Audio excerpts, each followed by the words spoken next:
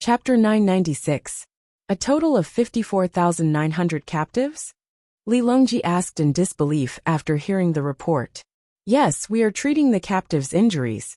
Everyone said to exchange alcohol, diesel explosives, and grenades for the Li family Zhuangzi. The leader nodded vigorously, indicating that the data was accurate and not fake. Later, the captives would be sent over, so there was no way to fake it. Zhang Xiaosong. Li Longji repeated the name. Your Majesty, this subject requests that Li Yi be promoted to a military officer. Wei Zhigu took 2 steps forward. He was wearing a mask. He had a fever and a runny nose, but he didn't have a fever or tears. His condition was relatively mild, and he was currently taking medicine. The mask was a thin one given to him by Li Yi. He would wear it at night to cover his nose and eyes. If he breathed through his mouth, he would snore. However, he was also given a lozenge. With his tongue and palate pressing down on the lozenge, he couldn't open his mouth and could only breathe through his nose. His throat didn't feel uncomfortable. 3 years ago, Wei Zhigu was very afraid of a fever. Oh, anyone would be afraid of a fever. Now a fever wasn't a big problem, unless he had a fever and coughed. A cough wasn't a cold but a fever. Which one should I promote? Li Longji asked. Sui looked at Bai Gu and Song Jing. The two gave him an encouraging look, so he stepped forward. This subject requests that Li Yi be promoted to a military officer. This subject agrees. Everyone chimed in. The 20 messengers were dumbfounded. What the hell? So many of you are working together to promote one person. The key point is a military officer is a bit higher than a military officer. A military officer is a lower 9th rank official, while a military officer is a higher 9th rank official. A 9th rank military officer. The entire imperial court is working. Do you have nothing better to do? Do you dare to come to our place and repeat your words to the soldiers? Our brothers will beat you to a pulp. Not to mention the others. If your intestines are stuffed back in, they will be able to pierce you with a knife. How many benefits did Li give us? With such a big contribution, you promote him by half a rank? That's not right. Wasn't this about Zhang Xiaosong? How did it become about Li Yi? As the 20 people thought about it, they suddenly realized that something was amiss. Was this how the imperial court normally operated? It was Zhang Xiaosong. And then there was a minister who came out to promote Li Yi to an official. A group of ministers agreed to promote the lower 9th grade martial arts officer to upper 9th grade martial arts officer. There were more than 50,000 captives over there, as well as the enemies they had killed. In the end, all they got was this for one person. Your Majesty, there are more than 54,900 captives. The messenger could not help but emphasize the number. There is a reward. I will reward you all.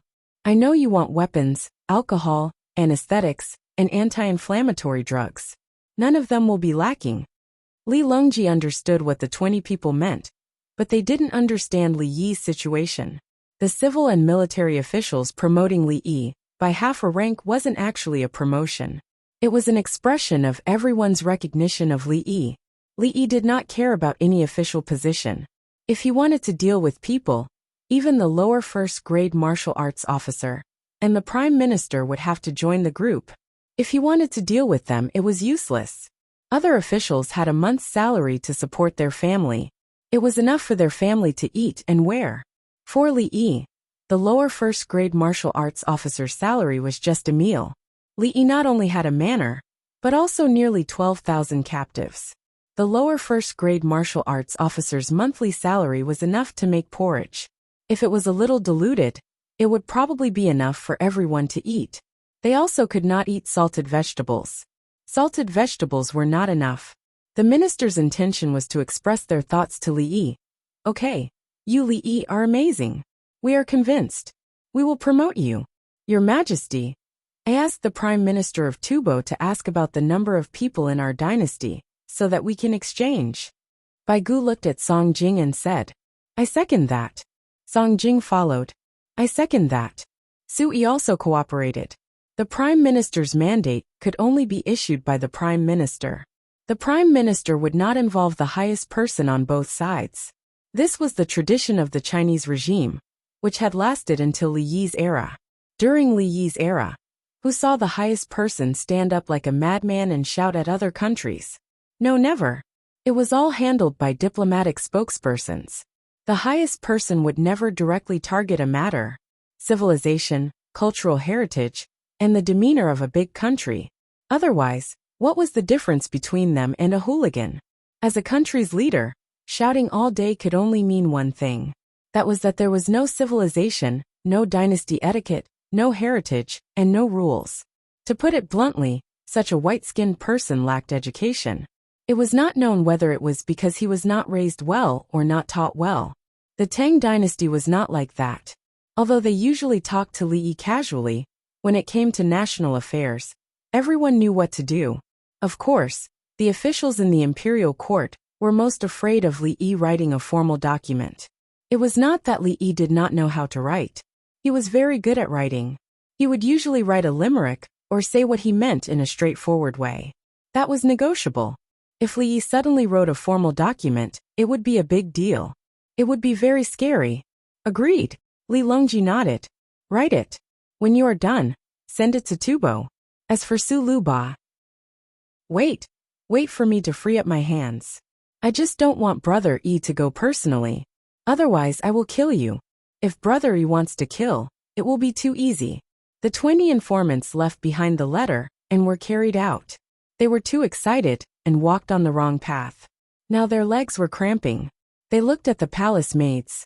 Some palace maids pursed their lips and smiled. Some palace maids were naughty and winked at them. Don't be like this. Otherwise your benefits in the palace will be reduced. Tao Hong of Class 2 came over to say something. Seeing the palace maids' expressions, she warned them. The palace maids immediately lowered their heads. They were afraid. The benefits were the Li family Zhuangzi's benefits. It was extra. Everyone has worked hard. Tao Hong of Class 2 said to the 20 people. The 20 people immediately sobered up. They felt dignified. No matter which class the palace maids and eunuchs were in, they would show their temperament when they were outside. Each class would share what Li Yi taught with others. The knowledge they learned was different. They were in the state of being knowledgeable. They understood economics, people's livelihood, military affairs, and politics. Brother Yi, there is a report from the imperial court today. It said that there are nearly 55,000 captives in that place. Li Longji did not wait for night to come. He came back and did not go to find other women. It was noon now. Zhuangzi had the most cold dishes. There were also hot dishes, but the quantity was a little small. Today's staple food was watered indica rice. The growth cycle of indica rice was short. It was grown in Huazhou and Tongzhou.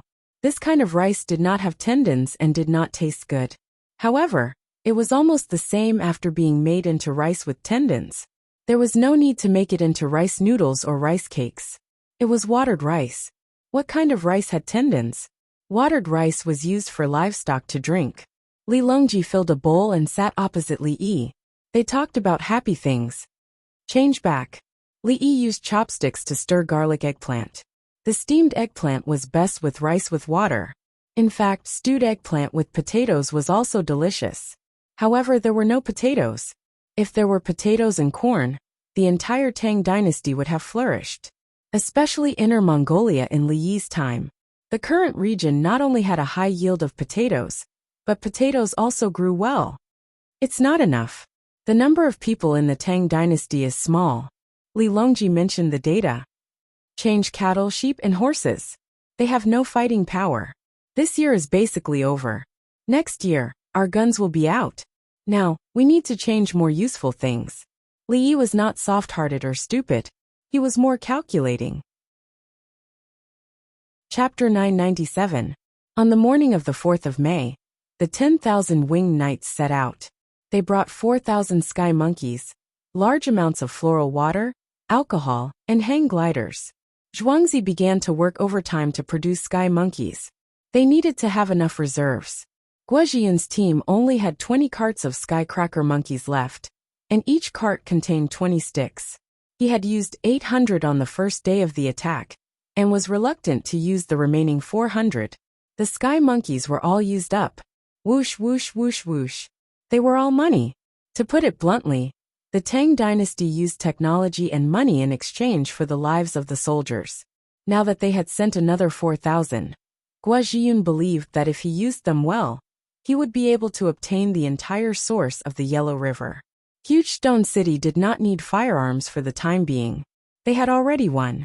The cavalry could not attack, and the Abbasid Caliphate would have to lick their wounds for the time being. Quick, write a letter. Guo, who was lying in bed, received the news and asked Isimba to write a letter.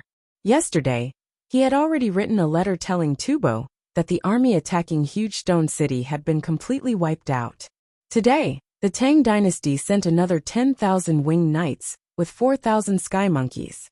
He told Zanpu to prepare. It would be best if they could sue for peace. They could not continue fighting. Tubo needed to recover. If they continued fighting, they might be destroyed by the Tang dynasty. After the autumn harvest, the Tang dynasty's frontline had plenty of food. Tubo had harvested food, but they did not have enough soldiers to fight. They have already written. They also asked us to send more people to the Tang dynasty to increase the number of people we can send messages to. Isimba looked at Guo worriedly. Guo's condition was not good. He had lost a lot of weight, and he often had nightmares at night. If not for the Tang dynasty's imperial physicians, he would have. I'm fine. Don't worry about me. I've thought it through. Guo squeezed out a smile, followed by a cough. After spitting out a large mouthful of phlegm, his breathing became smooth. Learn. Learn from the Tang dynasty. Give better treatment to the craftsmen, research weapons, and cultivate and raise livestock. The Tang dynasty will also become stronger. Isimba did not think that a complete peace with the Tang dynasty would benefit Tubo. The Tang dynasty had a large population. Once the Tang dynasty developed, Tubo would have no chance to attack them, even if he wanted to. Wuxia shook his head. Expand to the west and southwest.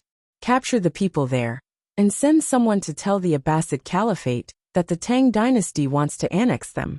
That's the only way. Isimba didn't know if it would work or not. The Abbasid Caliphate had always been fighting with Tubo. Now they were fighting the Tang dynasty together. Then think of a way to go to places where the ships of the Tang dynasty can only go, and tell the locals that the people of the Tang dynasty eat people, and take them as slaves. Boxy came up with another plan. Tubo could not deal with the Tang dynasty at the moment, so he had to think of a way to make things difficult for the Tang dynasty. Isimba nodded in agreement. He didn't really believe it either. The silk and pottery of the Tang dynasty were good things. Would others not know how to look at them? Unless Tubo spent money to bribe some people to attack the merchants of the Tang dynasty and muddy the waters. The results might not be good, but Tubo would pay a great price. After the letter was sent out, Boxy seemed to have thought it through. His spirit suddenly became better, not like a dying flash. The people of the capital office couldn't feel their worries. They only knew that they had won a great battle and captured so many enemies. The people began to prepare to go up the mountain. Tomorrow was the 5th of May. The price of mugwort on that day was 10% higher than usual. In fact, the effect of the medicine was about the same. If it rained on the 5th of May, the mugwort harvested would be better than harvesting 2 days earlier or later. Li was purely making everyone happy.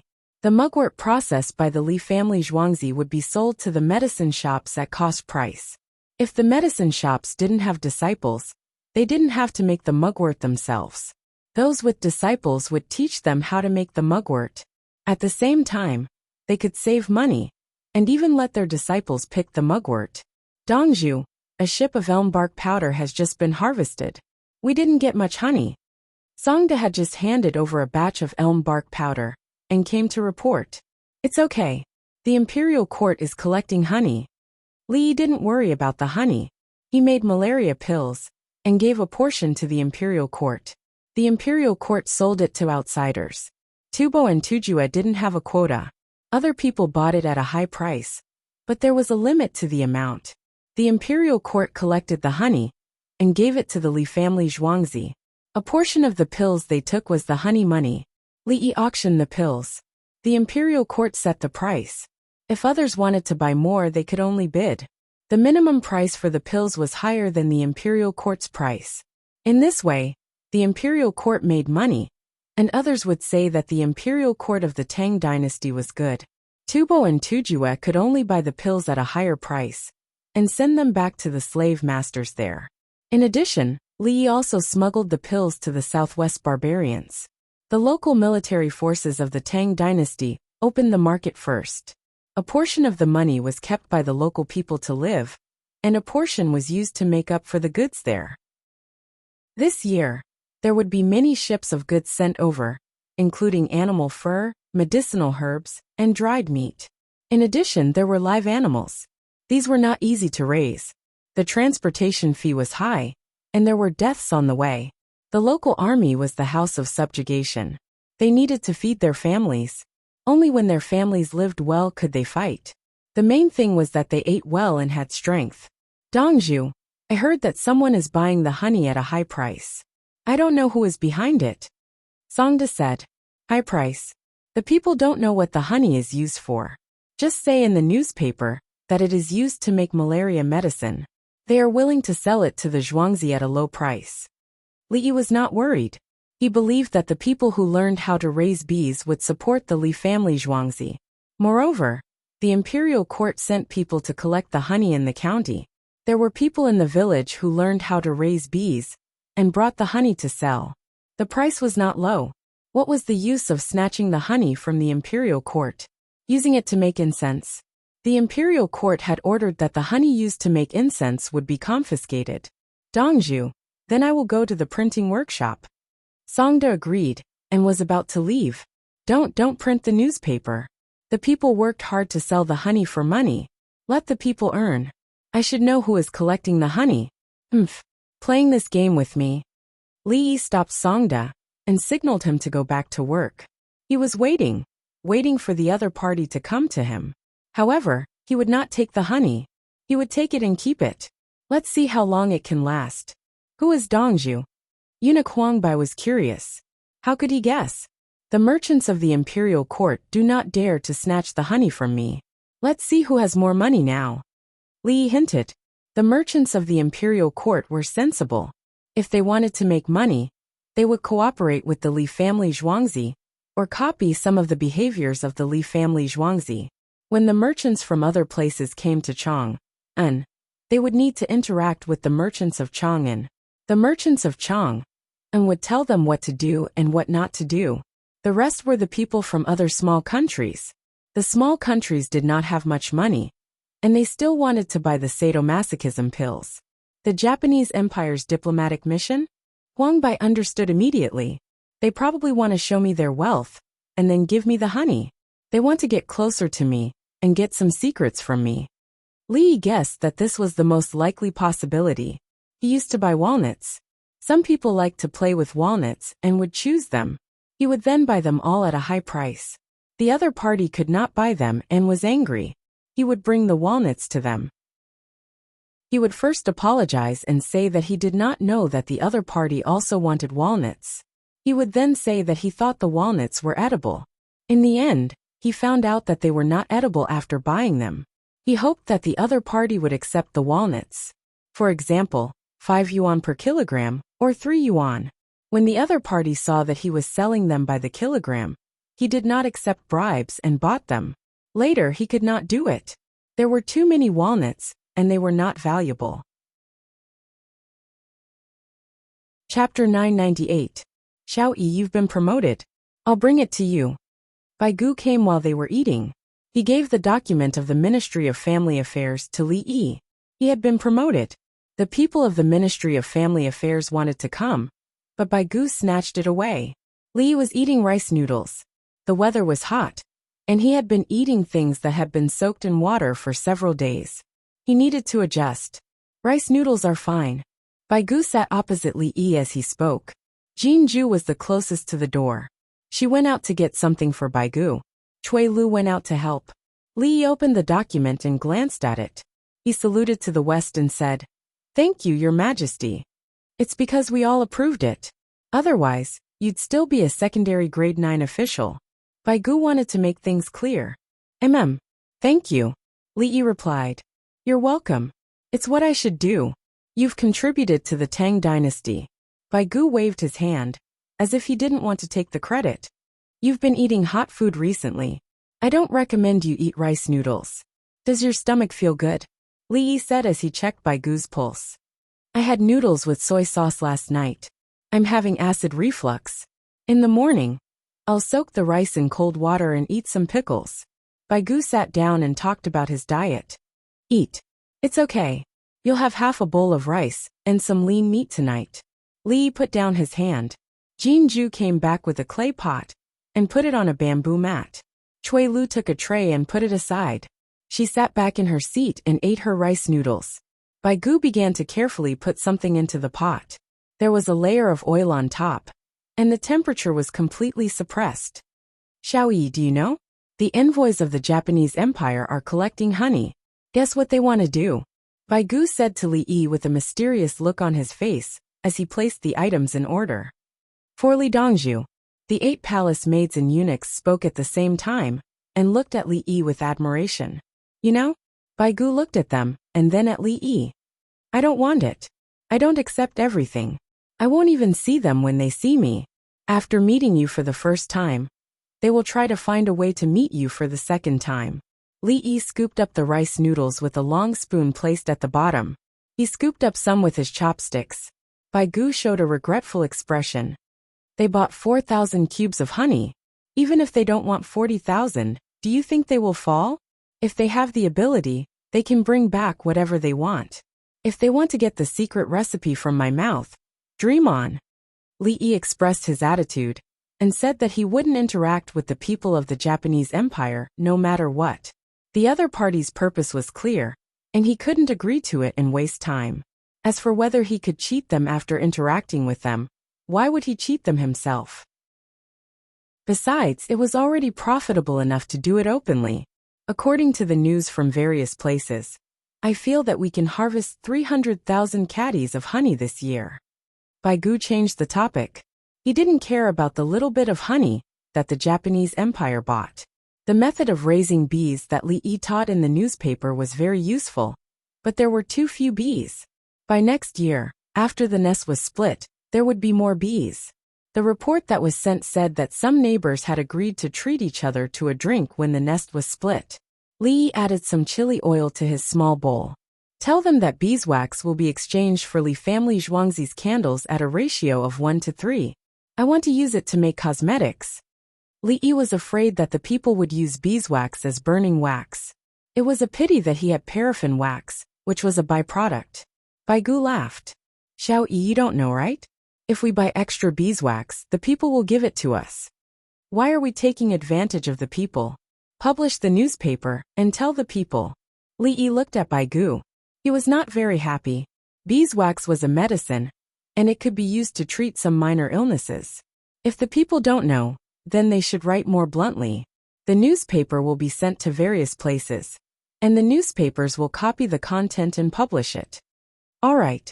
Baigu blushed. He was too ignorant. He ate 2 mouthfuls of meat. Do you still have enough money in Zhuangzi? Yes. I have sold a lot of kerosene lamps and thermos bottles.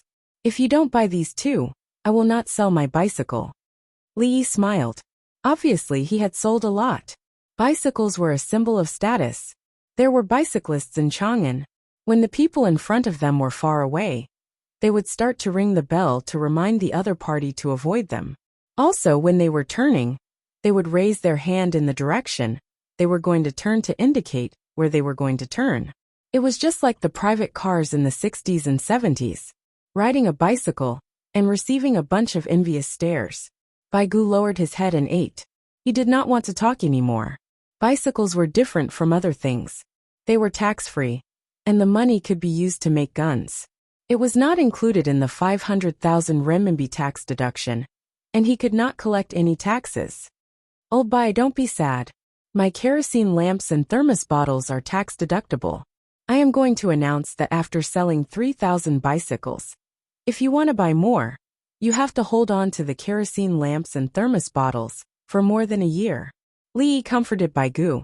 He could see that Baigu was unhappy. You said the same thing before. Later, you said that it was to make it easier for everyone to travel. You just want to sell them for money. Baigu felt wronged. He wanted to settle the score. 1,000 renminbi for a bicycle. How much would 3,000 bicycles cost? The rich people were all taken care of. They were mainly businessmen from other places. They bought a set of items and sold them. I'm doing this for everyone's sake. Li Yi sighed. Bai Gu looked at him with disdain and suddenly asked, "Can you lower the price in the future? The people in the imperial court also want to ride bicycles." "Impossible. We can only raise the price. If we lower the price, Li family Zhuangzi's brand will be worthless. Do you think you are selling vegetables and lowering the price at night?" Li Yi would not do such a stupid thing. He was selling a brand. If the price was lower, what would the people who bought it think? Not only could he not lower the price, but he also had to send people to secretly say that he wanted to increase the price. That's not bad. Bai Gu was not very good at doing business. He thought about it in a stupid way and felt that it made sense. After he finished eating, he took 2 caddies of secondary grade 2 tea and left. He looked very happy. Stealing other people's business. Not good. Li Yi looked at him with disdain. If the people from the province were willing to send things, they could take things back. At the same time, in Four Quarters Embassy, Abita Nakamaro and the others were eating and waiting. They purposely released the news of 4,000 tales of honey. They hoped that some officials would drop a hint to Li Yi. When the time came, they would do as Li Yi said and give it to Li Yi. In the future, they would use all kinds of reasons to contact Li Yi and Zhuangzi. In their view, 4,000 tales of honey was not a small amount. Li Yi would be very happy if they used it as a gift. "I heard that cement needs to be burned. How do you burn it?" Masato Shimoto told the others what he heard. "Is it the same as burning lime? Write a letter, and let us burn it in China." Fujiwara Mayung did not want to buy Tang Dynasty's cement. It was too expensive. "I don't know what to burn it with." "Stone. Lime cannot be used as cement. It must not be that." Takagi Junichiro still did not get the cement formula. "Let's wait for a while. Wait for Li Yi. Give the officials of Tang Dynasty money, and let them talk to Li Yi." Abita Nakamaro did not want to waste time. He did not believe that there was anyone who did not like money. Chapter 999. Old Lu, how is it? Fan Fan came over with food to look for Old Lu. In Juku, the sun only reached the middle a little later. There was a time difference and they had just eaten. Old Lu had surgery on his stomach, so the staple food for him was deep-fried steamed buns. After it was fried, he broke it open and took out the soft flour inside. At the same time, he also ate cooked rice grains that had been soaked in water. It was the standard meal for winged knights in Li family Zhuangzi. They had to eat rice and noodles for every meal. The digestion speed was different, and the pH was different. Li Yi had not studied the method given by Li Yi before. Later, he went to a construction site. There was a restaurant next to the construction site that sold food for 10 yuan. In his opinion, such a restaurant had not been open for long. The construction site had a lot of people who could eat, so they could eat as much as they wanted. There was even braised pork inside. In the end, he happened to pass by that day and was hungry, so he also went to eat. He found that the construction site people served meat and vegetables, as well as soup and pickled vegetables. Then, the tray was filled with rice and 2 big steamed buns. The construction site people did not just eat the food. He asked. And the other party told him that if this restaurant closed, they would not be able to eat cheap food. Eating at home. Could you just eat the food?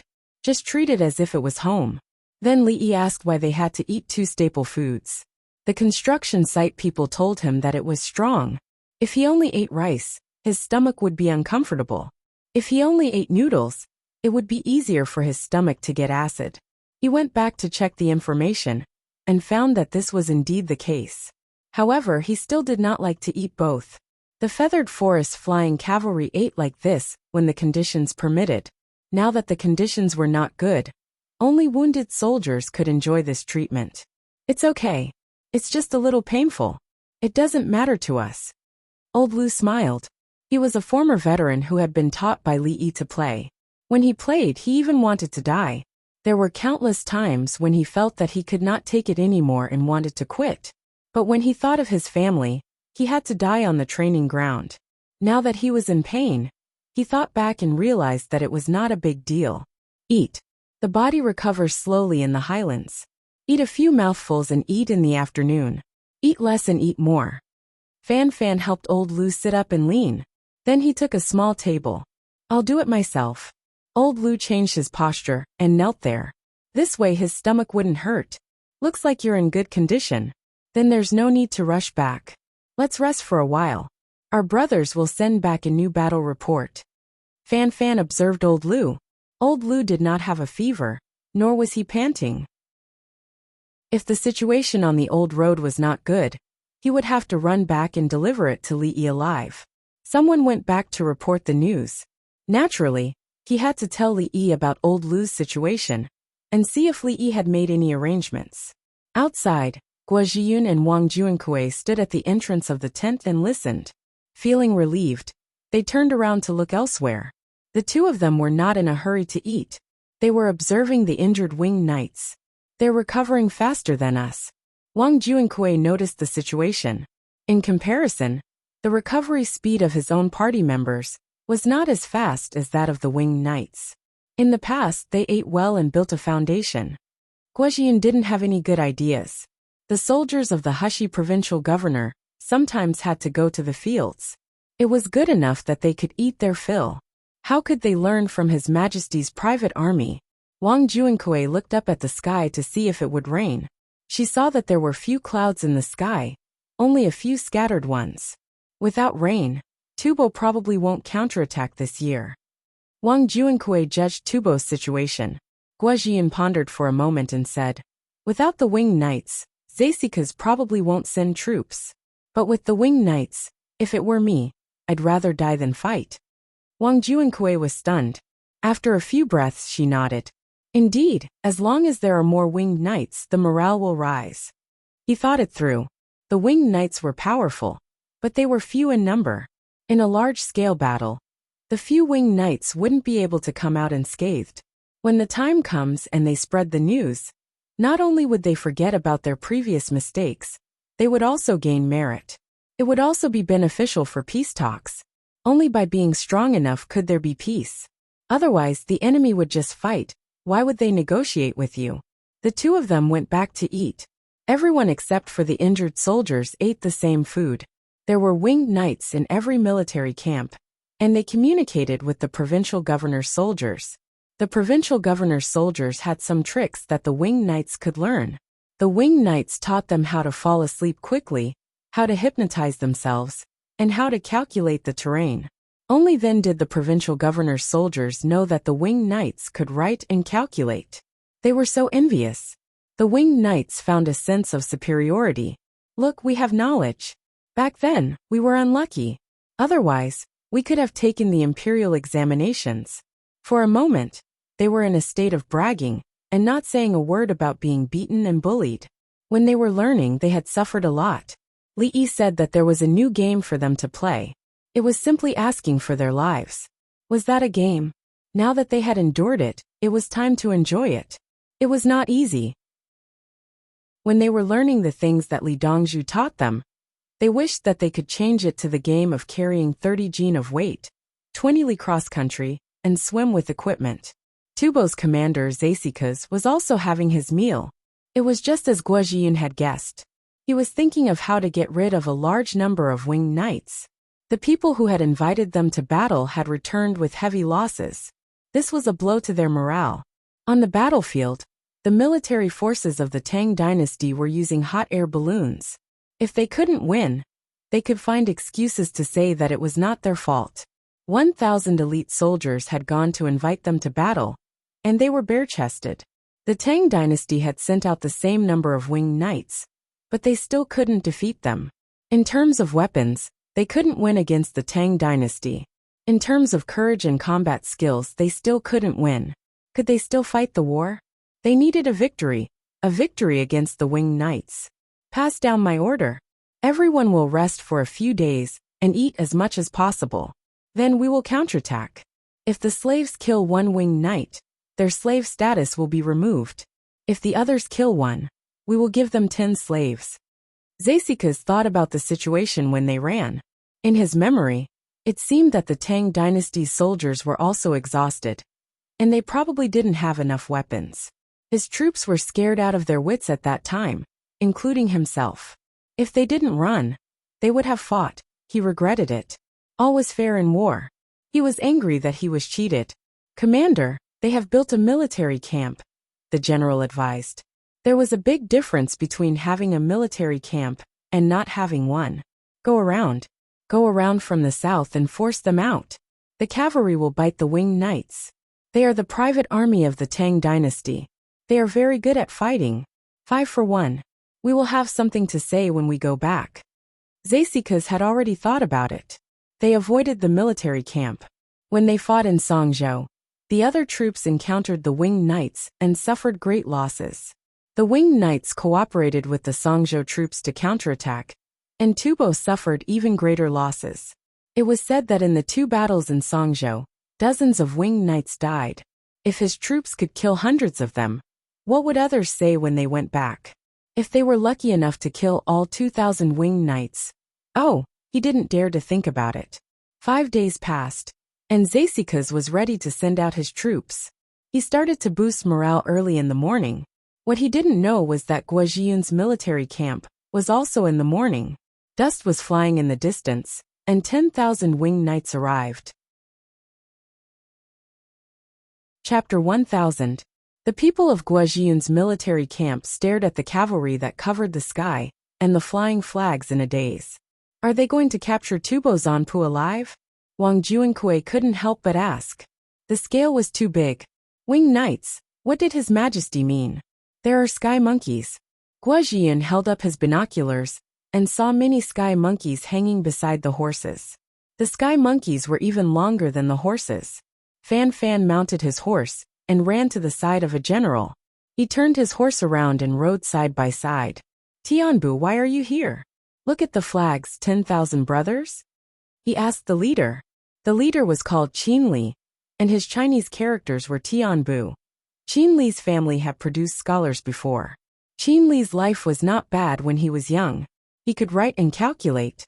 Therefore, he had a Chinese character. Qin Li's Chinese character meant lacking. He wanted to tell God that they were lacking. It was like a dog or something. Don't take it away, it's easy to feed. When they reached the age of 20, they had to choose their characters according to their names. If they were lacking, Tianbu would take it from the Tao of Heaven. "Li Dongzhu and His Majesty know that you are lacking things, and asked us to send them over. Is anyone injured? We brought tetanus, small oxygen bottles and uninflated oxygen bags." Qin Li observed the layout of the military camp. He looked with his eyes and calculated the distance and height in his mind. Just one. He was shot in the stomach. Give him tetanus. Let's test his sensitivity first. We don't need oxygen. We can withstand the high-altitude environment. A smile appeared on Fan Fan's face. It was great that they brought tetanus needles. "Okay, you go get the medicine. I'll go see Jadushigua. Go." Qin Li took the lead and rushed over. Fan Fan went to find the person who brought the medicine. He was afraid that old Lu would get tetanus. Old Lu didn't show any symptoms of tetanus, so it was probably fine. "Jadushigua, my name is Qin Li. I'm now the temporary commander of this army." Qin Li saw Guojiyun and the others and cupped his fists. Good. Hello, Commander Qin." Guojiyun's face was full of smiles. God, so many sky monkeys and barrels of oil. He had occupied the entire Yellow River before the autumn harvest this year. His Majesty had sent people at the right time. "Jadushigua, we have brought 4,000 sky monkeys and some other things. Please accept them and give us a receipt." Qin Li got down to business first. He had to hand over the things. "Okay, I'll check it now." Guojiyun didn't waste any more time and called for the soldiers to collect the items. The soldiers of the other regional commanders hurriedly went to move the horse feed, mainly the highland barley. Since they had traveled so far, they had to feed them fine grain. The grass was to grow. While everyone was busy, Fan Fan found the medicine and entered Old Lu's tent to rest. "Battalion commander, the brothers are here?" Old Lu stood on the ground. He wanted to go out and take a look. Come. Tetanus. Let's test your sensitivity first. You better not be allergic." Fan Fan started to test Old Lu's sensitivity. "Okay, looks like I won't die." Old Lu was happy and stretched out his arm. He knew that the most dangerous situation for him was tetanus. If he injected it without any symptoms, he would be safe. Outside, there are so many big bottles of alcohol. I want to drink some. Toilet water. Yes, it's hot now. What if there are mosquitoes? I won't be afraid if I apply some. What's this? Kites. Move the sky monkeys over. Don't just watch. 4,000. His Majesty gave us 4,000. Let's go to Sister Lake. We can take it. There are also canned fruits. I'm hungry. There's no need to be afraid now. We have another 10,000 winged knights. The Jadushi soldiers said happily. They let the winged knights rest while they took care of the horses and moved the items. In the past, they had never been treated so well. Even if they were given food, they had to think of other ways. Now His Majesty had directly sent people from Chang and to deliver things. It was too considerate. The winged knights did not go to rest. They went to each military camp to check on the situation. They understood the deployment of the camp, the arrangement of the troops, and the number of people. The winged knights' current standard was not that of a normal soldier. They could be thrown into any army and become a battalion commander. They could write and calculate. At the same time, they knew how to survey and draw maps. They were all-weather and all-terrain troops. They were different from normal troops. We won at Huasher City. The troops sent by Tubo won't be able to return. Qinli told Guojian the news he had received before he came out. He told Guojian to fight without worry. Zhang Xiaosong. Before Qinli could say who had contributed the most and how they fought, Guojian answered first. He knew about Zhang Xiaosong. He envied Zhang Xiaosong. He came from a large family, but he had never taken the imperial examination. Zhang Xiaosong, on the other hand, was a jinshi. Yes, he led 10,000 elite cavalry. Qinli talked about the battle. He was also convinced. Zhang Xiaosong was too good at fighting. He buried the explosives and used the telescope to ambush again and again. Amazing. Wang Juankui praised. Sigh. Guojian sighed. The people sent by Tubo can't return. Zaisikas only has so many people left. He won't be able to replace them in a short period of time. Yes, so Li Dongzhu and His Majesty discussed and sent things to you. They didn't send things to the other side. His Majesty means discord. Qinli said the most important thing. Discord. He told Guojian that even if Princess Jincheng wrote a letter back, it would not be possible for him to withdraw his troops. His future battle arrangements were to focus on offense. There was no need to consider politics. When are you leaving? Guojian asked. His Majesty didn't say. We'll stay for a few more days to help you fight and train the troops.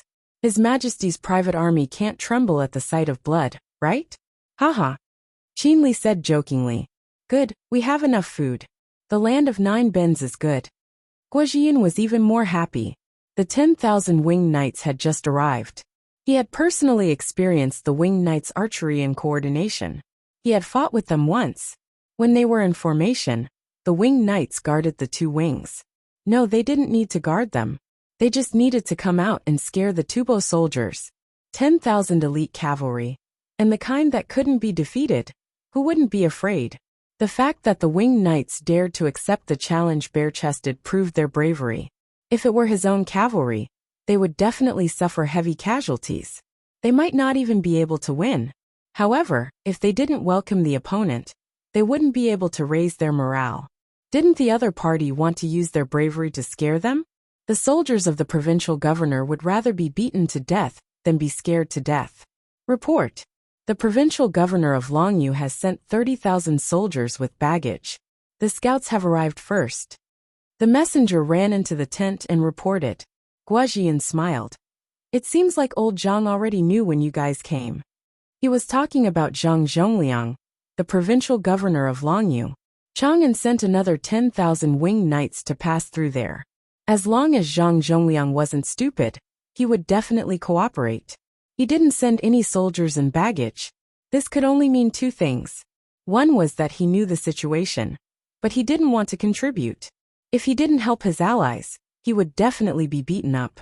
The other was that he didn't know the situation and couldn't judge the situation. He would still be beaten up. As a provincial governor, if he didn't see the big picture, What was the use of having him? Chapter 1001. Let's eat some roast lamb. Brother, it's a pity we don't have alcohol. I heard that your training is tough. Li Dongzhu is like the king of hell. Is it hard to breathe? Outsiders can't stand it here. At night, the Longyu provincial governor's men arrived with the lamb. Everyone held a bonfire party. The newly arrived Yulin flying cavalry was taken care of, and everyone chatted with them about this and that. In fact, they knew a lot of things from the previous winged knights, but they still wanted to hear from the newcomers. The winged knights also cooperated. We have alcohol to drink. Every 10 days, we have to drink half a liter of rice wine. King of Hell? How can King of Hell be as fierce as Li Dongzhu? Even King of Hell is afraid of Li Dongzhu. It's okay. Our training is intense, so there's no problem with blood oxygen saturation. We also brought oxygen tanks. If you're injured and lack oxygen, take a few breaths. Don't breathe when you're fine. You'll get addicted. Li Dongzhu said that if you sweat more, you bleed less in battle. But we also bleed. The main reason is that the training is too intense. As long as you can breathe, you have to complete the tactical arrangements. No matter how tired you are, you can't lose your posture when shooting arrows. Li Dongzhu is really bad. He attacked the camp in the middle of the night. At first we messed up, but later we got used to it. But Li Dongzhu will ask for psychological counseling. We won't have a riot. We're the strongest. We're brothers to each other. We can endure what ordinary people can't. We fight for the Tang dynasty. We are His Majesty's private army. The moment we move out is the moment the incident calms down. At first, the winged knights were joking, but as they spoke, they became solemn. If it was any other place, a shout might cause a riot. But when it came to the winged knights, a shout would cause complete silence. They didn't bully each other. They had faith. They had undergone the toughest training. Compared to combat skills, their will to fight was stronger. They wouldn't surrender, nor would they be defeated. Each of them could be a temporary commander at any time. This was what made them so outstanding. No matter what level of commander was sacrificed, there would always be a new commander to replace him. As for the new replacement, he continued to carry out his strategy without any deviation. Once the commander of the other troops was killed, the troops would fall into chaos. It didn't matter which of the winged knights died. Their troops were still in formation. This was the power of knowledge, the result of Li Yi's long-term faith. At that time, before Li Yi carried out the reorganization of the military deployment of the large military region, the sharp knife team of the Shengjing military region could do it. During the Zhu Rai military exercise, there were 7 military regions in the country. Zhu Rai's troops were using the most advanced weapons, equipment and tactics. The final result was 6 wins and 1 loss, which was in the hands of the Shengjing military region. When Shengjing military region fought against Zhu Rai's main force, the other military regions were all crippled. Shengjing military region sent out an ace brigade to fight against Zhu Rai. When the brigade commander died, the regiment commander died. When the regiment commander died, the battalion commander died. In the end, they used a helicopter to forcefully launch a low-altitude sneak attack at night, which no one thought was possible, and destroyed Zhu Rai's main force headquarters. This was because Zhu Rai's main force was unreasonable. Who had seen them use tactical nuclear weapons? Zhu Rai's main force used it, but the other troops didn't. The current winged knights were like this. Li wanted to create an absolute trump card. Whenever the winged knights talked about their troops, they would have a special feeling. Others could feel it. It was a kind of pride, a pride that came from their bones. I am the strongest. No matter what battle, I am stronger than all the enemies. Other people's mentality had also changed due to the influence of the Yulin winged cavalry. We will arrive tomorrow morning. There will be a big reward for killing the winged knights. They don't have many people. Tubo's troops moved at night. Zeisika's arranged for people to boost their morale, and used the lives of the winged knights as an example. This method was very useful. Tubo's soldiers didn't expect to eliminate many military forces of the Tang dynasty. Their goal was clear, which was to kill the winged knights. The highlands at night were colder, but everyone was in a state of excitement and didn't care about anything else. They seemed to be more energetic than before. The scouts ran around, wishing that they could meet the Winged Knight scouts. How big of a contribution would it be to capture one of them? However, Zasikas didn't dare to meet the Tang dynasty's army at dawn. He wasn't an idiot, and he was tired from the journey. He needed to eat something first, and then rest. He opened his arms to feel the wind, and revealed a satisfied smile. The wind was good today, blowing from west to east. This way, the Tang dynasty's hot air balloons wouldn't be useful. What he was most afraid of was the Tang dynasty's hot air balloons floating above his head. They would throw something exploding, and he wouldn't be able to withstand the arrows. At dawn, Zasikas' troops stopped 40 li away from the Tang dynasty's chain of military strongholds. The wind was indeed not good for the hot air balloons, but the hot air balloons were still floating. They were pulled by ropes. The flag signals from above told the people below that they had discovered the Tibetan army. There was no way they wouldn't discover it. The Tibetan army was so large, and it wasn't just one person.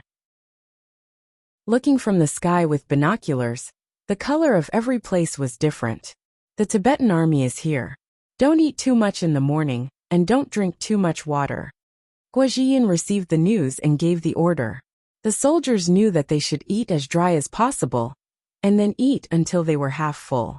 They would be sleepy after eating. For hours later, when it was almost noon, Tubo's troops were 20 li ahead. The Tang dynasty didn't send any scouts. They could see it clearly from the sky. Why would they send any scouts out? The wind is not bad. Come on, everyone, sign up. 100 people. Qinli knew what Tubo meant. The hot air balloons couldn't fly over. However, the hot air balloons couldn't fly against the wind. The hang gliders they brought were just right. Nearly 12,000 winged knights recommended each other. Everyone knew who was the best during training. If they were weaker, they shouldn't show off. The 100 candidates were selected. Fan Fan and Qinli were both there. They were the best. The other hot air balloons were heated up. They brought the assembled triangular hang gliders and grabbed the ropes. They were brought up into the sky by the hot air balloons. They adjusted the angle, let go, and quickly held the front support of the hang gliders. Then, they left the range of the hot air balloons, looked for the direction of the wind, and maintained their altitude. The hot air balloons came down again, and brought another batch up. Like this, 3 batches, 100 hang gliders appeared in the sky. The west wind continued to blow. The hot air balloons didn't dare to fly too high. The fixed range of the ropes below was not enough, and it was easy to tilt the basket of the hot air balloons. 100 hang gliders went out and circled in the sky, gradually approaching Tubo's troops. They couldn't fly against the wind all the time. Their muscles were too tired. Moving forward against the wind, the hang gliders needed to nod. They nodded again and again, looking up and down. If they didn't circle, they would tumble easily. At that time, they could only use rapid unlocking and parachuting. The soldiers of the 2 provincial commanders stared with their eyes wide open. Wow! There was such a fun thing in the Tang dynasty. Hot air balloons with the wind and hang gliders against the wind. The 100 glider pilots performed their best, and some even exceeded their usual standards. They flew and flew above the Tibetan army. They circled, and their altitude fluctuated. Tubo's soldiers looked up. They were afraid that an explosive would suddenly be thrown down from above. Zasikas also looked at the gliders circling in the sky. He wanted to say something to boost the morale, but in the end he said, Chapter 1002. Zasikas knew what was flying in the sky. It was a big kite that could carry people with it. He also knew that big kites could fly with or against the wind. If it flew with the wind, it would gradually descend. If it flew against the wind, it could spin endlessly in the sky. The people of the Tang dynasty named the big kites as gliders, which were used by the army. Now he didn't know if there would be explosives thrown on it. Would a stone be able to kill someone? It would be best if it didn't fall on his head. His helmet could block it. Tubo's troops were looking up. Tubo's scouts were approaching carefully. They were afraid of being surrounded. In order to be able to detect the situation in advance, the scouts were in each other's field of vision. They were getting closer and closer. No one was chasing them. The Tang soldiers had surrounded them. As the Tubo scouts approached, they saw there were so many cavalry. Why were there so many winged forest flags among the cavalry? They moved forward again and saw more clearly.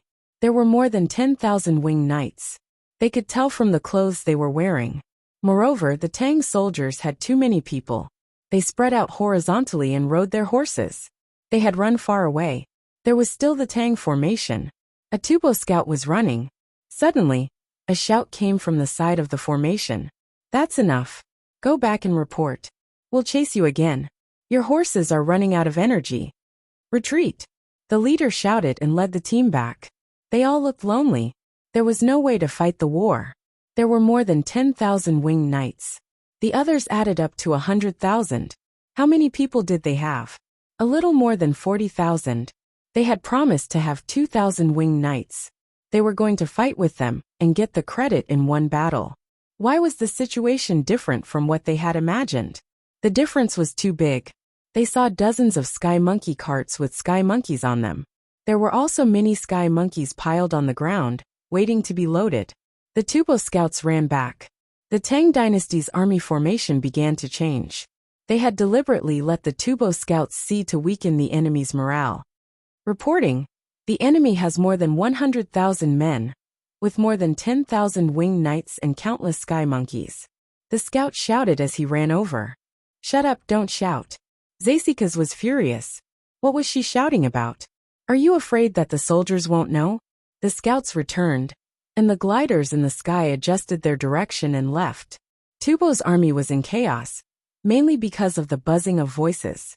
Commander, what should we do? The general next to Zasikas asked. The plan was good, but the actual situation was beyond their expectations. At this moment, Zasikas' head was also buzzing. Many small stars appeared in front of his eyes, and his ears couldn't hear anything. His hands and feet were numb, and he felt that time was passing very slowly. There seemed to be a sound that was dragging on. This was a normal reaction when there was insufficient blood supply to the brain. The next step should be Zasikas' vision went dark.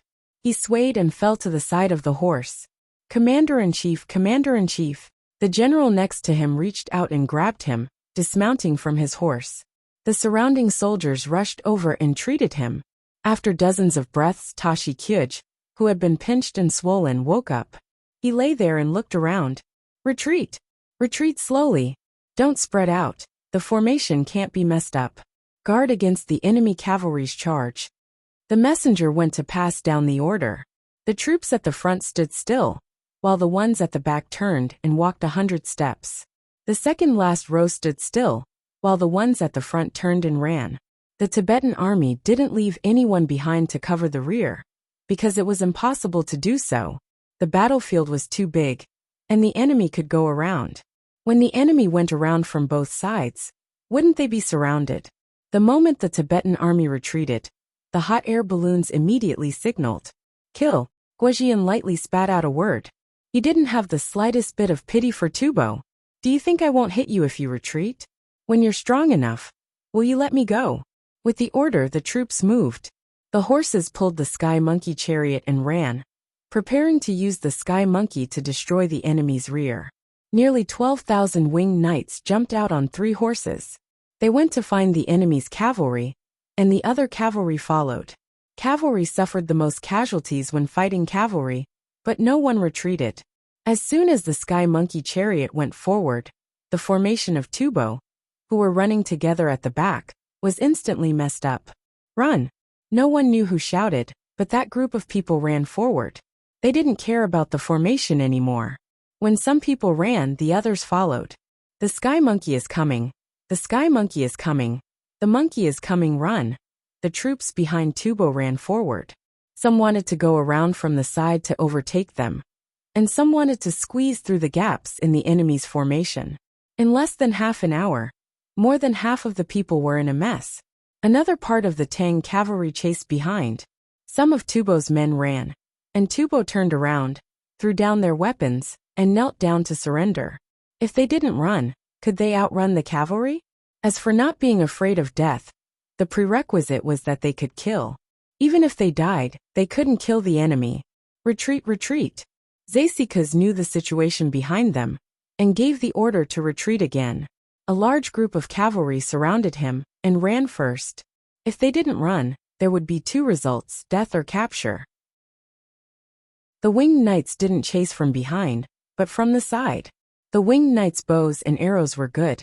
If they chased from behind, Tubo's men would turn around to shoot, and at the same time, they would be at a disadvantage. If they ran parallel, the range of their arrows would be longer than the enemy's. If they used the speed of the horses to rush from the side to the front, Tubo would definitely fight with their lives on the line. If they could chase and kill, why would they fight? It wasn't worth it. If you surrender, we won't kill you. If you surrender, we won't kill you. The Tang soldiers shouted as they chased. Baggage, go forward and prepare to take Sister's Lake. Send someone to report to Zhang Zhongliang and ask them to organize people to follow. Guozhiyun found an opportunity. They had more people, and they were chasing after the enemy while the enemy was few. If they ran back, they should be able to kill 20 to 30,000 people. Later, even if the enemy continued to gather troops, their numbers wouldn't exceed 80,000. They still had good weapons.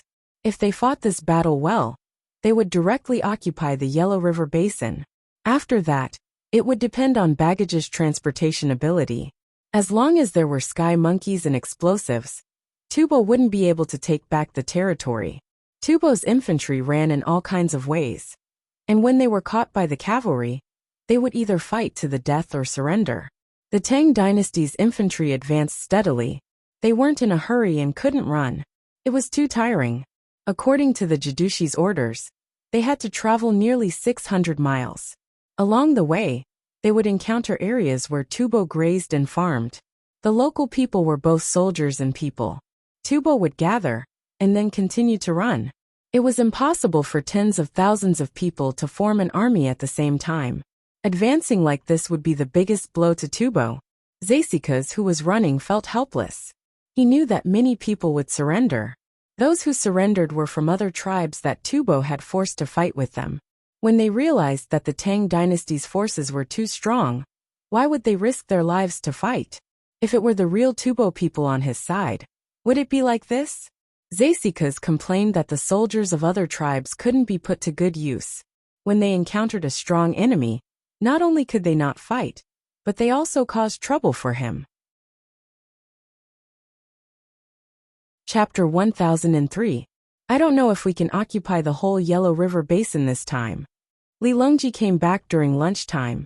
After lunch, he strolled around to digest the food and thought about Tubo with Li Yi. In fact, it was Li Longji who was thinking, but Li Yi didn't. Jialing Lake and Erling Lake are the biggest freshwater lakes there. If Tubo loses these two lakes, they will lose more land. When Li Yi mentioned the importance of the lakes, Tubo would fight with all their might. Now many of Tubo's soldiers were fighting for Tubo's tribes, so they didn't have a fighting spirit. Tubo's own troops were still very good at fighting. The old Tang dynasty book recorded, "Go is Lubo. He plays the game of blowing shells and singing drums, and his bow and sword never leave his side. His mother worships his son, and his son worships his father. The young ones are in front, and the old ones are in the back. The military order is strict. In every battle, the front group dies, and the rear group advances. When the soldiers die, they die of illness. When the war of generations is over, they become Gaidai. Those who are defeated in battle will be hung with a fox's tail, showing the cowardice of a fox. If there are many people, they will be ashamed. If they die, they will be ashamed." It was said that Tubo people like to play chess with squares. Li refers to the conch, which is played by blowing conches and beating drums. The young ones were important, and the old ones were inferior. The mother's status was lower than the son's, and the son was arrogant in front of the father. When walking, the young ones were in front, and the old ones were in the back. When fighting, those in front died, and those in the back advanced. Those who died in battle were important, and those who died of illness were hated. Every generation had people who died in battle, and this family was Gaidai. Then there was the humiliation of the defeated, which was second only to death. This was Tubo's proper army. Whoever was strong and dared to fight would be respected. If the two freshwater lakes at the source of the Yellow River were occupied by the Tang dynasty, would they agree? Li Longji stopped. How will Guojian deal with it? Looking at the situation, it is advantageous to the Tang dynasty. He will probably occupy them, and then rely on the transportation of weapons. Li guessed. If it were him, he wouldn't have any good ideas either. The area that needed to be defended was too large, and Tubo dispatched troops very quickly. Without a strong city to defend, the military stronghold was of little use. However, as long as there were enough skyscraping monkeys and explosives, the Tibetan army would not be able to find a good solution. Li Longji stepped forward again. Shoot and fight against the cavalry. He thought about how the Tubo people would react. They would scatter the cavalry instead of staying together. When the wind was blowing in their favor, they would fire arrows and catapults at the stronghold from a distance. Using the skycracker monkey to blow up the catapults. Let's see who can withstand it. The catapults were money, and so were the skycracker monkeys. However, the explosive packs were easy to use. The explosive packs could be used as landmines. They could be buried outside the stockade. Look at the enemy cavalry's running pattern, and find the right time to ignite it. There's also the night battle. I can't give all of our hot air balloons night vision goggles. Set a fire outside. It needs to burn all night. Prepare more dried fruits, carrots, and chili noodles. Li added. He was on Tubo's side. He couldn't defeat the Tang dynasty's scouts during the day, so he had no choice but to attack at night. They could attack the stronghold at night. It was impossible to put a lot of people in a stronghold. They could concentrate their superior forces and attack the stronghold while it was dark. If they suffered a lot of casualties, they could at least take down the stronghold. If they didn't fight, they would be nibbled away by the Tang dynasty. If they fought, they still had a chance. They could even send some soldiers to attack the stronghold, and some to kill the people and livestock grazing along the Yellow River and the two lakes. It was not Shanhai Pass, where there was no danger. They could deploy soldiers from the rear. One lake was more than 4,270 meters above sea level, while the other was more than 4,290 meters above sea level. The soldiers at the rear did not live in the highlands. How many non-combat casualties would there be? Usually, the soldiers at the rear who were physically strong could withstand it. However, they needed more oxygen to support themselves during a fight. They would collapse after running a few steps. This was also the reason why his country could send few soldiers to a country that didn't like to build toilets. Especially at the beginning of the war, the local minorities had not fully integrated into the family of the motherland. Unlike later, most of the soldiers guarding there were ethnic minorities. The other soldiers had to be able to adapt to the highland climate first. For example, the National Army guarding the walk-in corridor, which had an average altitude of more than 4,000 meters, dared not let anyone out or in. That was because they were Tajiks, a highland people. If there was a little disaster there, the central government would be anxious and must help. They were counting on them to guard the border. If altitude sickness was so easy to overcome, why would they train soldiers on Taibai Mountain? The amount of exercise for traveling was different from the amount of exercise for fighting. They could go to Padala Palace and try running 5,000 meters there. Li Longji's expression was dignified. Transport cement. No, build a kiln there and send the winged knights to guard it. For the time being, don't exchange livestock with them. Only the people of the Tang dynasty. But tell them to boil the cement. Don't let them know the ratio of the raw materials. When the raw materials are transported and loaded, send them somewhere else to stay. When it's time to burn, let them come back. In fact, it's useless to know. They don't know where the coal is. When we occupy some places, I'll point out the location. There's a place where the coal looks like a hill. When the ground is dug up, the coal will flow down. Li felt that he was thinking too much. If he told Tubo how to burn cement, what would Tubo use to burn it? Wood? Hay? Cow dung? Even if they did not hesitate to spend a lot of firewood, how much cement could they burn?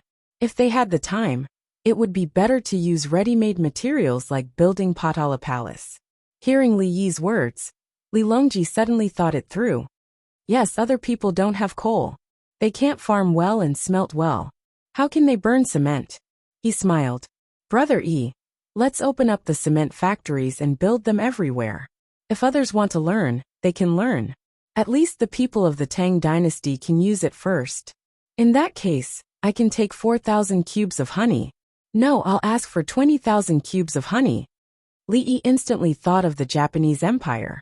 If they built mini cement factories, it would be impossible to keep it a secret. If he did not care about 4,000 cubes of honey, would the people in charge of the cement factory not care about it? Why not give them a chance to meet with 20,000 cubes of honey, and then lead the people of the Japanese Empire to visit the cement factory? When there was no cement, the Japanese Empire still had castles. If there was no cement, would the Great Wall not be built? Li Longji looked at Li Yi and patted Li Yi on the shoulder. With you, the Tang dynasty will not lose out.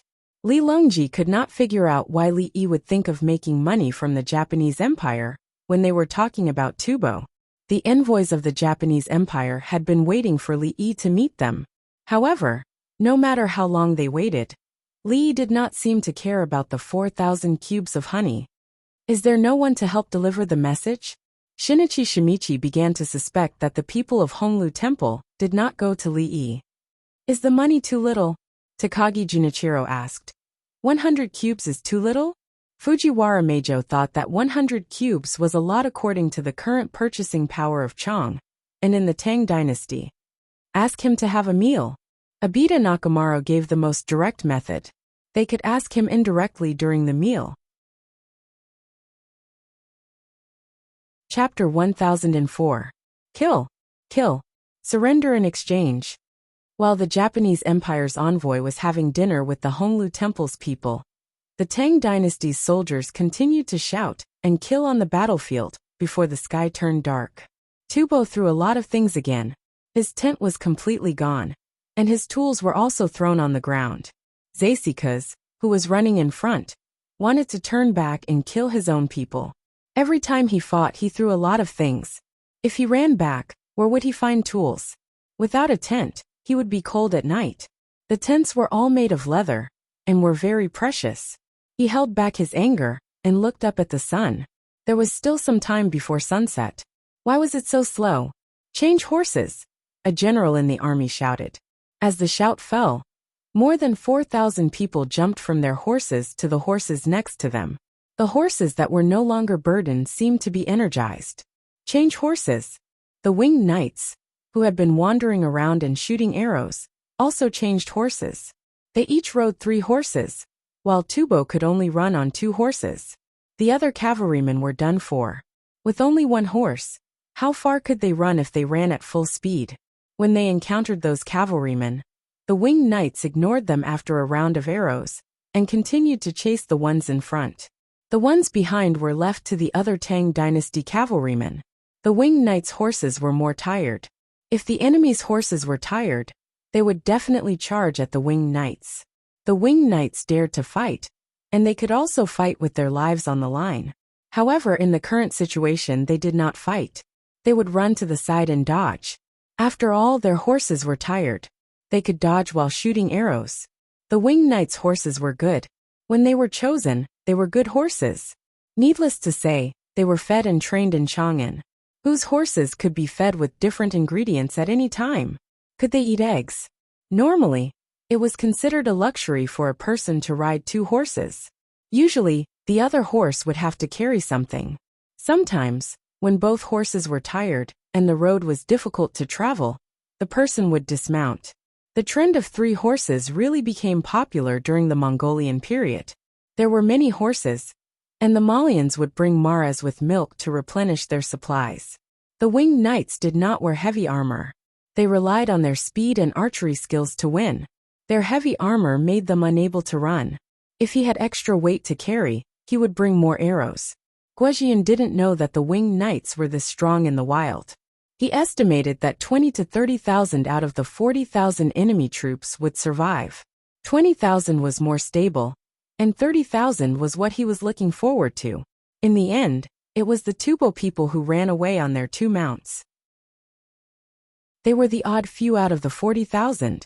The people running away from Tubo finally got to see how powerful the Tang Emperor's private army was. It was mainly because they were difficult to deal with. If you charge at him, he will run. and then he will turn around and shoot. If the distance between the two parties is 100 paces, the arrow can travel 120 paces. Even if they were hit by an arrow, it would only be a flesh wound. The person who was chasing after the arrow had to bear a different fate. He was running towards the arrow and plunged right into it. Thus, as the chase went on, the pursuer fell. The winged knights didn't chase. They made good use of their weapons and shot arrows from a distance. They didn't necessarily have to hit the person, they could also hit the horse. The whole process of running and chasing was an elimination process. Whether the horse was good or not, it would determine who would be eliminated. At this moment, the only thing the Tubo people could look forward to was nightfall. They were basically all Tubo people, not people from other tribes. Only they were qualified to ride 2 mounts. Just like the people who had challenged them before. Why did they stop? They were not afraid of death. They just didn't want to die when they couldn't kill the enemy. In summer, the days were long and the nights were short. Today was the 5th day of the summer solstice. The summer solstice was the day with the longest day of the year. Usually, at 8 o'clock in the evening, the sky would still be bright. Then, after 6 hours, the sky would be bright again. The winged knights were very patient. They were not boorish people. They played to their strengths. More horses, better bows and better arrows. As for archery and horsemanship, both sides were basically the same. Swish, swish, swish. The winged knights baited the enemy, and the two sides exchanged arrows again. More than 40 Tubo people fell from their horses, but none of the winged knights were hurt. "Take my horse!" Someone in the Tubo team suddenly shouted. He glanced at the person next to him and urged his horse out. When he reached the outside, he suddenly jumped off his horse, rolled a few times on the ground, got up, and limped towards the winged knights behind him. He didn't have any more arrows. He didn't know that he would meet so many winged knights. He left his horse to the others and he swish. The winged knights shot an arrow into the man's chest when he was about 20 steps away. The horse swerved to the side. "I'm not dead yet." The man grabbed the arrow and rushed over again with his knife, blood gushing out of his mouth. "Take my horse." After another exchange of arrows, another Tubo person rushed out. "Take my remaining arrows and horse. I'm from the first gate." Someone handed over his last 2 arrows, but left his horse behind, because it couldn't make it. He stabbed the horses but with his knife, and the horse jumped out. An arrow came and hit him in the throat. His body swayed, and he fell on the horse's back with his eyes wide open. Boom! The horse rushed to the end of its life. Its front legs gave way, and it fell to the ground. Its stomach heaved slightly, but it could never stand up again. It was exhausted. Some people followed suit, and on the way to escape, more Tubo people followed suit. They used their own lives to give their companions a chance to escape. When there was only a glimmer of light left in the sky, the winged knights stopped chasing. There were less than 3,000 Tubo people left, and there was still about 45 minutes before nightfall. The winged knights didn't want to give up their horses. They took turns to ride 3 horses each, and now they couldn't take it anymore. If they continued to chase, some of their horses would die. They stopped, turned over and dismounted, and took out water bags to water and feed the horses. Some even took out knives and iodophor to bleed the horses. They also took a small handful of pepper and let man lick it. The horse rubbed its head affectionately against its master. Not many of their horses will survive. Will continue to chase at dawn. Chinli flicked his wrist and looked at the Tubo people in the distance. "Can someone help me remove the arrow? I got an arrow in my back. It's a bit deep. There's a guy who's strong and uses a different bow." A winged knight came over and lay on the ground. There was indeed an arrow in his back. It had pierced through his leather armor when he was being chased. The bows they used were strong enough, but they couldn't rule out the possibility that some Tubo people were stronger and used stronger bows. Someone came over to help and cut open the leather armor to check. "It's okay. It's only an inch deep. You'll suffer for a few days." The person who saw took out a tool to help him remove the arrow. The arrow had a barb at the front. After the arrow pierced into the muscle contracted and clamped the arrow. It needed to be pulled, and couldn't be pulled out directly. Not long after, the arrow was taken out. Under the light of the setting sun, the person who pulled the arrow out shook his head. It's dirty and rusty. Come, let's test your sensitivity. I'll give you a tetanus shot. Bah. Damn. I'll go back and ask Li Dongzhu for poison. I'll use it too. The person lying on the ground didn't have any anesthetic. He was in so much pain that he was biting grass to endure. The wound was almost an inch deep. There was no tetanus shot, the arrow was rusty, and there was no iodophore to clean it. Thank you Li Dongzhu for providing us with exercise classes. You're all muscular. Otherwise, you would have been pierced through. The person next to him, who was using a syringe to suck the medicine, said with a smile. His heart wasn't heavy as long as the injured didn't die. Li let them exercise. They had more muscles and now they were useful. Chapter 1005. For athletes, they only needed to focus on one aspect. The same was true for swimming and sprinting. Long-distance running required aerobic endurance. The same was true for speed skating. The training of soldiers was not enough. They had to have everything. The disadvantage of having everything was that they were not proficient. The advantage was that they had a high chance of survival on the battlefield. When training slow and fast muscle fibers, they did not need to be absolutely outstanding in one aspect. They just needed to be able to train. Of course, people like Wuxia were an exception. He was talking about normal people. The moment the injured soldier was hit by the arrow, his muscles would contract passively. Therefore, after the arrow penetrated the leather armor, it was blocked by the muscles. If it was someone without training, the arrow tip would have gone in. If the arrow went in, it would hurt the internal organs. It was different from muscle injury. Do you want to suture it? Give me an anesthetic. The person lying on the ground wanted to cry when he heard that it was an inch deep. It's less than an inch, almost an inch. You have to suture it. Someone had already taken out a needle and thread. The person next to him found some dry grass and lit it with a lighter. What do you mean? Lighting with grass? Isn't there alcohol? Give me a stick. I will bite my tongue. The person lying on the ground did not want to play. He wanted to go home. This group of people was too evil. Here, bite the arrow shaft. It's the one that pierced you. Someone handed it over. Change to another one. It's our own arrow. I'm afraid there are germs on the shaft. It's too dry here. My lips are broken and will get infected. Wipe it with alcohol. Hey, give me a sip of alcohol. In the Romance of the Three Kingdoms written by Li Dongzhu, Guan Yu scraped his bones and drank alcohol to treat his wounds. I drank a big mouthful. It won't hurt when it's numb. Oh, what's this? Dongzhu gave me an anesthetic needle. Qinli came over. Actually, it's not necessary. I can stand it. The person lying on the ground felt embarrassed. He did it on purpose. He was injured and needed to be delicate. You are now in a state of excitement. Actually, your body is very tired. Too much pain can make you faint. Qinli used a precious anesthetic needle. He was a little distressed. It was said that Dongzhu exchanged his life for it. But his brother really needed it. Not long after, the local anesthetic took effect. The most skilled person came over to suture the wound. Jokes aside, his brother was injured, so he had to be serious. What was lit was candles, beeswax. It was used as medicine, but since it was all wax, it could be made into candles. Beeswax candles could also be eaten. Several injured people were being treated. A fire was lit.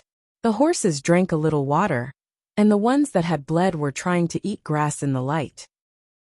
They knew that it was hard to eat grass in the dark, and they could not see clearly if the grass was tender or not. On the other side, Tubo's team realized that no one was chasing them, so they stopped and quickly bled their horses. Unfortunately, many of the horses had persisted in running until now. It was useless to bleed them out. Once they fell, they could not get up. Winged knights, don't let me catch you. You and I are sworn enemies. A soldier saw that his horse had died and roared with tears in his eyes. The others were furious, but at the same time, they did not want to recall their fear. Today, they had finally experienced the power of the winged knights. Everything was the best, and the most important thing was that these people were not inferior to them. With the same ability, but with different horses and bows, they were powerless to resist. They did not understand why the winged knights were as skilled as them, when they had been trained in horsemanship and archery since they were young. Naturally, they did not know that there was a kind of training called science, and there was a kind of diet called nutrition. The winged knights were strong soldiers selected from the various house of subjugation. Did the house of subjugation not train from young? It was just that some of them did not have horses, and some did not have good bows. Of course, to be able to stand out and be selected, they must have strength. When they arrived at Chang, they received systematic training, especially the first 3,000 people. How many people in Tubo could eat meat for every meal? How many people could eat meat and scrambled cucumber with eggs for every meal? After eating, they could eat watermelon, cantaloupe, plum, steamed fruit, and how many more? They used swimming to train their body's explosive strength under anaerobic conditions. Did Tubo have so many rivers? If they pulled muscles during training, did Tubo have massage and acupuncture techniques? The Tubo soldiers grew up in an environment where they developed habits. Every detail of the winged knights was adjusted by someone, including how to correct the mistakes in archery. The same went for horses. Wild horses could never outrun farmed horses. Farmed horses ate better food. How could a grass-fed horse be the same as a grain-fed horse? A grain-fed horse could catch up with a grass-fed horse, and then have someone use a harness or rope to catch the wild horse. The Tubo people thought of these details, but it was not something they should have thought about. They did not have Li. No one gave them systematic training, and they could not support the consumption of the troops. They only had hatred and fear in their hearts. The horses could not go on. Tomorrow. They knew that the most difficult thing to endure was tomorrow. If it were them, they would also chase them to the end. Who set the rule that the chase would last for a day? Everyone was familiar with horses. How could the winged knights not know that their horses could not go on? Commander, let's fight. Some people did not want to run anymore. If they had to die, so be it. How? Zasikas did not know who to complain about. If the other party was infantry, and 100,000 people surrounded them, they would charge with their horses. Even if they died, they would kill as many as they could. The other party was cavalry. When you charged at him, he would run. He had many horses and was fast. He would not fight with you.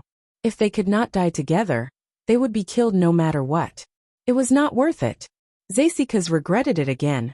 If he had known this would be the case, he would have led the troops to charge at the enemy's infantry. Set up camp. It's cold here at night. It's only warm in July. Guojian moved forward with the main group. When it was dark, he gave the order not to look for the Tubo defeated troops who ran in other directions. The follicles were all infantry. When dozens of people ran, the Tang dynasty's infantry did not chase after them to save energy. The cavalry chased, but the number was limited. 10 cavalry chased after 50 infantry. When they chased, the 50 infantry ran in different directions. Some knelt down and surrendered. They could not kill those who surrendered. They could kill before, but they did not want to surrender. Now they could exchange for their own people and become laborers. They could only stop and gather the surrendered soldiers. The others ran far away. If they chased again, the surrendered soldiers would run away again. Guojian was familiar with this kind of situation. He could not chase after them and quickly rested. Everyone was busy setting up camp. Wang Juankui made some arrangements and came over. Li is really powerful. Her Majesty is the most powerful. Li is doing this for Her Majesty. Guojian emphasized who he should praise. Last time, he was corrected by Wang Juankui. This time he corrected her. Wang Juankui said that Li was training the troops. The winged knights were really daring. When they were invited to fight, when they attacked, when they faced the enemy head-on, or when they faced the enemy's cavalry first. The mobilization of the winged knights boosted the morale of the troops. Her Majesty's private army was so strong. It's for Her Majesty, Wang Juankui admitted. The range of the skyscraper monkey, the flight of the hot air balloon, and the glider. It was too easy for Li Yi to attack the imperial city. From his zhuangzi, the skyscraper monkey could blow up Xingqing Palace.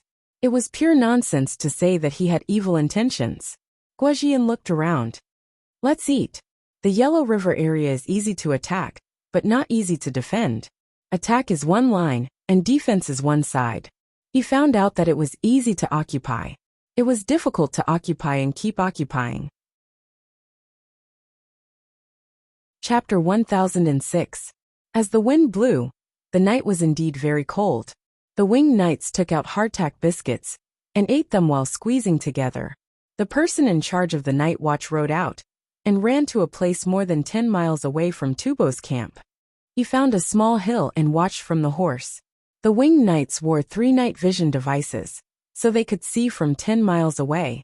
Li was worried that Tubo's people would want to fight to the death and attack the camp at night.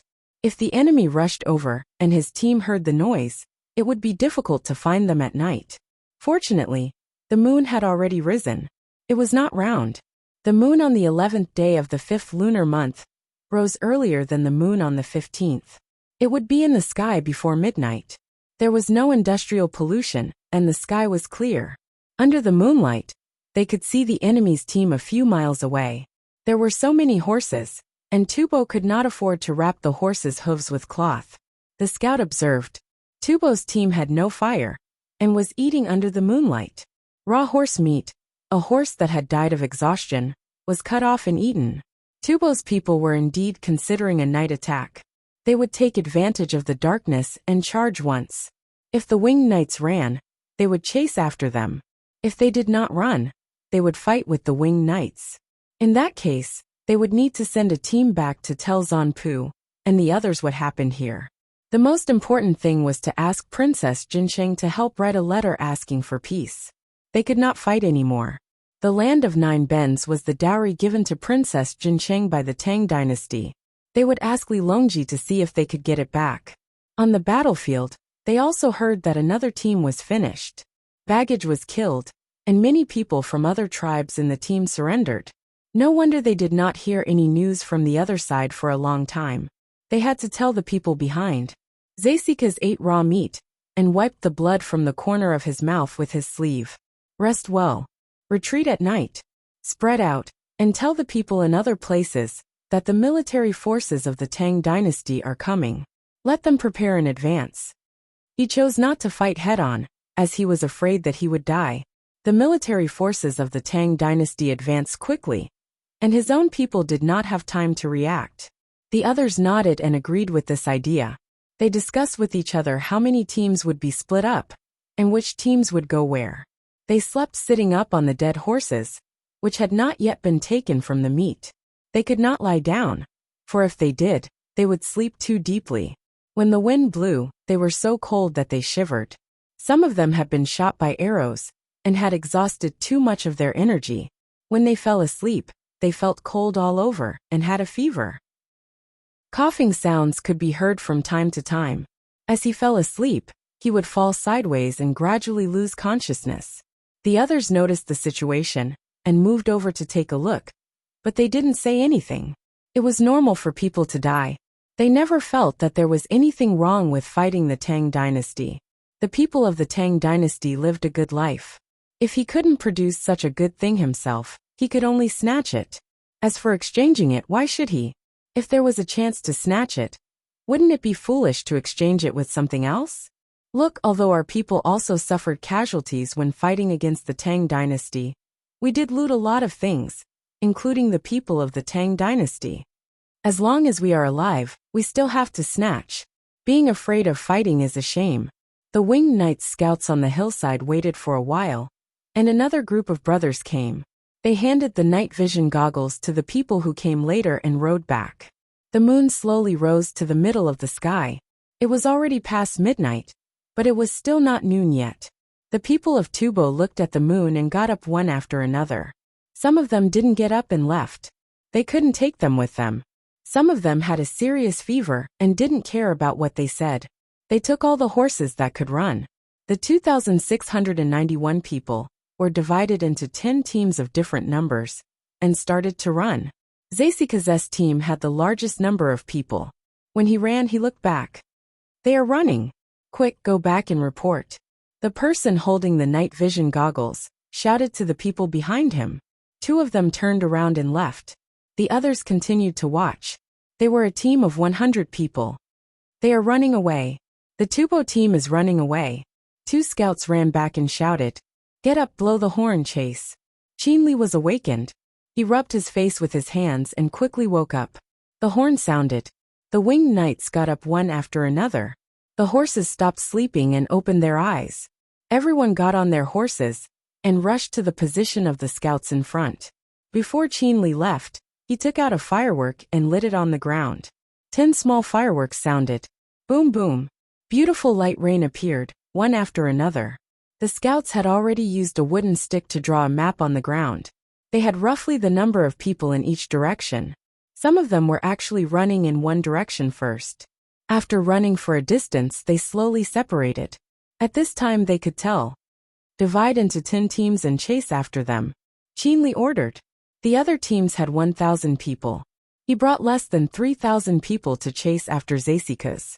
The scouts of each team had to find the Tubo team first. They had to look for the footprints of the horses. A group of horses ran past. The ground was different from normal. You guys stay here. Before Qin Li's main force went out, he left behind 20 people with unwilling faces. The team left. The 20 people looked at the people and horses in the camp under the moonlight and hid in the distance. They heard people moaning. If that person suddenly rushed over and they didn't react fast enough, they would be injured or even unlucky enough to die. As soon as the fireworks rose into the sky, someone with a telescope saw it more than 50 miles away from where the winged knights were resting. At this distance, the fireworks were very small, even with binoculars. However, they could still tell that it was different from the stars. At this time, the stars were darker and were covered by the light of the moon. Over there's a situation.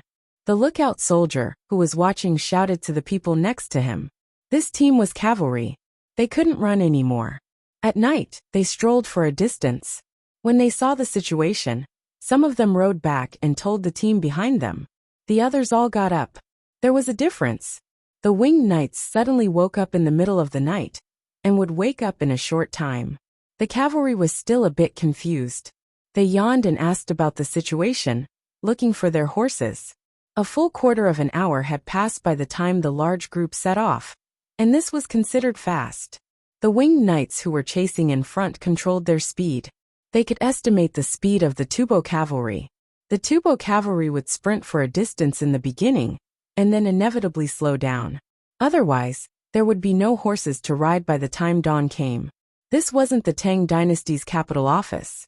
From Chang'an to other counties, they had to run in the middle of the night and reach the county in the morning. No, there were some counties in the capital office that couldn't be reached in half a night. Qin Li guessed the intentions of the Tubo people. While they could still run, they told the others and then joined forces. This showed that the enemy commander had a strategic mind. He didn't use the dark opportunity to fight with them. If he fought, other places would be suddenly attacked. Actually, Dongzhu didn't want to fight. It would be best if everyone was peaceful and then trade with each other. But you guys insisted on fighting. Dongzhu could only make some weapons. Qin Li muttered leisurely as he chased. He seemed to be gloating. Chapter 1007. When it was almost dawn, Guojian got the information from the front. He led the infantry on the way, and some of the cavalry was used to hold the line. Another 40,000 infantry escorted the captives back and waited for Longyu provincial governor Zhang Zhongyang's reinforcements and baggage to arrive. There was no need for grass, but food and arrows had to be sent. Some of the arrows picked up from the battlefield had broken feathers, and some had broken shafts. They needed to be brought back for repair. They also took the weapons and armor of the captives back and changed them to their own. Eat. After eating, push forward. Don't run so far. Guojian ordered. The people who came back told him that the winged knights had chased for more than 300 miles. A lot of horses and people will die in Tubo. Wang Juankui said with a smile. If we chase for the whole morning, we can reach Sisters Lake. Guojian shook his head. His team couldn't keep up. Now the army of the Tang dynasty knew how to use leggings. With leggings they could save a lot of energy. Leggings couldn't run that fast because the armor and weapons were heavy. Compressed biscuits are better. They have a lot of oil. Eat a few bites and drink some water, and you'll be full. Wang Juankui talked about the things that the soldiers loved to eat the most. but were reluctant to eat the most, hardtack. She took a bowl, poured hot water, and put a piece of compressed biscuit in it. When it was done, she filled the bowl with a layer of oil. If there was no hot water, she would take a bite and slowly taste it. Then she drank some cold water. She felt comfortable all over. The price is also high. Guojian also liked to eat compressed biscuits. Unlike Li Yi, he was tired of eating compressed biscuits. It was not as good as stir-fried food. He saw the things in the compressed biscuits. They were all good things. It would take a long time to press them so firmly. Breakfast was ready. The people who were on guard last night ate first. Battalion Commander Fan. The winged knights might have killed a lot of people in front. How long can they last? While waiting for Guojian to eat, he asked Fan Fan, who didn't go with him. Fan Fan, who was in charge of 100 hang gliders, stayed. How long? Is General Gua asking us how long our men can continue the pursuit? Fan Fan was stunned for a moment before he reacted. Yes. Guojian nodded. As long as the enemy can persevere, the winged knights can persevere. No one can compete with the winged knights in terms of stamina and willpower. Fan Fan smiled and gave such an answer. Isn't it just a chase? You guys run, we'll chase. Let's see who gets tired first. In this aspect, the winged knights had always looked down on others. No one could compare to them, and the training they received included quick rest and recovery. For example, when one was hungry and tired, most people would eat in big mouthfuls and wolf down their food. On the other hand, the rest of them chewed quickly, chewed it into pieces, and swallowed it with their saliva. This way, they could digest it quickly and replenish their strength in a short period of time. Moreover, he couldn't eat too much.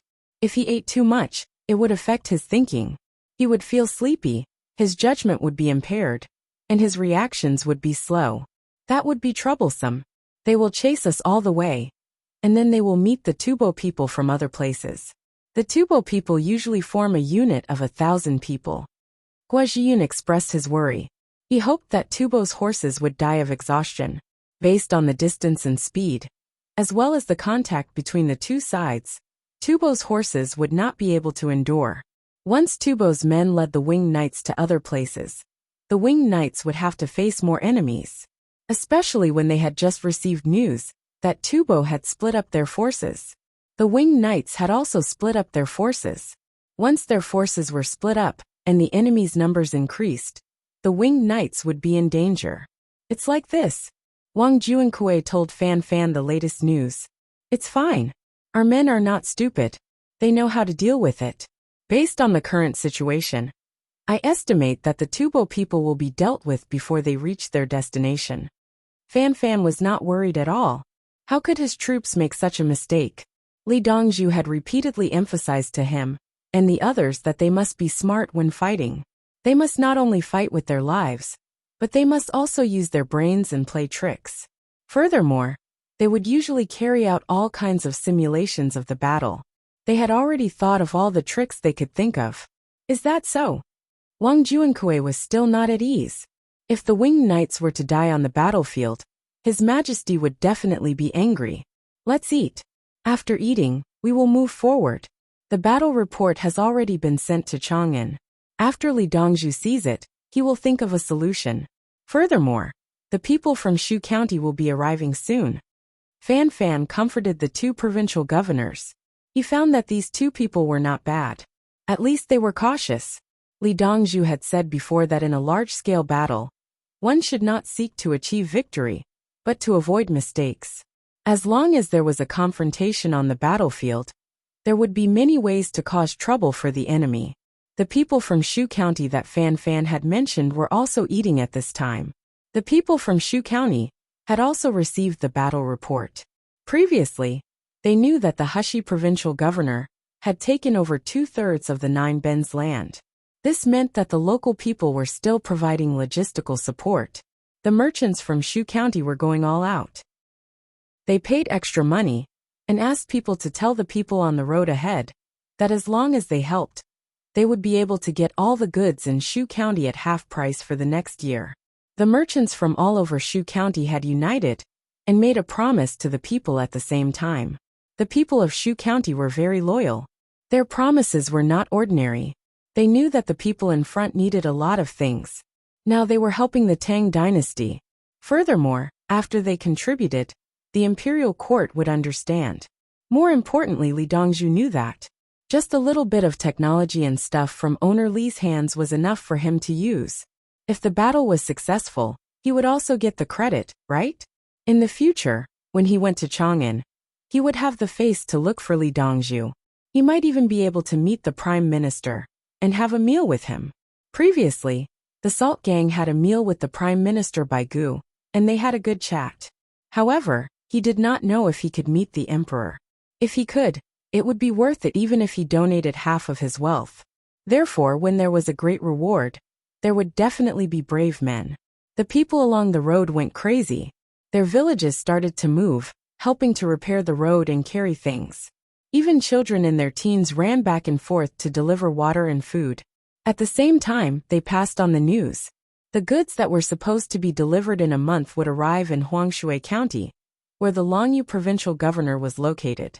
Zhang Zhongliang received the news in advance. A large amount of goods would be delivered. It was said that the merchants of Shu County had jointly promised a great reward. Quick, go and welcome them. Go out and bring the goods back. Immediately send a batch of local goods to the front. The army has mobilized 30,000 people. Leave 10,000 behind. Zhang Zhongliang was not only negligent. Everyone was working hard. If there was a problem in his link, the emperor might be angry and chop off his head. No one in the imperial court would plead for him. Even if someone did plead for him, Li Yi would probably intervene. Li Yi was too terrifying. He could provide support from Chang'an, and every time he helped, he would hit the key point. Was this the strategy that could determine victory from 1,000 miles away? I can't have a problem with the whole thing. Li Yi must have considered me. He trusts me. I'll wait to go back to Chang'an and ask to see him. I'll see what he's like. As Zhang Zhongliang spoke, he went out to check on the situation. Chapter 1008. Zhangsun Ruoshi, please. On the third floor of Heavenly World, several envoys from the Japanese Empire invited Changsun Wanyan, the secretary of Honglu Temple, for a meal. During the meal, Takagi Junichiro raised his wine cup. Please. Changsun Wanyan also raised his wine cup and drank.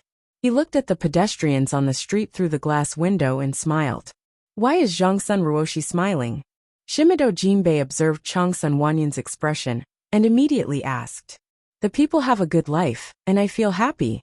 It was not like this a few years ago. Look. Changsun Wanyan pointed at the people standing at the station below. What was it like a few years ago? Shimido Jinbei asked. I heard that this track was only built this year. It was not so convenient to travel a few years ago. Fujiwara Mayang continued. As he spoke, a carriage came over. The people in the carriage got off first, and the people on the platform got on.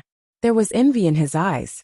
He did not know when the same thing would be available in Pingqing and Jingqing in Japan. No, it's not a carriage. It's the clothes worn by people. Changsun Wanyan shook his head. He continued.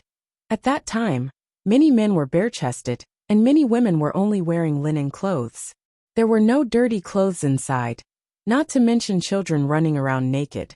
Now women's clothes are beautiful, and men wear waistcoats. Children's clothes are the most beautiful.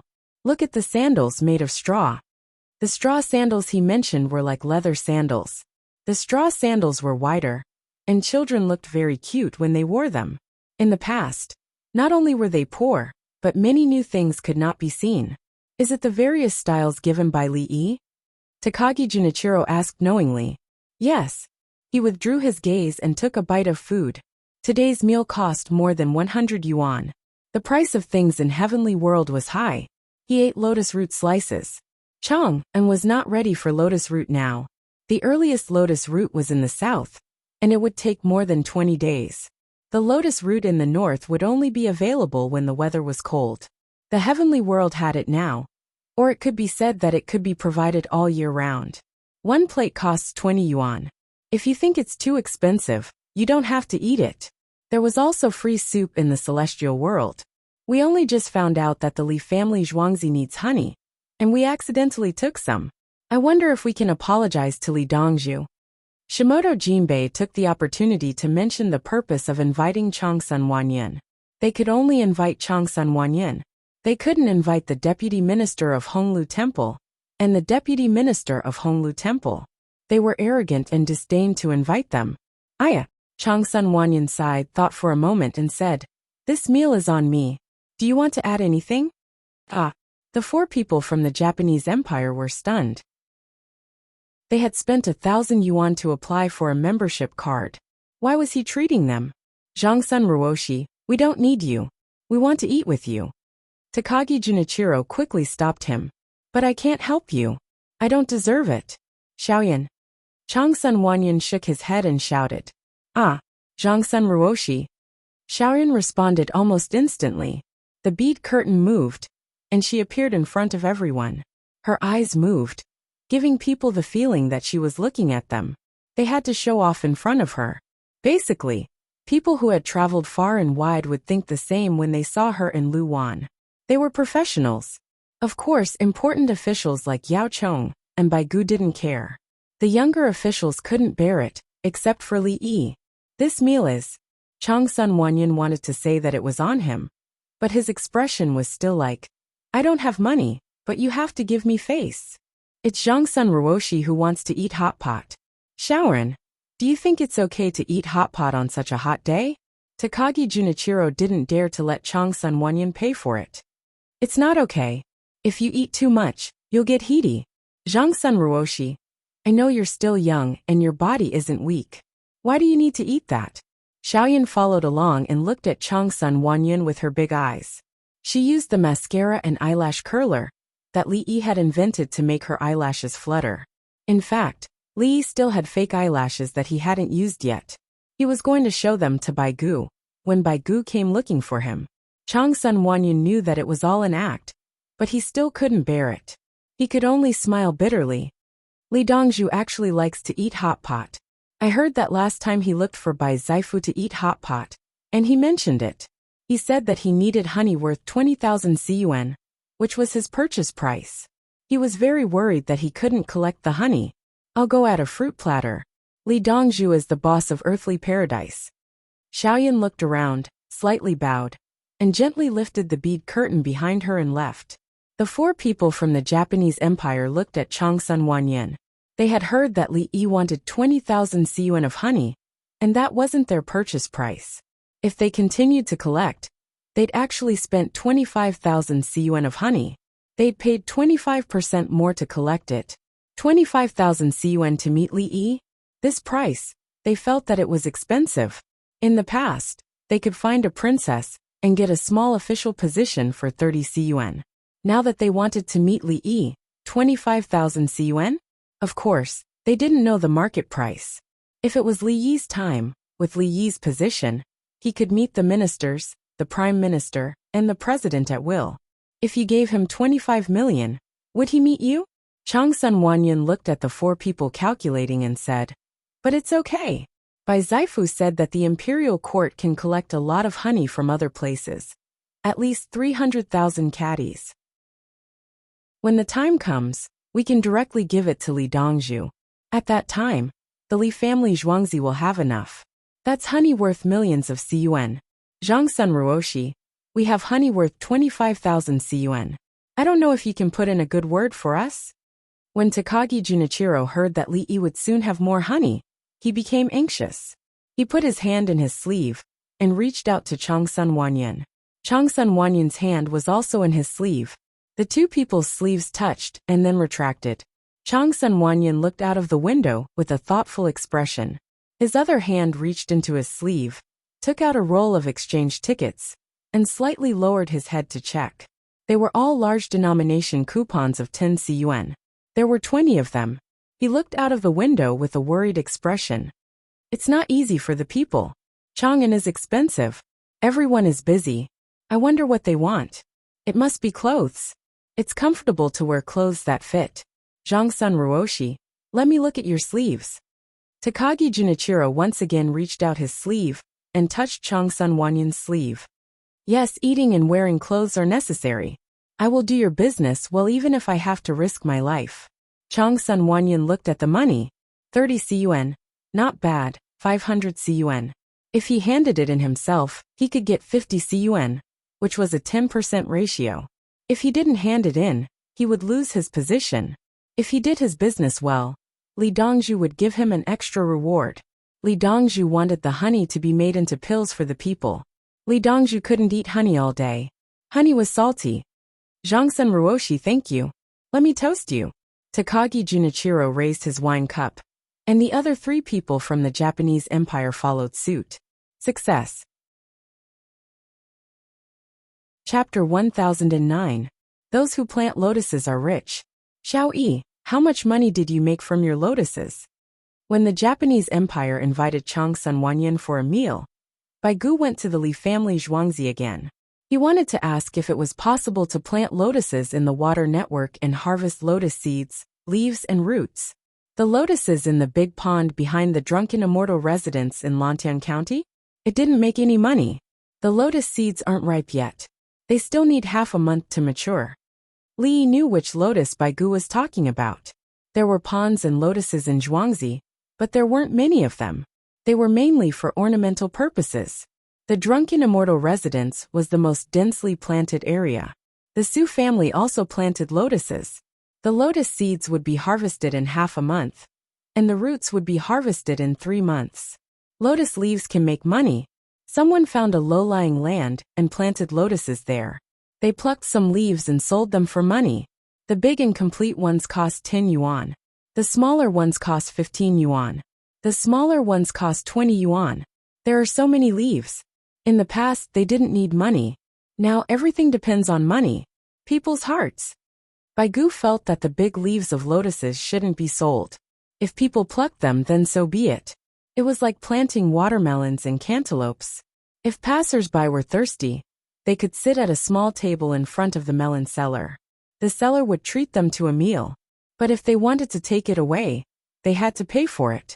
The purpose of doing this was to advertise and let the other party have a taste of the melons. The other reason was to take the moral high ground. If you steal my melons or play dirty tricks, then you are in the wrong. Old Bai, contracting the low-lying land costs money. Why didn't the government say it was free? The government, Li said in the same tone. The land was specially reserved for planting lotuses. They hoped that their lives would improve. They didn't need to spend money to enjoy the beautiful scenery. It should be said now. After all, West Lake in June. The scenery. When Li thought of this poem, he was stunned. He remembered that this poem wasn't about the scenery. It was a farewell poem. It was during the Southern Song dynasty. The capital was in Hangzhou. Yang Wanli wrote 2 farewell poems for Lin Zifang. Lin Zifang was an official in Hangzhou. One was After All the West Lake is in June. The other was The Moon is Still Waning in the West Lake, the lotus flowers swaying among the willows. Red Fragrance World Cool Country, South Mountain but North Mountain. They all advised Lin Zifang not to go out, and to stay in Hangzhou. After all, Westlake said that it was the middle of June in Hangzhou. The benefits were different from the surrounding areas. One could get in touch with the emperor from above. Only by being beside the emperor could one find a way out. Another one said that the moon was no longer round outside Hangzhou, and the lotus area was livelier than the willow forest. This side is Hongxiang, and that side is cool and refreshing. How can you go to North Mountain when there is a shortcut to South Mountain? Yang Wanli had written 2 farewell poems to persuade Lin Zifang to stay. At Li Yi's time, many people thought that after all, the West Lake in June was the poem of persuasion, while the West Lake in June was the real poem of farewell. Li Yi, on the other hand, thought that the 2 songs were the same. Neither of them was a sincere farewell. Xiao Yi, Bai Gu called out. He found that Li Yi was always absent-minded. After all, the scenery of West Lake in June is different from that of the 4 seasons. The lotus leaves that reach the sky are infinitely green, and the lotus flowers that reflect the sun are different. Li Yi heard someone calling out to him, so he read the poem out. Good. What a good the lotus leaves that reach the sky are infinitely green, and the lotus flowers that reflect the sun are different. Li Longji suddenly said at the side. Princess Yongmu looked at Li Yi with bright eyes and said proudly, Xiao Yi is thinking of a poem. She came up with it in just a few breaths. Noble consort Lu praised. Where is Westlake? Li Dan wanted to know the place. Hangzhou Wuling Water. Li Yi was depressed. Why did he say it out carelessly? Westlake in Hangzhou was now called Wuling Water. It was only called West Lake when it was Lao Bai's time. After that, Su Shi ran over and repaired it, saying it was called West Lake again. He repaired the Su Causeway. It should indeed be called West Lake. It's settled then. Empress Wang put her hand on the head of her son, who was sitting beside her, and said, It's settled. The little boy agreed. It's settled. Bai Gu was depressed. He came over to ask if lotus flowers could be planted in the water net. But then he heard a poem. Xiao Yi said to plant. No. Li Yi interrupted Bai Gu without waiting for him to finish. He knew what Bai Gu meant. Why? Bai Gu wanted to make more money. Boats. Old Bai, the water net is used for irrigation and boats. What are you planting? Aren't there 2 ponds in Chang'an? Besides, it doesn't cost money to pick the leaves. Even if it doesn't cost money, you can't pluck with all your might. Lotus seeds won't grow after plucking them. Lotus seeds are now considered medicine and are under the control of the imperial court. Bai Gu looked at the others when he spoke. He felt depressed. In this group of people, everyone had a higher status than him. Eat. When the little boy who had a higher status than Bai Gu heard about lotus seeds, his saliva flowed down. He quickly wiped it with the big handkerchief in front of his chest. Princess Yongmu looked at her brother's chubby little face and couldn't help but reach out to hug him and press her face against his.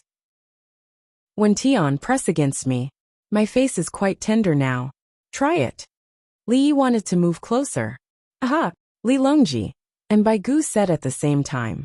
It's really tender. Li Yi stopped and touched his face with his hand, feeling very regretful. Let's eat. Noble consort Lu said with a smile. The dishes were served. The spring pancakes were a bunch of shredded and fried shredded, so that they could be rolled up and eaten. 3 years ago, the Li family zhuangzi began to appear. Now it was popular in many places. Originally, it was eaten on the first day of spring, but now, it could be eaten at any time. Stir-fried bean sprouts with dried tofu, stir-fried shredded pork with cowpeas, stir-fried eggs with shredded garlic or chives, stir-fried shredded pork with shredded pickles, stir-fried cabbage with shredded vermicelli. Everyone was rolling up. The little boy was anxious. Could it be that this was too difficult? He looked at Li Yi. What should he do? Help me roll it up. Li Yi reached out and picked up a pancake. Then he used his chopsticks to pick up some vegetables and stuffed them into his mouth. Then he took a bite of the pancake. The little boy nodded. He understood. He also reached out to grab the pancake. Li Yi actually ate like this at that time. He didn't want to roll it up. If he rolled it up, he would have to take a big bite every time. He didn't eat hamburgers or sandwiches because he needed a big mouth. The spring pancakes now were the same as the spring pancakes when he first started. They were big, at least 1 foot in diameter. When the pancakes were baked, layers of dough were rolled together. As the pancakes were baked, they were peeled off. Later, they became very small. The pancake shop didn't bake the pancakes themselves. They bought them. The person who sold the pancakes was a boundless iron cylinder. The person who made the pancakes grabbed a ball of dough and wiped it on the flat surface. In a second, the pancakes were cooked. Then they were peeled off and wiped again. Later, a machine was produced. It was even faster. The pancakes were very small and used in restaurants. When the pancakes were big, he would be full after eating a few mouthfuls. Who would he sell the vegetables to? Li didn't sell them. The pancakes were bigger. The little boy grabbed them and gnawed along the edges. He couldn't reach the vegetables. He pointed with his chopsticks. This, that, it, what? Princess Yongmu helped him put the pancakes on the plate in front of him. The little boy ate happily. He wasn't picky about food. In the beginning, children weren't picky about food. They would eat anything as long as it was edible. For example, the little boy didn't like celery. It was too strenuous to chew. He was the only one who ate celery. Chapter 10:10. Report Jiu Chu Chu 10 Horsemen. Urgent report. When Li Yi and the rest were eating, there was a sudden shout from outside. Come in. Li looked up. The door opened, and the winged knights stepped aside. Someone was carried in from outside. Get out. Go to the hospital. Li Yi threw his chopsticks and ran out. The rest of the people stopped eating and looked at the door. When Li Yi saw the 10 soldiers with ugly expressions on their faces, he shouted, "Come out and give them oxygen." The palace maids and eunuchs who had stood up also ran out. At the same time, they carried 4 small oxygen cylinders. The oxygen cylinders were placed in a single room, ready to be used at any time. They connected the tubes and directly covered the non-commissioned officer's face with a cover to increase the pressure. The 10 of them could no longer stand and were carried by others. Li Yi didn't ask the person on the stretcher to put it down. He just stood there and breathed in the oxygen. He was afraid that if they were put down, the blood would rush up and they would faint. The 10 of them should have run here, in a relatively upright position. So, he continued to give them oxygen in this position. 1 for each of your adrenal glands. Li Yi observed the non-commissioned officer and ordered. Princess Yongmu ran out. She was dragging a box. She knew that there were a lot of medicine here. Li Yi opened the box and took out 10 small glass bottles. His other hand picked up a big glass syringe. At the same time, his thumb and index finger held an abrasive disc. He stretched his left thumb forward and held the 10 small glass bottles with his other 4 index fingers. He held the syringe with his right hand and pinched the abrasive disc. He slid the abrasive disc across the bottle's neck. The 10 small bottles were slit at the same time. His right hand swung again and hit the thick part of the glass syringe. The top of the 10 small bottles all fell down. The syringe started to suck the fluid one by one. When he finished sucking the fluid from the 10 small bottles, he stabbed the non-commissioned officer into the syringe. He pulled the syringe out and inserted it into the second person. There was no disinfection process, and he did not change the syringe. It was just continuous operation. The rest of the people were dazzled. It was too fast. If someone had timed it, it would have taken Li Yi 39 seconds from the time he opened the box, took out the medicine, and injected it. If it were him, if someone were to pursue the matter, he would have violated many of the rules. 1 needle was used for multiple purposes. There was no disinfection, and the needle was inserted through the clothes. As for the small problem of using a syringe to inject the medicine bottle, that was not considered. The 10 non-commissioned officers' condition quickly improved after receiving a shot of epinephrine. His face turned from pale to rosy, and his breathing increased. Don't talk first. It won't take long. Did you run into a special situation and run for a while? Then I never had the time to recover. Li Yi saw that someone was looking over and was about to say something, so he quickly stopped them and continued to breathe in oxygen. He could tell that it was impossible for him to be so tired just by riding a horse. They must have run away on the road. For example, they encountered a flood or the road collapsed. In that case, they had to swim or abandon their horses to climb the mountain. The 10 of them nodded lightly, and some even stuck out their tongues. Thirsty? I'll give you a glucose and sodium chloride injection. The others helped and took out their arms from their clothes. Li Yi understood again. He changed to a bigger syringe, and then took out the liquid in the big bottle. He took out a syringe and inserted it into the vein on the inner side of the upper arm. There was no rubber tube to strangle, so he manually pushed it. After 1 person was done, the needle was still not changed. He took out another syringe and injected it into the next person. This process could not be too fast, or the heart would not be able to take it. No matter how fast he retreated, he had to consider the body's condition first. After 1 syringe for each person, the 10 of them did not seem to be thirsty anymore. In fact, this was a psychological effect. They were still thirsty. Even if they drank 500 milliliters of water, their saliva would still be sticky, because their bodies had not absorbed it yet. Li Yi did not care about their thirst. They would not die of thirst. After the injection, their bodies' water had been replenished. Li Longji and the others walked out and stood around to look. There was no need to move aside. They were breathing in oxygen, so there was no problem of air circulation. Bai Gu saw Shang beside him and stretched out his hand, indicating for him to hold it. The little guy looked at him, then ran to Princess Yongmu and raised his arm to hold her hand. Princess Yongmu simply picked him up. Li Tan looked on enviously. He had never been carried by his sister before. Their contact in the palace was brief. In his memory, he had never been carried by his father. Perhaps he had, but he had no impression of it. Then he walked to Li Yi's side. Li Yi looked at him and put his hand on his shoulder. Li Tan tried hard to stand straight. He suddenly felt that it was better than in the palace. Now they were a family. They were indeed a family. Except for his biological mother, the whole family was here. Noble consort Lu picked up the spring pancake that Li Tan had rolled himself. She walked to her grandson and handed it to him. Eat first. You can't care about other things. Don't starve when you're growing. Li Tan's tears almost fell. He didn't have this treatment before. No, he did before. Then his face was injured. In the past, he didn't dare to go to Baifu Palace. Even though he was a child, he knew the situation. Everyone seemed to be waiting for the master of Baifu Palace to die. The people around him also told him that. But now, everyone was waiting for the master of Baifu Palace to live. The longer he lived, the better. Li Tan knew the reason. Someone wanted his grandfather and grandmother to live. That person was by his side. Every time he ate a pancake, everyone didn't eat it. How could he eat it? The non-commissioned officer felt uncomfortable while he ate mouthful after mouthful. Even if he couldn't become the crown prince, he couldn't eat the spring pancake. A non-commissioned officer stood up. He was in the best condition.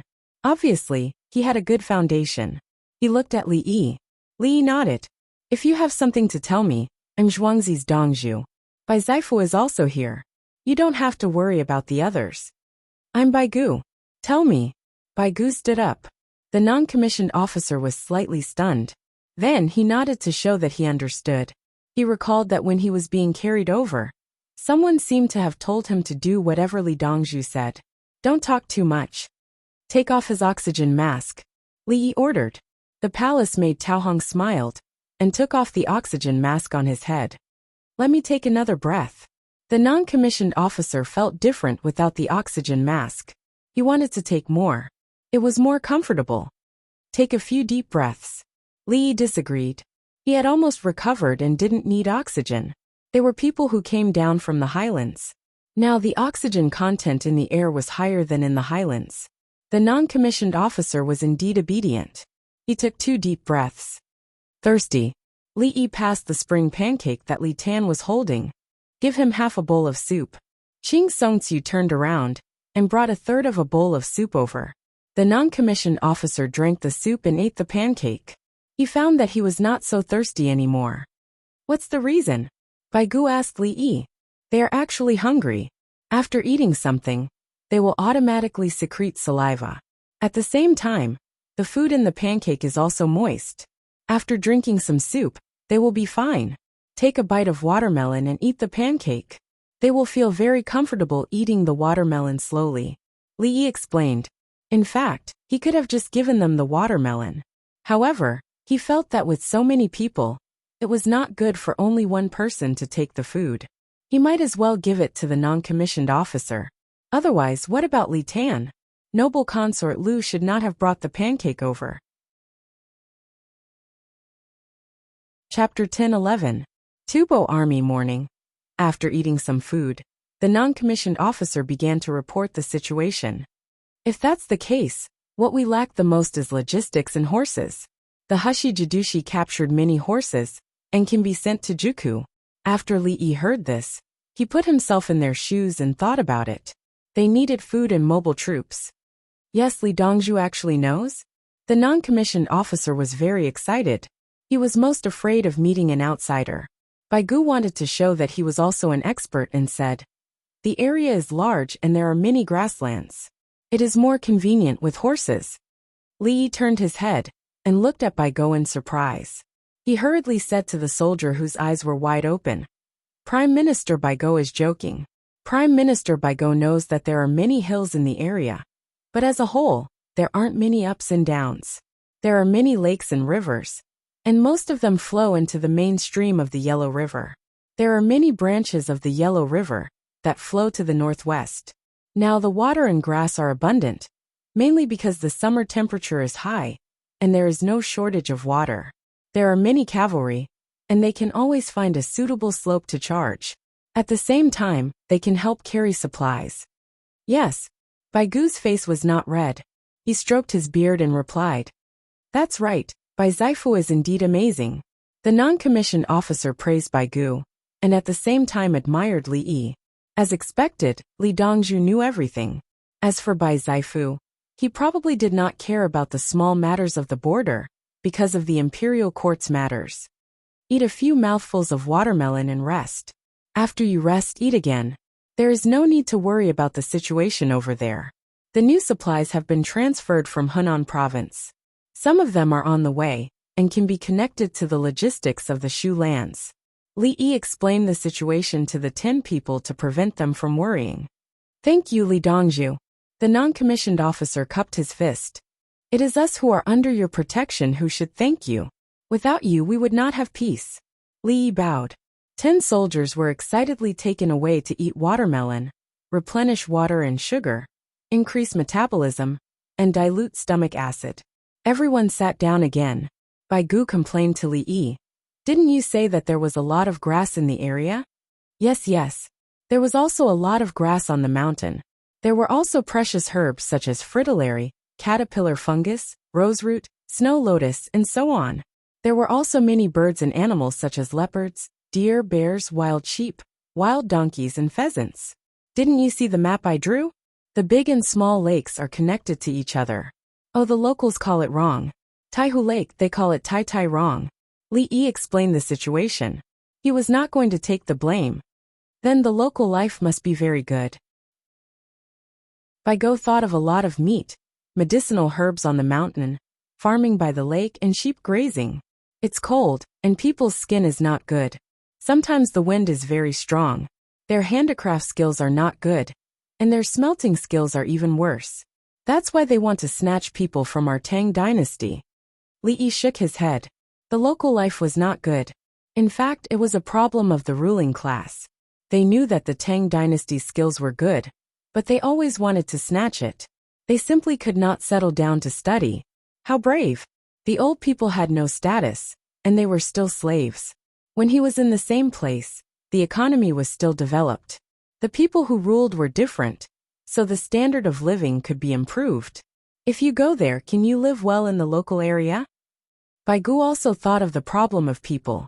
Go there alone? Then I have to find a tribe and get the right to rule. Otherwise, I can't do it alone. Li Yi thought for a while and shook his head. He could go there now, but not when he just came to the Tang dynasty. He had to go to the territory of the Tang dynasty, and then enter Chang'an. Or he could temporarily become a small official in the provincial governor's place to earn some life. He felt that he could manage a village with hundreds of people, or a county with thousands of people. In a year, even if he could not become rich, his income could at least double. I'm talking about taking over the place. You can take care of it. Aha! Li Longji coughed. You can command from afar.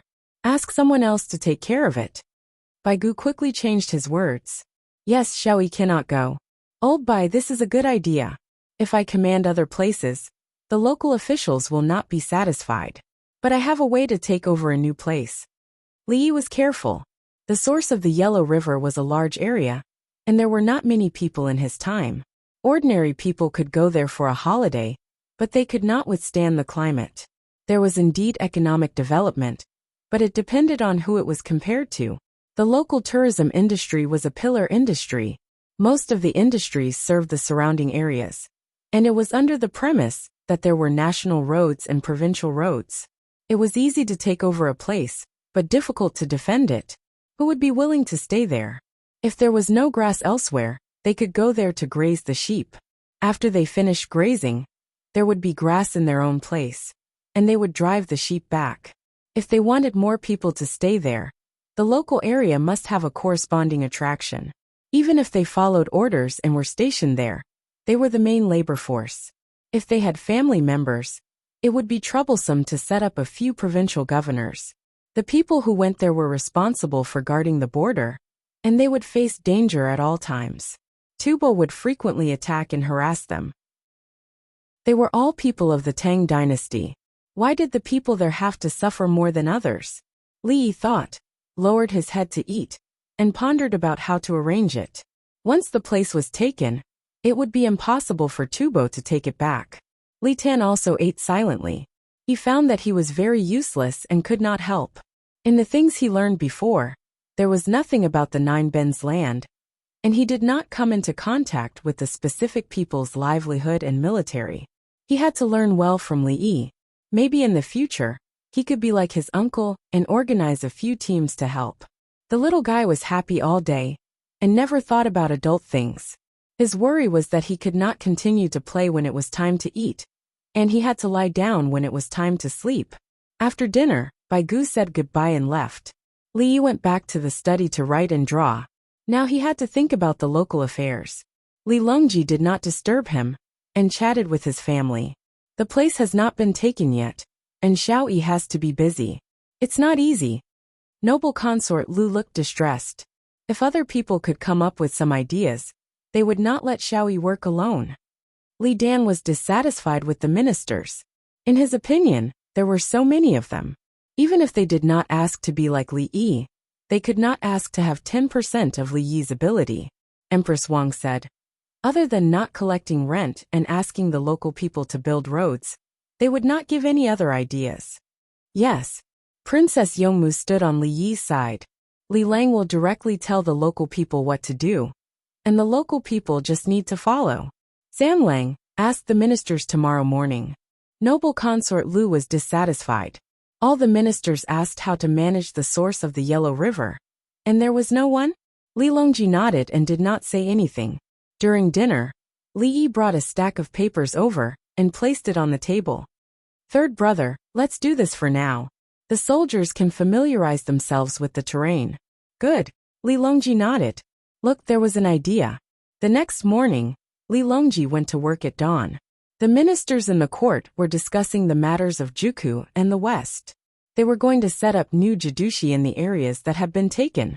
They were going to send people there, where to get them, and what they needed. After much discussion, they decided to push Guo Jiyun and Zhang Zhongliang forward, and then arrange for new jidushi. The local area is worse than Longyu and Heshi. Do any of you have any good ideas? Li Longji asked when everyone was almost done talking. He wanted to see if there were any capable people. Chapter 10-12. After Li Longji asked his question, the officials looked at each other, but didn't step forward. They weren't stupid. They knew that there was a trap waiting for them. If their ideas didn't work, wouldn't it make them look incompetent? Ministry of War. Li Longji looked at Su Yi. The military commanders were under the jurisdiction of the Ministry of War. The soldiers under the military commanders usually worked in the fields and didn't pay rent. When there was a war, they went out to fight. Since there was a new military commander position, the Ministry of War naturally had to take the lead. Sui took a deep breath and gave the assistant minister a look. The assistant minister wanted to cry, but he had to admit that he was the one doing the hard work. Sui had only been the Minister of War for a short period of time, and was still the Prime Minister. He gritted his teeth and stood up. Your Majesty, I think we should look for a lake and start farming. What should we plant? Li Longji nodded and asked again. Rice. The assistant minister replied. Plant rice there? Li Longji lowered his voice. No, not the current rice. It's a new type of rice. The one that Li Yi planted. The assistant minister realized that the situation wasn't good and changed his words. Plant a new type of rice?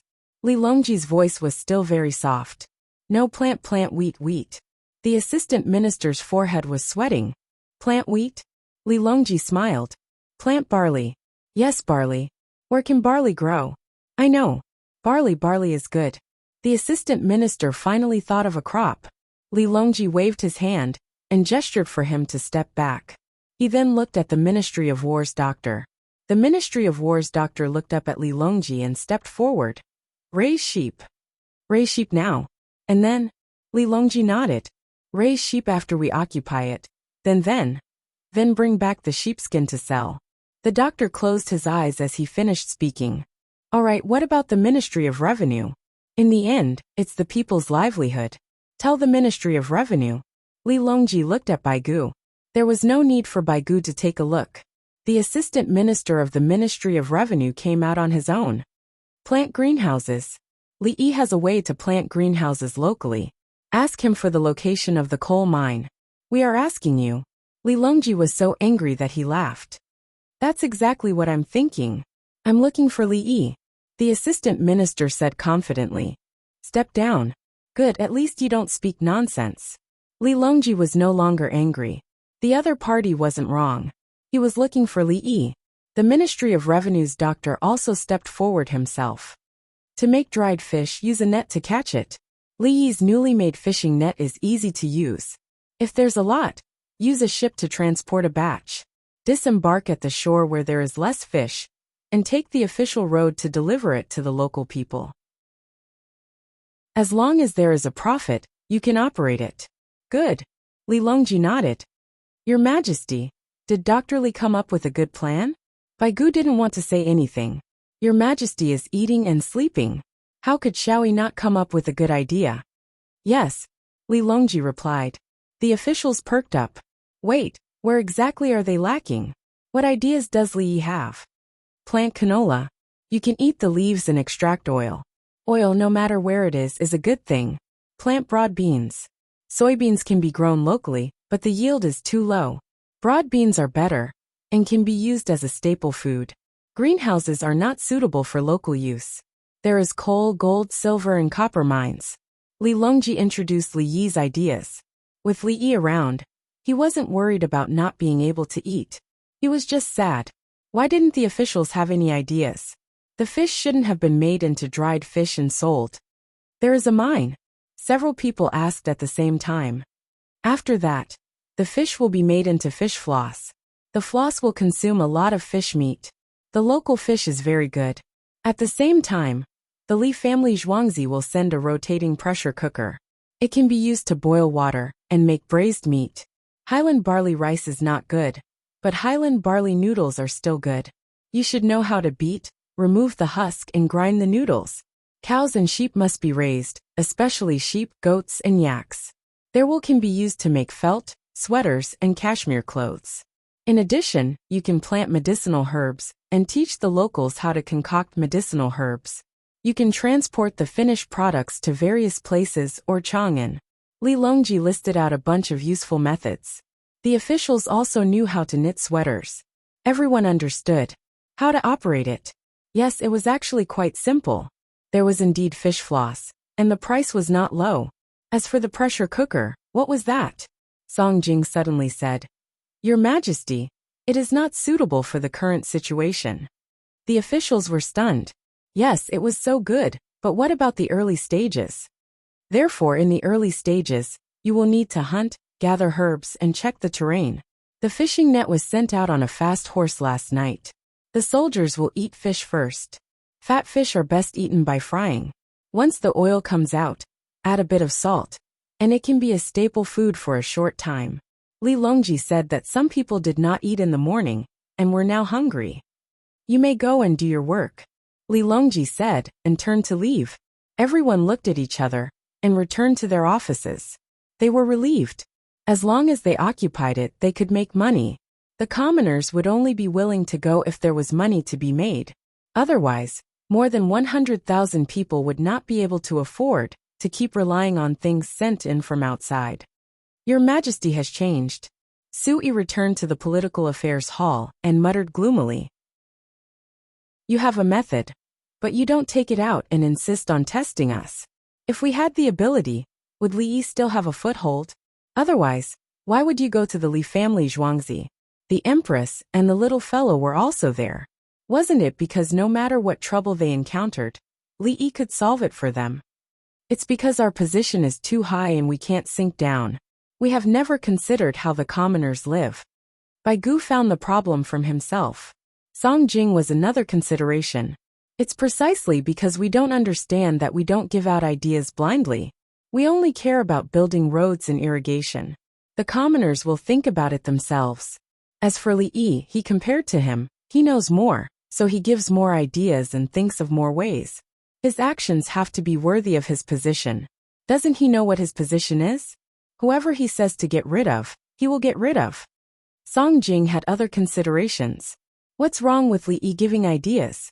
You can even mobilize the winged knights. If we want to deal with the county magistrates of the capital, we need to find a reason first, and then tell His Majesty, or find someone to impeach. What about you? If you want to deal with them, it's just a matter of a sentence. Sometimes you even ask us to cooperate with you. What did we say?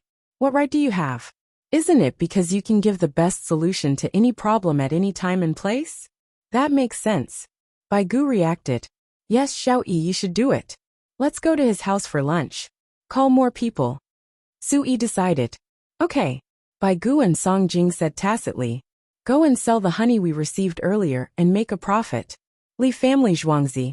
Li Yi still didn't know that someone was forming a group to eat for free. He thought that the envoys from the Japanese Empire wanted to give 20,000 cubes of honey as a gift. It just so happened that Zhuangzi had some. He could sell it to them. If he sold it to them for a high price, he could return it later and make a profit. Dongzhu, I have already made arrangements. Find someone else to help. It has nothing to do with us, Zhuangzi. Songda was laughing like a chicken that ate a fox. He was the kind of chicken that gave a New Year greetings to a weasel. Chapter 10:13. Over there. Quick, shoot the arrows. You think you can hide in the cave? Smoke. On the battlefield at the source of the Yellow River, the winged knights found the Tibetan army that was running away to report the news. The Tubo people realized that they were being chased and wanted to launch a sneak attack, so they hid behind the hills. However, when the winged knights saw the hills, they sent people to the other hills to check the situation. They had binoculars. Some people saw that they couldn't run away, so they hid in the caves. The winged knights didn't go in either. They found dry grass and wet grass, lit a fire and smoked it. Xiahou Jing was a temporary commander of 1,000 people. He chased the enemy to the river. The river was more than 700 feet wide. The 100 Tubo people knew that they were no match for the 1,000 winged knights. As long as they crossed the river and ran for another 40 miles, they would meet the local tribes. Not only could they pass on the message, they could even counterattack the winged knights. Seeing the winged knights getting closer and closer, the leader shouted, "Ride the horses!" And the 100 people rode their horses down the river. The winged knights chased after the Tubo people and fired a rain of arrows. More than 20 of them were shot down, and the ones in front gradually disappeared. Dismount, reduce the weight of the horses and prepare to swim. Xiahou Jing saw the situation and gave the order. He saw that the depth of the river was obviously higher than the height of the horses. When the horses swam, they would also choke on the water and would not live for long. The distance was too long, and the horses were already very tired. The winged knights dismounted and took off his clothes as fast as possible. He was only wearing his boxers. He casually packed his things and hugged them in front of his chest. He called for the horses and rushed into the water first. The horses also had some intelligence. They knew that they had to keep up with their masters. They also saw the horses in front of them and understood that they didn't have to carry people. It was much easier. The men and horses entered the water together. The horses were not carrying any weight, so they swam very fast. When they reached the front, they even looked back at their masters. The winged knights swam with all their might. Over 200 meters, the bag weighed a lot, and now it was on his head. He supported it with one hand and used the other hand to help his legs paddle. They swam upstream about 50 meters away from the Tubo people and set off after them. However, they were good swimmers and had been trained to swim. They gradually caught up and began to overtake him. The Tubo people were at the bottom of the river. Seeing that the winged knights could swim by themselves, they felt helpless. The winged knights were too strong. The private army of the Tang Emperor seemed to know everything. This included the poisonous mushrooms and plants that he saw when he was escaping. He threw them on the road, hoping that the winged knights' horses would be poisoned. However, looking at the number of people and horses, it was clear that the winged knights recognized them and did not allow the horses to touch them. Now the winged knights also knew that it would hurt the horses if they swam. How could they be so good at swimming? If he had known earlier, he would have practiced swimming more. Who's going to help me carry the bag? I'll shoot it with my bow. It's less than 200 feet. As the winged knights swam, they suddenly realized that they could shoot arrows from this distance. I'll do it. I'll do it. Two people swam over, and each stretched out a hand to help their brother carry the bag. The person who shouted took the bow from above, knocked an arrow, and stepped on the water to reveal a line of height. Ha! He shouted and instantly drew the bow. As his body sank, the arrow flew out. Ah! Someone was shot. Come, come, come. Brothers, let's do it together. The others saw this and called for others to cooperate. Everyone formed teams of 4 while swimming. 2 people helped carry the bag. One was responsible for shooting the arrows, and the other was responsible for delivering the arrows. If the feathers of the arrows were wet, it would affect their flight. Whoosh, whoosh, whoosh. After a few seconds, a rain of arrows appeared. The winged knights shot together with their horses. They did not care who they shot. Go with the current, quick. More than 30 Tubo people were shot down. The leader shouted, and they rushed down with the current and crossed the river when they were far away. Let's go with the current too, someone shouted. Go ashore, quickly go ashore. What are you chasing? Are you stupid? Xiaojing shouted. Tubo went with the current, and the horses could not withstand it. Now that they were the first to go ashore, what about Tubo's team? They had already swum 2/3 of the way back. Are you sure the horses can still carry you so far? Can the horses continue to run if they swim up? Come, bring some bows and arrows back. Brothers, help me carry the bag and swim to the front. Bring the horses too. I'll swim back later. The person who shot the arrow first had an idea again. He called dozens of people and swam back with bows and arrows. They wanted to go back to block. Go back first and see if the enemy would turn back. They turned back on the shore and shot a few arrows each. It was like shooting a fixed target. Their horses also had to turn back. The winged knights next to them grabbed the reins, and the horses understood. Xiaojing's team went ashore first. They threw down their bags, got on their horses with bows and arrows, and chased downstream. Tubo's people were really panicking this time. There was nowhere to hide. They were in the water, about 200 feet away from the front and 400 feet away from the back. Even if they swam to the middle, it was less than 100 steps. The only thing they could rely on was the water.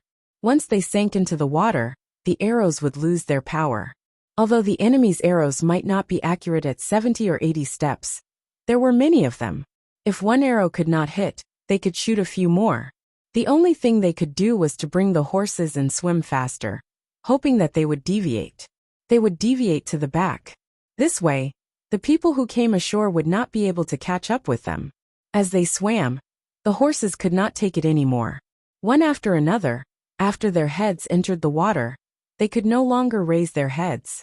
Their bodies began to fall horizontally, bobbing up and down with the water. The people held the horses' corpses and paddled with all their might. The people on the shore in front kept shooting arrows. One after another they were shot. Once they were shot, they would not recover. The only part of their body that could be above the water was their upper body. Usually, when they saw the arrows coming, their heads would sink.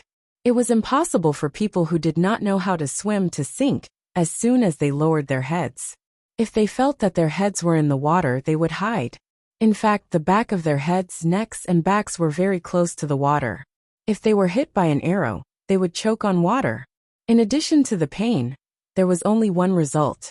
After a quarter of an hour, the people who returned to the shore did not shoot any arrows. They sat down to rest.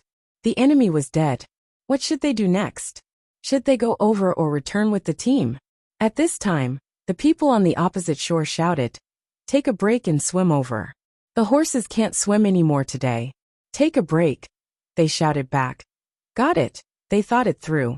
Indeed, the Tubo people did not cherish the horses. They had to protect them well. It's a pity that so many horses drowned.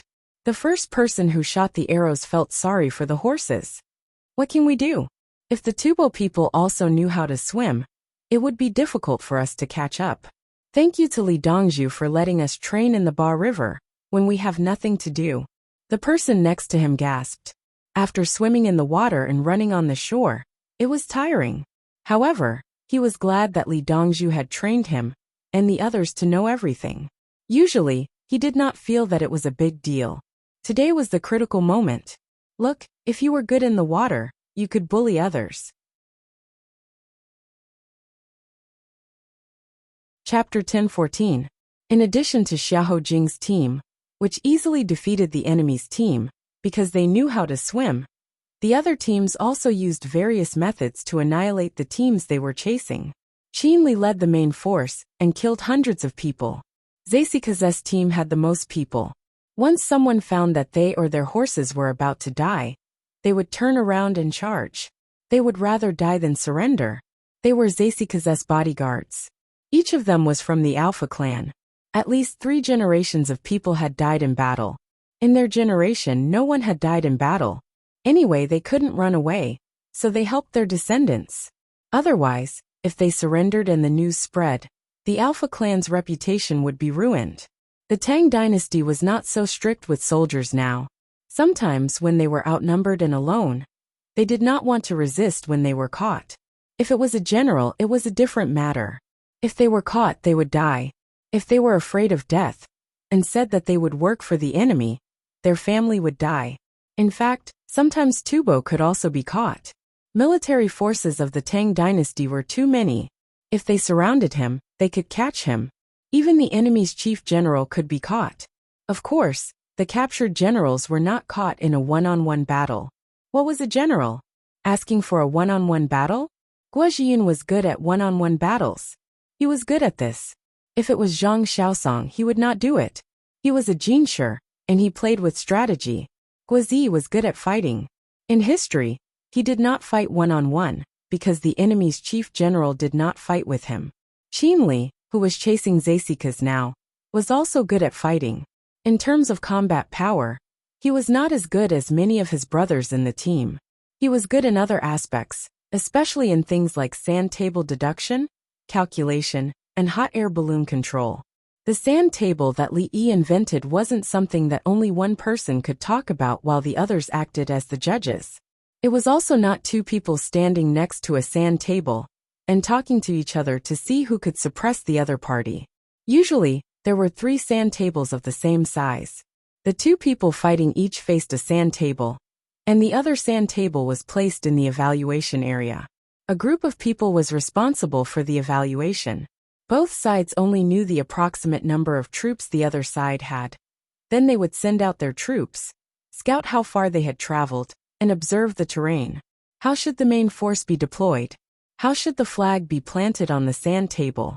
Sometimes, when one side was still deploying scouts and positions, someone would run over and plant a small flag of the enemy behind him. He told him that the enemy was here. He didn't know how they came, but they were here. The person who made the assessment knew that the entire army was mobilized and started to circle around from the side.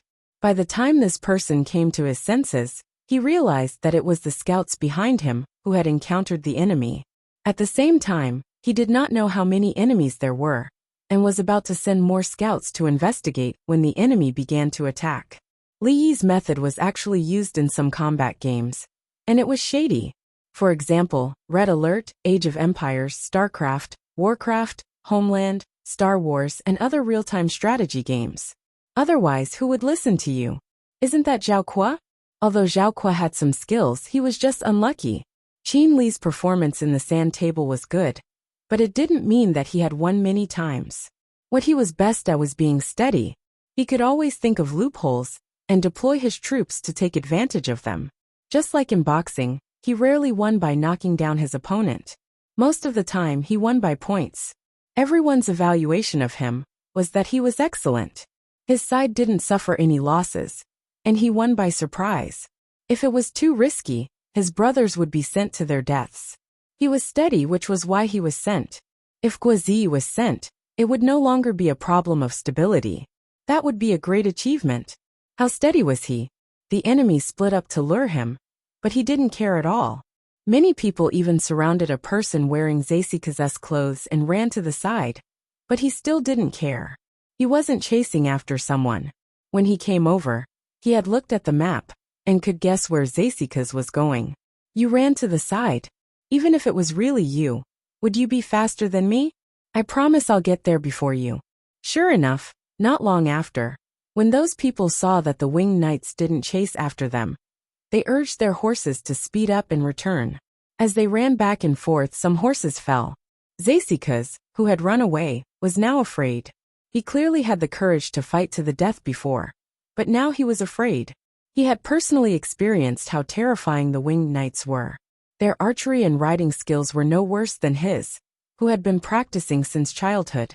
He had woken up in the middle of the night to prepare in advance, but the winged knights had discovered the situation and immediately chased after him.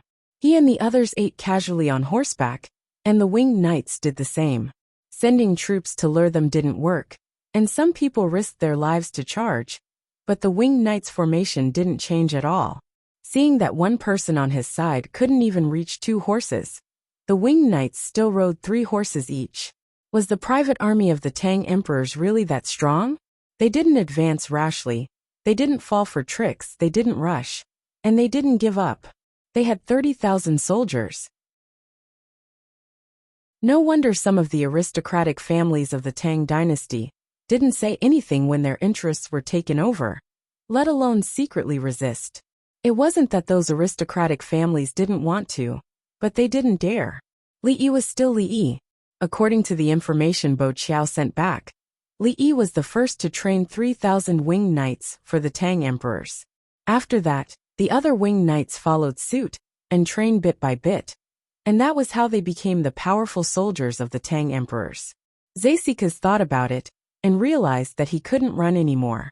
It wasn't that the horses couldn't run anymore, but he felt that he couldn't go on anymore. Riding a horse was not like sitting in a car.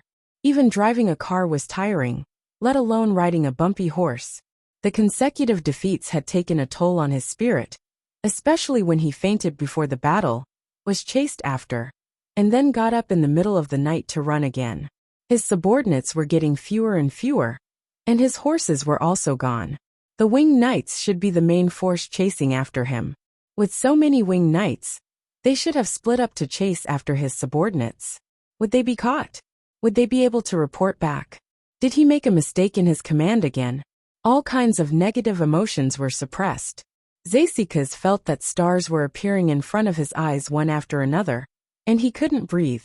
If Li Yi was here and knew about his situation, he would shake his head and say that he didn't have the qualities of a leader. How far was this?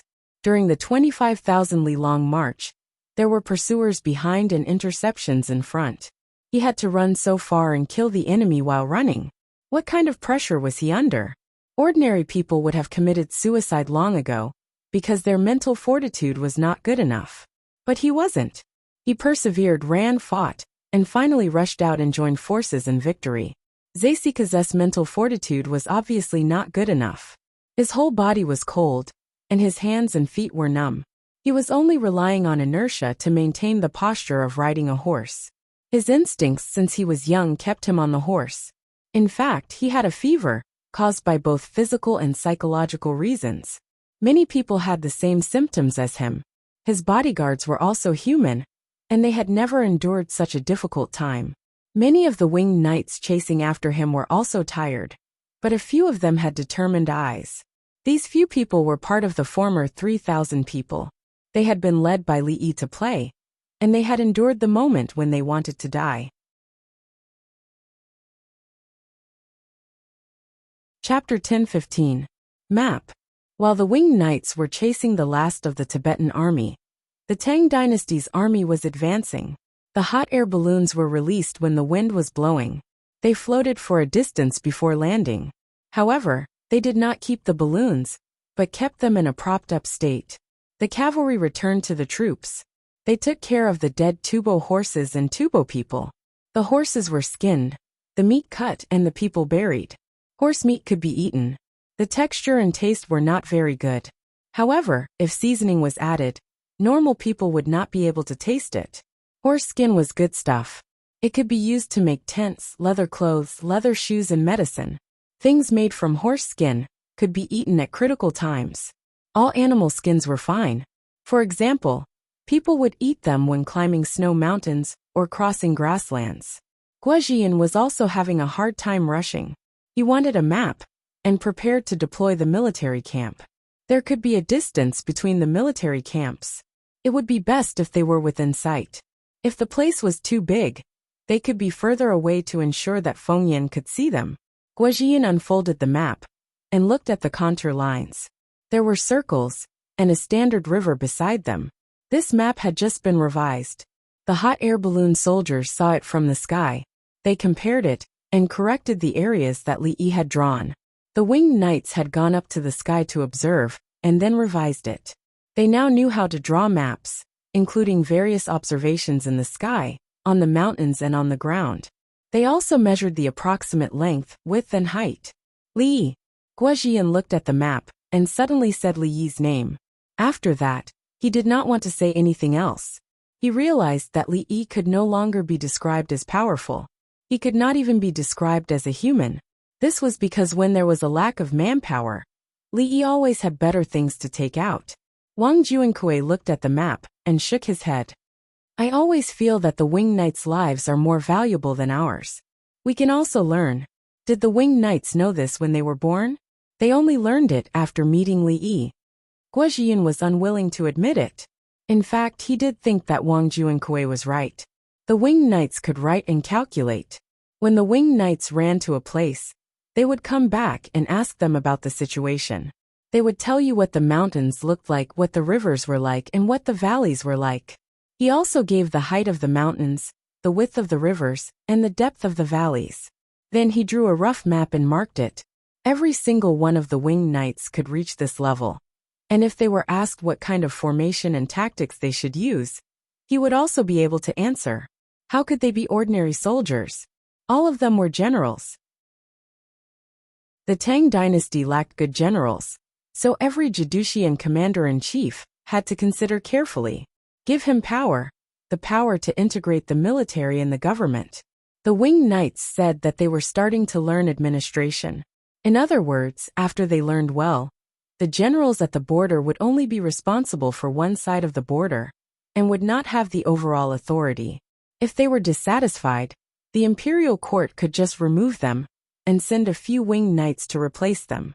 How strong was Li Yi to be able to teach a random person to such an extent? Sigh.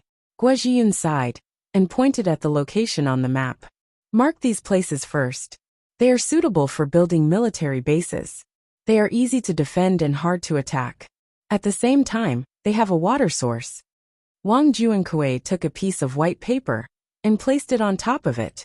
Then, he drew a few simple lines and circles according to the situation on the map. After he finished drawing, he looked at Fan Fan, who was standing next to him. What do you think? Fan Fan took the pen and marked the distance on the lines and the height of the circles. Commander Fan, are you familiar with drawing maps? Wang Juankui asked casually. I am from the first batch of winged knights, Dongzhu. No, that damned Li Yi. He didn't treat us as humans at all. He always played with us. Everyone hates him. Fan Fan suddenly became agitated. He looked like he had suffered a great deal. Wang Juankui seemed to understand. It's a pity that you don't have the chance to face him. Otherwise you can take revenge. Face him? Fan Fan's face suddenly turned white. He shook his head vigorously. No. We don't want to face Dongzhu. We can't beat him. His Majesty asked you to kill Li Yi. You didn't do it?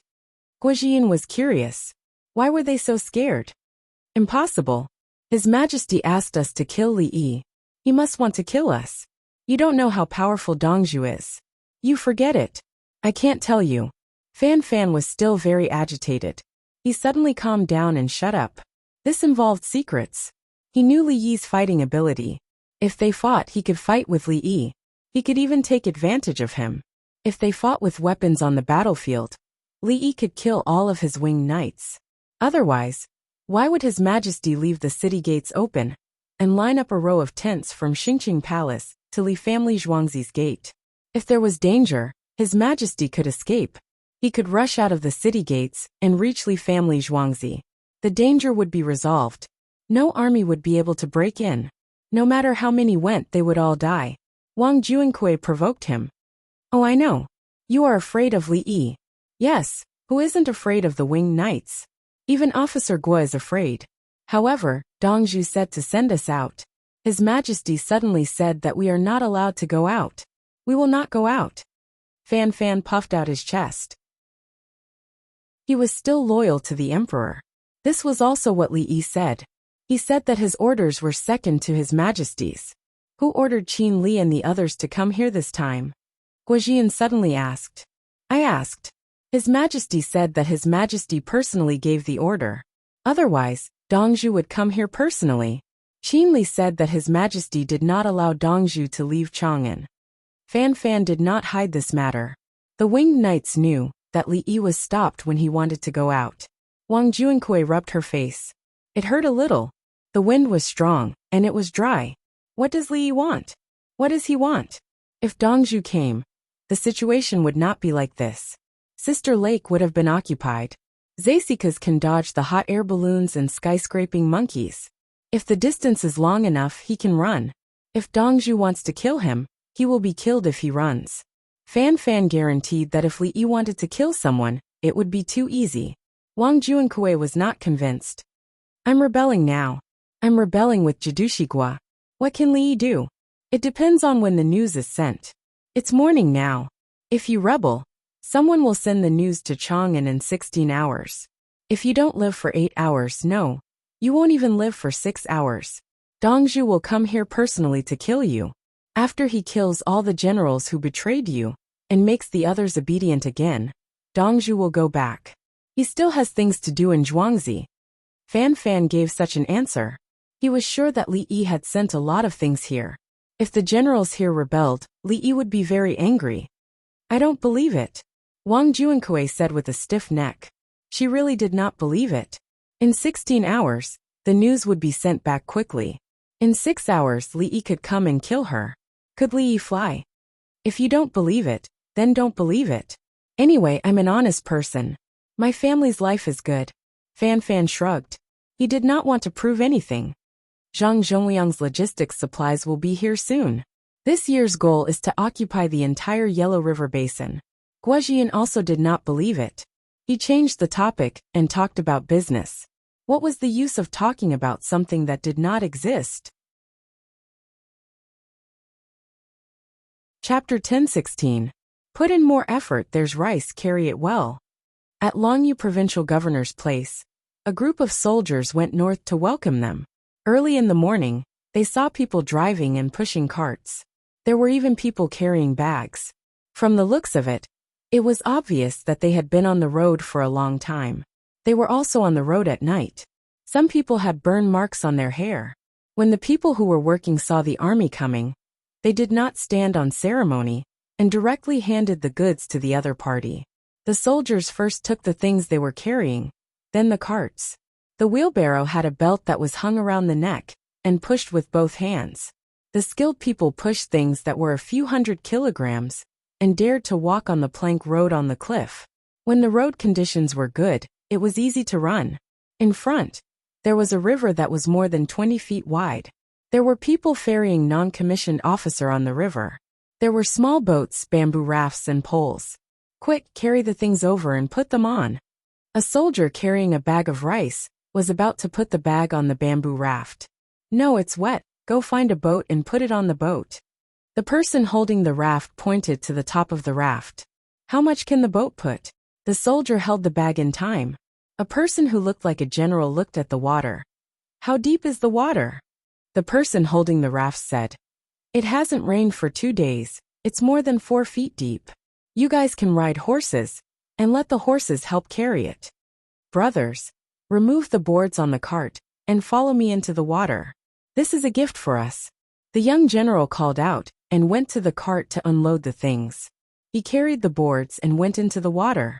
When the others saw this, they understood what to do, and went to look for boards. Bamboo raft, connect the bamboo raft and use your shoulders to carry it. The young general saw the bamboo raft again. The people holding the bamboo raft hurriedly lined it up. The people holding the bamboo raft could only carry people and the wheelbarrow. When they went into the water, the people on the other side saw it and followed.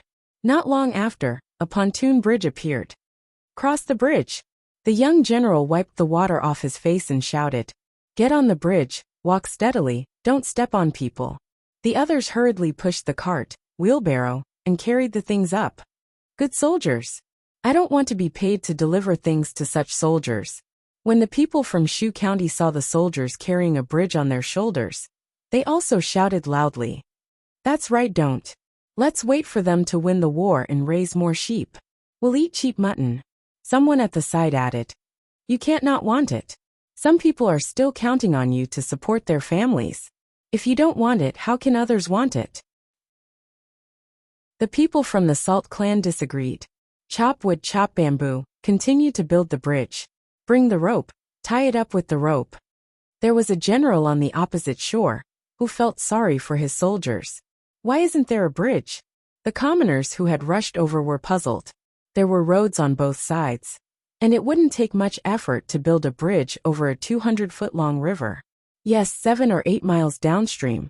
There are mountains on both sides, and there is a bridge there. The soldier in the water replied. Why don't you do it on the main road? If the enemy attacks, and we can't defend the bridge, we can go over and guard the bridge. We can wait for the enemy to enter the water on the shore. There's no need to attack halfway, just focus on shooting arrows. The person manning the ferry gave the answer. They knew the situation. Oh, then you can even earn money as a ferryman. The commoner added. We fish for a living, so we don't need money to ferry people. Otherwise, where would we get so many boats and platoons? Fishing. If someone wants to cross the river, and doesn't want to take a detour, we will bring them to the two sides. Sometimes they will buy our fish and shrimp. The person manning the first platoon had just returned from delivering goods, and denied that they were using the ferry to earn money. There weren't many people coming and going here. Some people drove carriages and could only walk on the bridge. With so many people on the river, if they relied on the ferry to make a living, they would all starve to death. Right now they were even volunteering. They heard that the army at the front had almost taken over the 9 bends. The further the army went, the more stable it was at the back. They had strategic depth. Usually, the fish and shrimp they caught would be sent to Longyu provincial governor to be sold, or exchanged for some eggs or woven cloth that other people saved. The people on both sides of the river were chopping trees in the mountains to make temporary wooden and bamboo rafts. These rafts wouldn't be used for long. If they weren't soaked in tung oil, they would rot in the water. Longyu provincial governor's soldiers were working, but the provincial governor wasn't there. Zhang Zhongliang had set out with people yesterday to deliver things to the front and provide military support. The front line was moving forward. If the front line was ambushed and ran back, he could still provide protection for the front line. When the sky was bright, and it was almost noon, he rushed to the military stronghold. His 30,000 soldiers continued to reinforce the stronghold, while watching the captives and cutting the grass. The captives couldn't be idle. They bent down to cut the grass and weave grass curtains. The cut grass was piled up and covered with grass curtains to prevent the grass from drying quickly. Take a break. Those who are in the area prepare to transport things. Those who come later will take over the work here. Zhang Zhongliang asked about the situation and ordered the troops to rotate. The rest was mainly for horses and animals to pull the carriages. There was no need for people. Everyone ate. After an hour, Zhang Zhongliang continued to lead the troops forward. There were tents in the troops. Stop. Rest the horses and eat. Qin Li led the troops to chase and kill several hundred enemies. At this time, Zaisika's only had less than 500 people left. One after another, horses fell down. One after another, people turned around to die. Zaisika's had a fever and was dizzy. He was cold. His whole body was cold. When he breathed, he felt hot. He wanted to stop, wear a thick leather coat, and drink hot soup around the fire. As he ran, he looked back and found that the people chasing him had disappeared. He quickly ordered, "Stop. Rest the horses. We can't run anymore. If we continue, we can only run with our legs." The group of horses stopped. Some of the horses stood there and swayed. With a bang, they fell down. The soldiers hurried over to take a look. The first person who saw it shook his head, took out a knife, and cut the horse's neck. Blood splattered. The horse twitched a few times and stopped moving. The others cut the horse, and cut off a large piece of meat to give to the others. The others cut it into small pieces and stuffed it into their mouths. Zasikas trembled as he ate a piece of meat. He clenched his fists and chewed desperately. It seemed that this was the only way to make him feel better. His soldiers could see that he was sick, but there was nothing they could do. They peeled off the horse's skin and wrapped him up. Their eyes were filled with sorrow. Some people looked back. Their eyes were filled with fear and helplessness.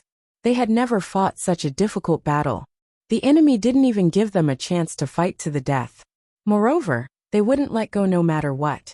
On Qin Li's side, everyone was eating hardtack and drinking water. "Boss, we can finish them all if we continue chasing, right?"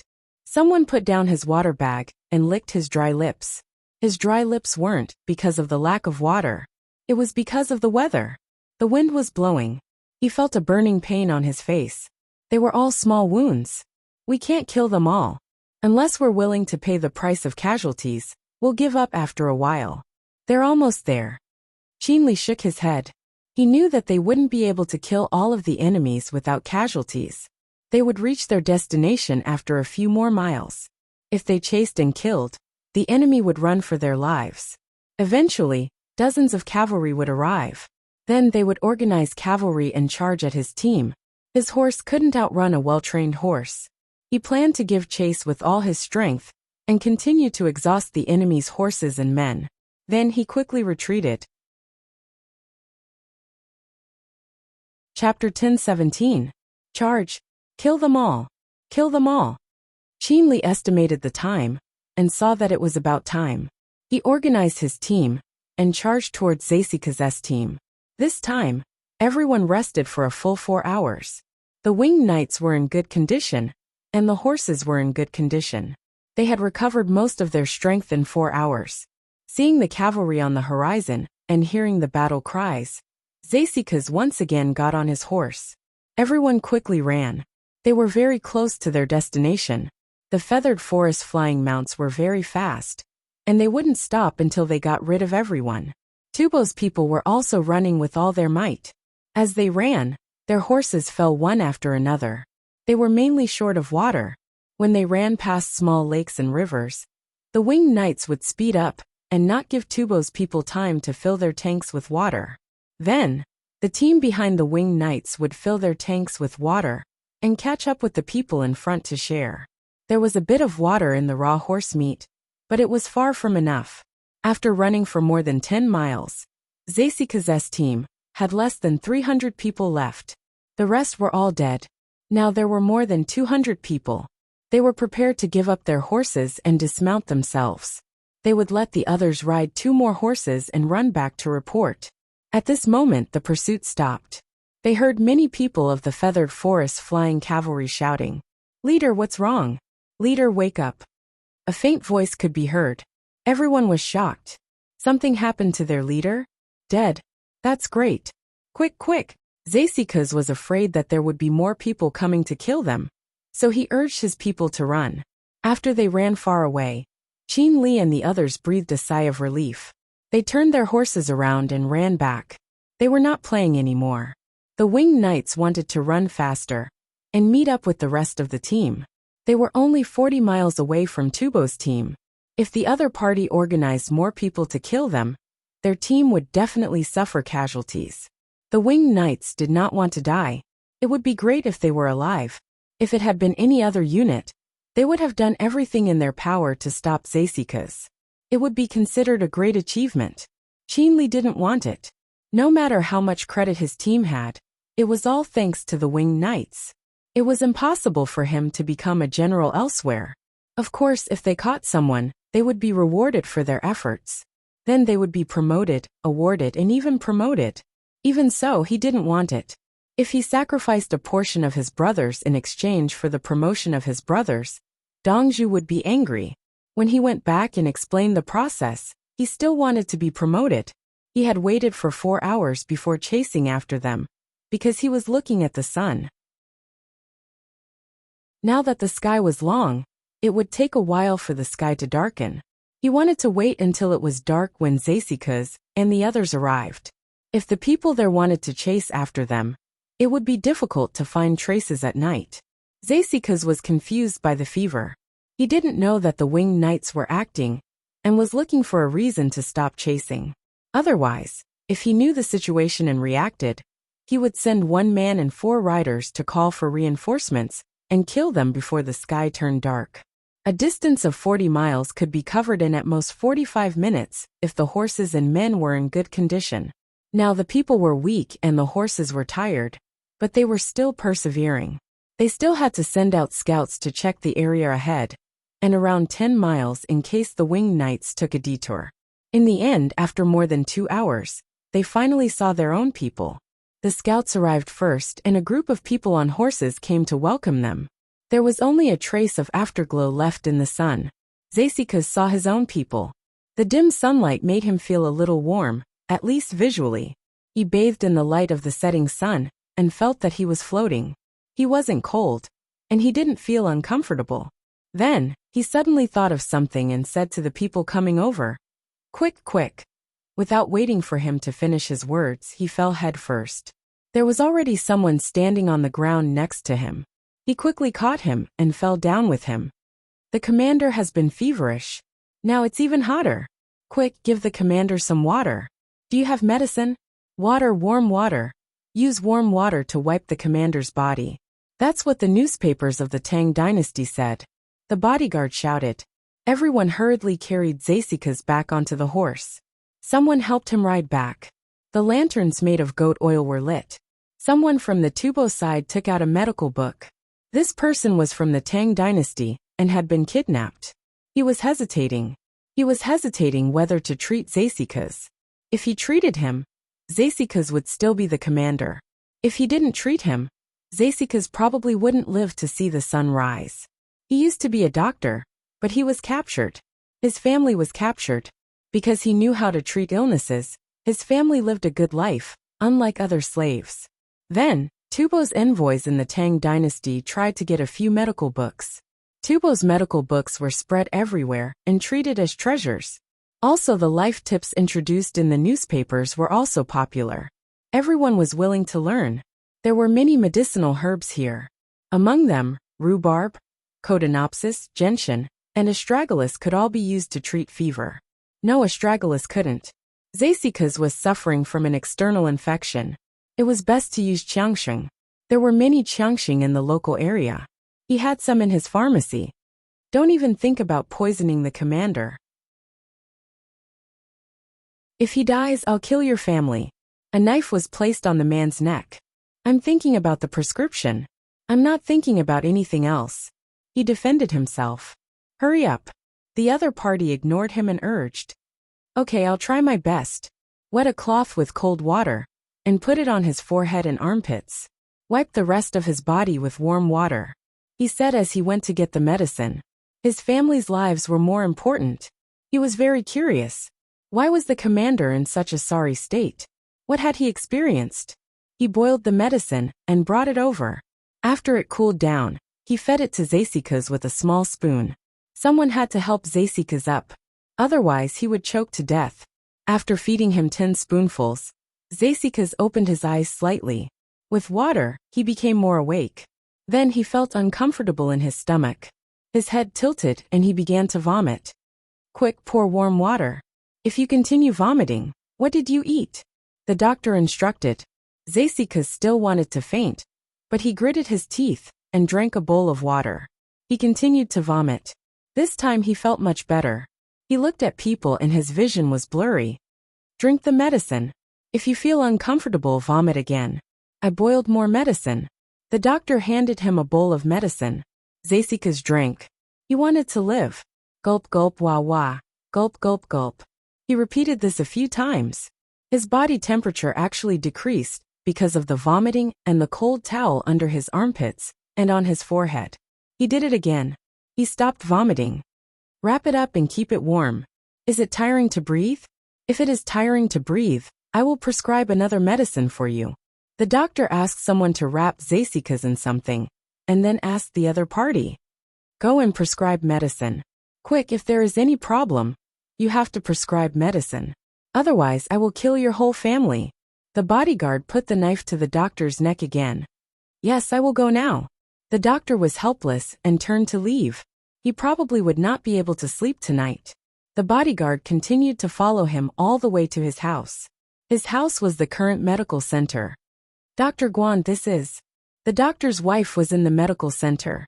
When she saw her husband return, she asked and stopped. The bodyguard was too anxious just now and did not notice that there was a woman with him. He took a closer look. Her beauty was not bad. He chuckled. The doctor's face sank. Do you want your leader to die? The local soldier saw this and quickly stopped the bodyguard. He did not care about Zasika's life or death. He cared about the doctor. Chapter 10:18. The soldiers of the local tribe valued the doctor. If it was someone else who was abducted and had a beautiful woman, they would have been bullied long ago. This person was no good. He knew how to treat illnesses, and his request was that his family should not be wronged. In the beginning, he could treat many illnesses. Some of them were not cured, so it was not his fault. Many of them were cured, and everyone felt that he was very useful. Sometimes, they would even kill sheep and send mutton to his house. Later on, there were a few medical books. Amazing. Diseases that could not be cured could be cured. With such a person, even if you were Zasika's personal guard, you would not be able to cure him. Not to mention you, even Zasika's could not. We are counting on him to live. The personal guard looked at the locals, then looked at the doctor. He glared at him, but did not do anything else. The doctor did not provoke him. He asked his wife to fetch some medicine. The local soldier said to the personal guard, Dr. Guanlin saved many of our people. We have more than 1,000 people, and we are counting on him. I didn't do anything. The personal guard instantly understood the doctor's position. This was a large tribe with more than 1,000 people. There were also women, children, old people, and slaves. If they wanted to fight, they could gather 5,000 soldiers. With so many people, there was only one miracle doctor. Zasika's leaned against the wall. He was still cold, but he was much more awake. He asked, Who is that person? The abducted person was a doctor from the Tang dynasty. He was not as good as the doctors of the Tang dynasty, but he could treat illnesses. He cured many people. Later on, he obtained medical books. He learned from medical books and newspapers, and his skills grew. Unfortunately, he did not have enough medical books. They were all sent back from the Tang dynasty. Commander, do you have more? The local Qianhu answered. He valued Guanlin as much as he did. He had fallen ill twice. The first time was due to typhoid, and the second time was when his leg was bitten while hunting. The typhoid healed faster. He did not pay attention to the bite at first, but later on, he could not take it anymore. Guanlin helped her cut her flesh, applied medicine, and gave her medicine. For half a month, he was constantly at war with the king of hell. Finally, after 20 days, he began to recover. He knew that without Guanlin, he would have died long ago. Since then, he had specially set aside a piece of land for Guanlin's family and built a house there. Guanlin's family, whether it was grazing the goats or growing the food, all belonged to Guanlin. His family had even built a heated brick bed. Many people found it useful and followed suit. Whoever was cured would be given a bundle of firewood, and those with a bit of status would be given meat. He told Zasika's all this because he was worried that Zasika's would suffer losses in the war, and would want to vent his anger by killing the people of the Tang dynasty. Don't kill him, absolutely don't kill him. When the captives were exchanged, the higher-ups requested that the captives be exchanged for something else, while the captives themselves had to hand over the other members of the Tang dynasty, and this family would stay. Sigh.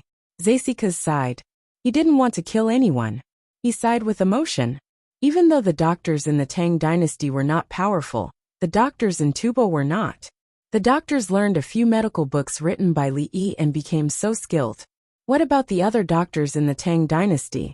No, how good are Li Yi's medical skills?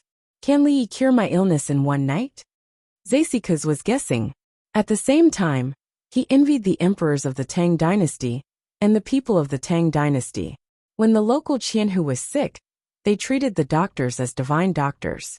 When the Tang emperors were not feeling well, they promised to summon Li Yi to the palace for treatment. He saw that he was on the verge of death, But a young physician in the Great Tang was able to wake him up. Was Li Yi able to save even the dead? I can't catch Li Yi. Li Yi is protected by the Winged Knights.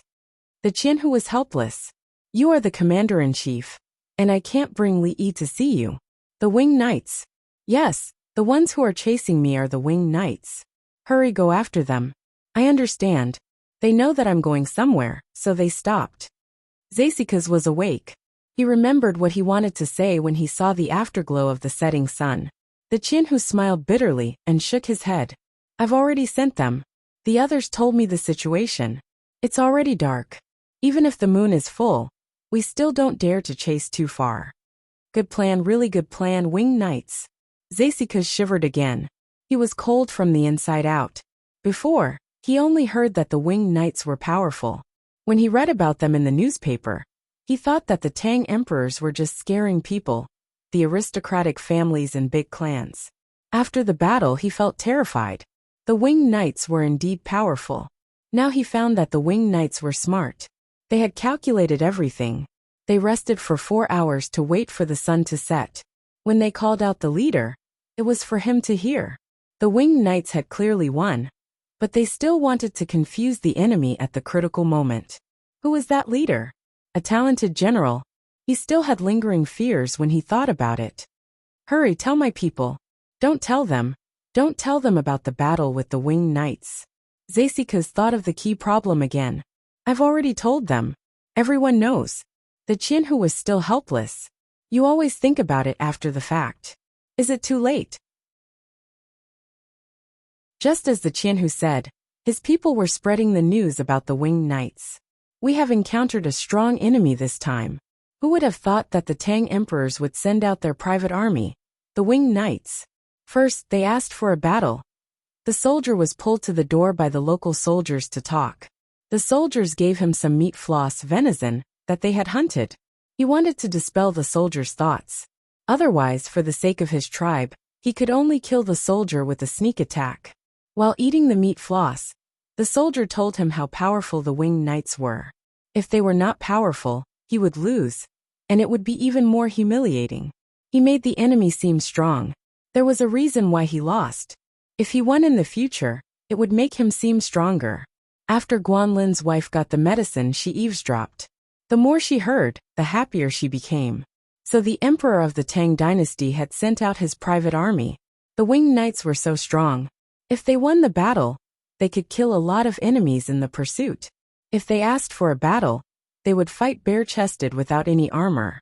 One arrow would leave a big hole. For the country, the wings are as flourishing as the forest. The Winged Knights of the forest are solemn and respectful. Guanlin's wife whispered. She was also literate. When she talked with the women in the tribe, she taught them some knowledge.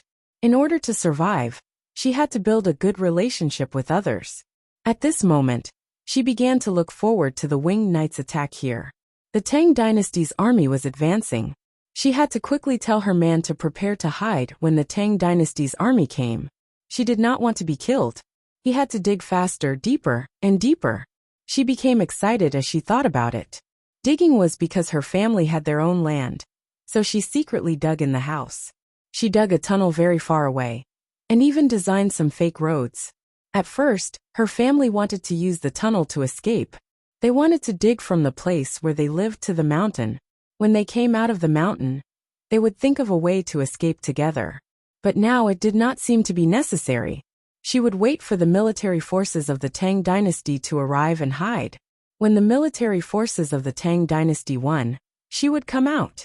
It was easier than running by herself. The premise was that she would not be caught and killed by the Tubo people. That would be too humiliating. It was the final moment of victory. Chapter 10:19. The moon rose to the top of the sky in the middle of the night. It was the 15th day. The 1,000-odd cavalrymen who went after the Winged Knights didn't find anything. They were relieved. To be honest, they didn't want to fight the Winged Knights. Fighting the other soldiers of the Tang dynasty had already caused a lot of casualties. Fighting the Winged Knights, the outcome was still uncertain. Who would want to face the elites of the other country without being prepared? Let's go back and tell them. The Winged Knights fled at the sight of the wind. They were worried about Commander Zasika's safety and didn't dare to chase after him for a long distance in case they fell into the enemy's trap. Yes, that's it. There's nothing wrong with it. So they rode back. They had to tell each other clearly in case anyone spilled the beans. Guanlin endured his sleepiness and decocted some medicine for Zasika's. It was a medicine to lower the temperature. The effect wasn't very good. The temperature of the water was low, so it needed to be boiled for a while to remove the contents of the medicine. Zasika slept for a while, but he still had a fever. Not to mention Guanlin, even if it was given to Li Yi could really lower the temperature in a short time. As long as Li Yi was willing to increase the dosage of the medicine and use physical methods, there was no way the temperature couldn't be lowered. But it was useless. It would rebound and develop resistance. Zasika gulped down the medicine. After a while, he felt that he was almost cured. In fact, he still had a fever. He drank a lot of water, sweated and urinated, and his metabolism was fast. His symptoms weren't completely reversed. He had a normal routine at night, and his body was resting. The fever was caused by the body's immune system. At night, the body's biological clock allowed the body to rest. The immune system would lower the body's temperature. At dawn, the immune system would continue to work, and the temperature would rise again. So many people with a fever would wake up in the middle of the night to take medicine and measure their temperature. Oh, it's down. That's great. But the next morning, why did it rise again? Guanlin felt that he had achieved the treatment effect. He was thinking about what to feed the patient. If he kept taking medicine, his body would collapse. Drink more water tonight. Drink some ginger sugar water, and then cover yourself with your hands to sweat. When you wake up tomorrow morning, you'll have egg drop soup. It's made with 2 eggs and some vegetables. No milk. Guanlin asked if she could drink milk when she had a fever. I'm drinking Chinese medicine. Do you think I can drink milk? Egg drop soup and porridge were fine, but some traditional Chinese medicines required egg drop soup to be taken. Okay. Zasika had already sweated profusely once. He was covered and then wiped his body with warm water. Now that he had covered it again, he felt that he could survive. No matter how uncomfortable it was now, it was still better than being chased. Then I'll go back to sleep. If I collapse from exhaustion, who will treat the commander-in-chief? Guanlin looked at his bodyguard. Go ahead. Thank you very much. Zasika rarely thanked the people from the Tang dynasty who had been captured. There was no other way. There were so many people, but only one person could treat his illness. Instead of using the life and death of his family to force him, it was better to be friendly. Guanlin excused himself and returned home. His parents, wife, and 2 sons were all there. His eldest son was 11 years old, and his youngest son was 5 years old. They were both learning medicine from him. Go to sleep. It's fine now. Guanlin took his wife back to his room. His eldest son also took his younger son back to their room. The 2 children fell asleep quickly, but Guanlin and his wife did not sleep. They held hands and lay there with their eyes open, listening to the movements outside. Yes, listening with their eyes open would affect their hearing, unless they were blind. There were no footsteps outside, nor any special breathing sounds. Guanlin's wife held Guanlin's hand 3 times in a row. The 2 quietly got up and went to the corner where the small water tank was placed under the moonlight. They moved the tank away and used their hands to gently dig at the ground. A wooden board was exposed. They lifted it up and went down one after another. When they reached the bottom, there was light. Guanlin's mother was there. Your father is snoring up there. Are our people coming? Guanlin's mother looked at Guanlin and asked. Yes, it's coming. There were more than 70,000 soldiers, but less than 300 were killed. Some surrendered and some died. I heard that more than 400 people were captured and killed in Huge Stone City. Guanlin's wife was busy today. She went to chat with other women and got some information. It's best to know when the Tang dynasty will attack. Then your father and I will cook for them. They love our cooking. Guanlin's mother smiled.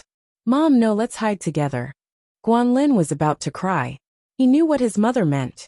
Others thought he was a doctor, but in fact his medical skills were passed down in his family. His father and mother's medical skills were amazing. Just like in Li Yi's novel, his mother was an ethnic minority who was good at poisoning. His father was a doctor who was good at detoxification. Just like that, the two of them met and groomed him. When they first came, someone wanted to marry the old lady's daughter-in-law. Then he went out to hunt, but he suddenly fell ill and died before he could come back. People who were good at medicine and poisons could cook delicious dishes. Even stews could be seasoned. The old man and the old lady were also willing to cook for others. If someone gave them something, they would cook for many people. During the harvest season, they could cook even more delicious food. Tubo people regarded the harvest season as the beginning of the year, not the first day of the Tang dynasty.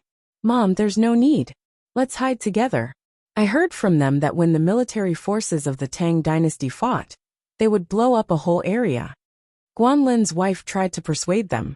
Why should they poison others and seek death? She also knew how to use poison. She had learned it from her mother-in-law. Of course, their poison was basically useless against Li Yi. It was a slow-acting poison. As soon as the symptoms of poisoning appeared, they met Li Yi. Except for the pesticide and other chemical toxins, Li Yi could save them. Okay, I don't want to die. Let's dig again. Guanlin's mother was not stubborn. She thought that when the military forces of the Tang dynasty attacked, they would not be able to take them down for a long time. Then her son, daughter-in-law, and grandson would be found hiding underground. If they attacked fast enough, she would not have to poison them. In a few years, her eldest grandson would get married and have children. Then, she would have 4 generations under the same roof. She could have her grandson or granddaughter. She was only in her 50s this year and was still healthy. The 3 of them continued to move forward. There was a ventilation system in this tunnel. The land where they grew vegetables had a shelf.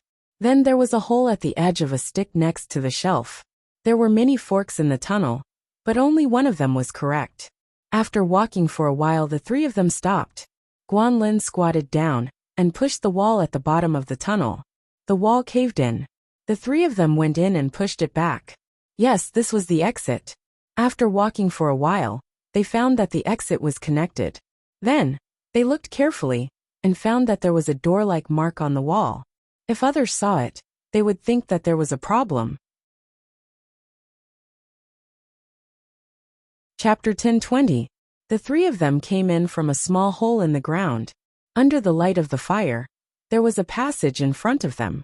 If they walked along the passage, they would find 3 forks in the road. However, the 3 of them did not leave. They stood where they came from. There was a ladder beside them. Guanlin climbed up the ladder. He dragged a spot and went up. His mother and daughter-in-law followed him. After they went up, it was a narrow place. They could only climb. After about 100 steps, they stopped, even though there was still room for them to climb. Guanlin used one hand to push the wall beside him. The wall sank in. He climbed again. He went in and slid down. This time, it was the real passage that led to the mountains. The 3 of them ran to the place and started to dig. They dug at the side. After they went up, they could reach the forest. However, when they dug at the side, there was already a room beside them. It was right in front of the exit. They still had to push to get in. This room had not been dug out to lead to other places, but it was big enough. At the same time, there was a small hidden ventilation hole. Who would have thought that a tunnel would be so complicated? The real exits were all blind spots. Moreover, the last exit was a hidden place.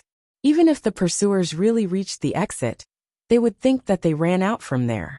As for the footprints, the ground was made of grass, not mud. The soil here was easier to dig. It was soft. If they changed to a harder place, they would probably have other ways. This tunnel was designed by Guanlin's mother and daughter-in-law. They were good at using poison. They were different from normal people. Dig this in 2 days. It's the same trunk. There are layers of obstacles. If they want to chase, they won't be able to find it in 10 days or half a month. Let's just wait. Guanlin's mother did not want to die. She continued to dig with her son and daughter-in-law. The path ahead was dug by the older children. They hollowed out the middle of a big tree. The bark was still there. The tree was still growing. The adults could not get in. Now that it was widened, they could get in 2 days. If Li Yi saw it now, he would think that it was the will of East Germany. East Germany was East Germany. There was a Berlin Wall between East Germany and West Germany. The East Germans used countless methods to get to West Germany. For example, when the railings at the checkpoint were higher, they modified their cars and crawled under the railings.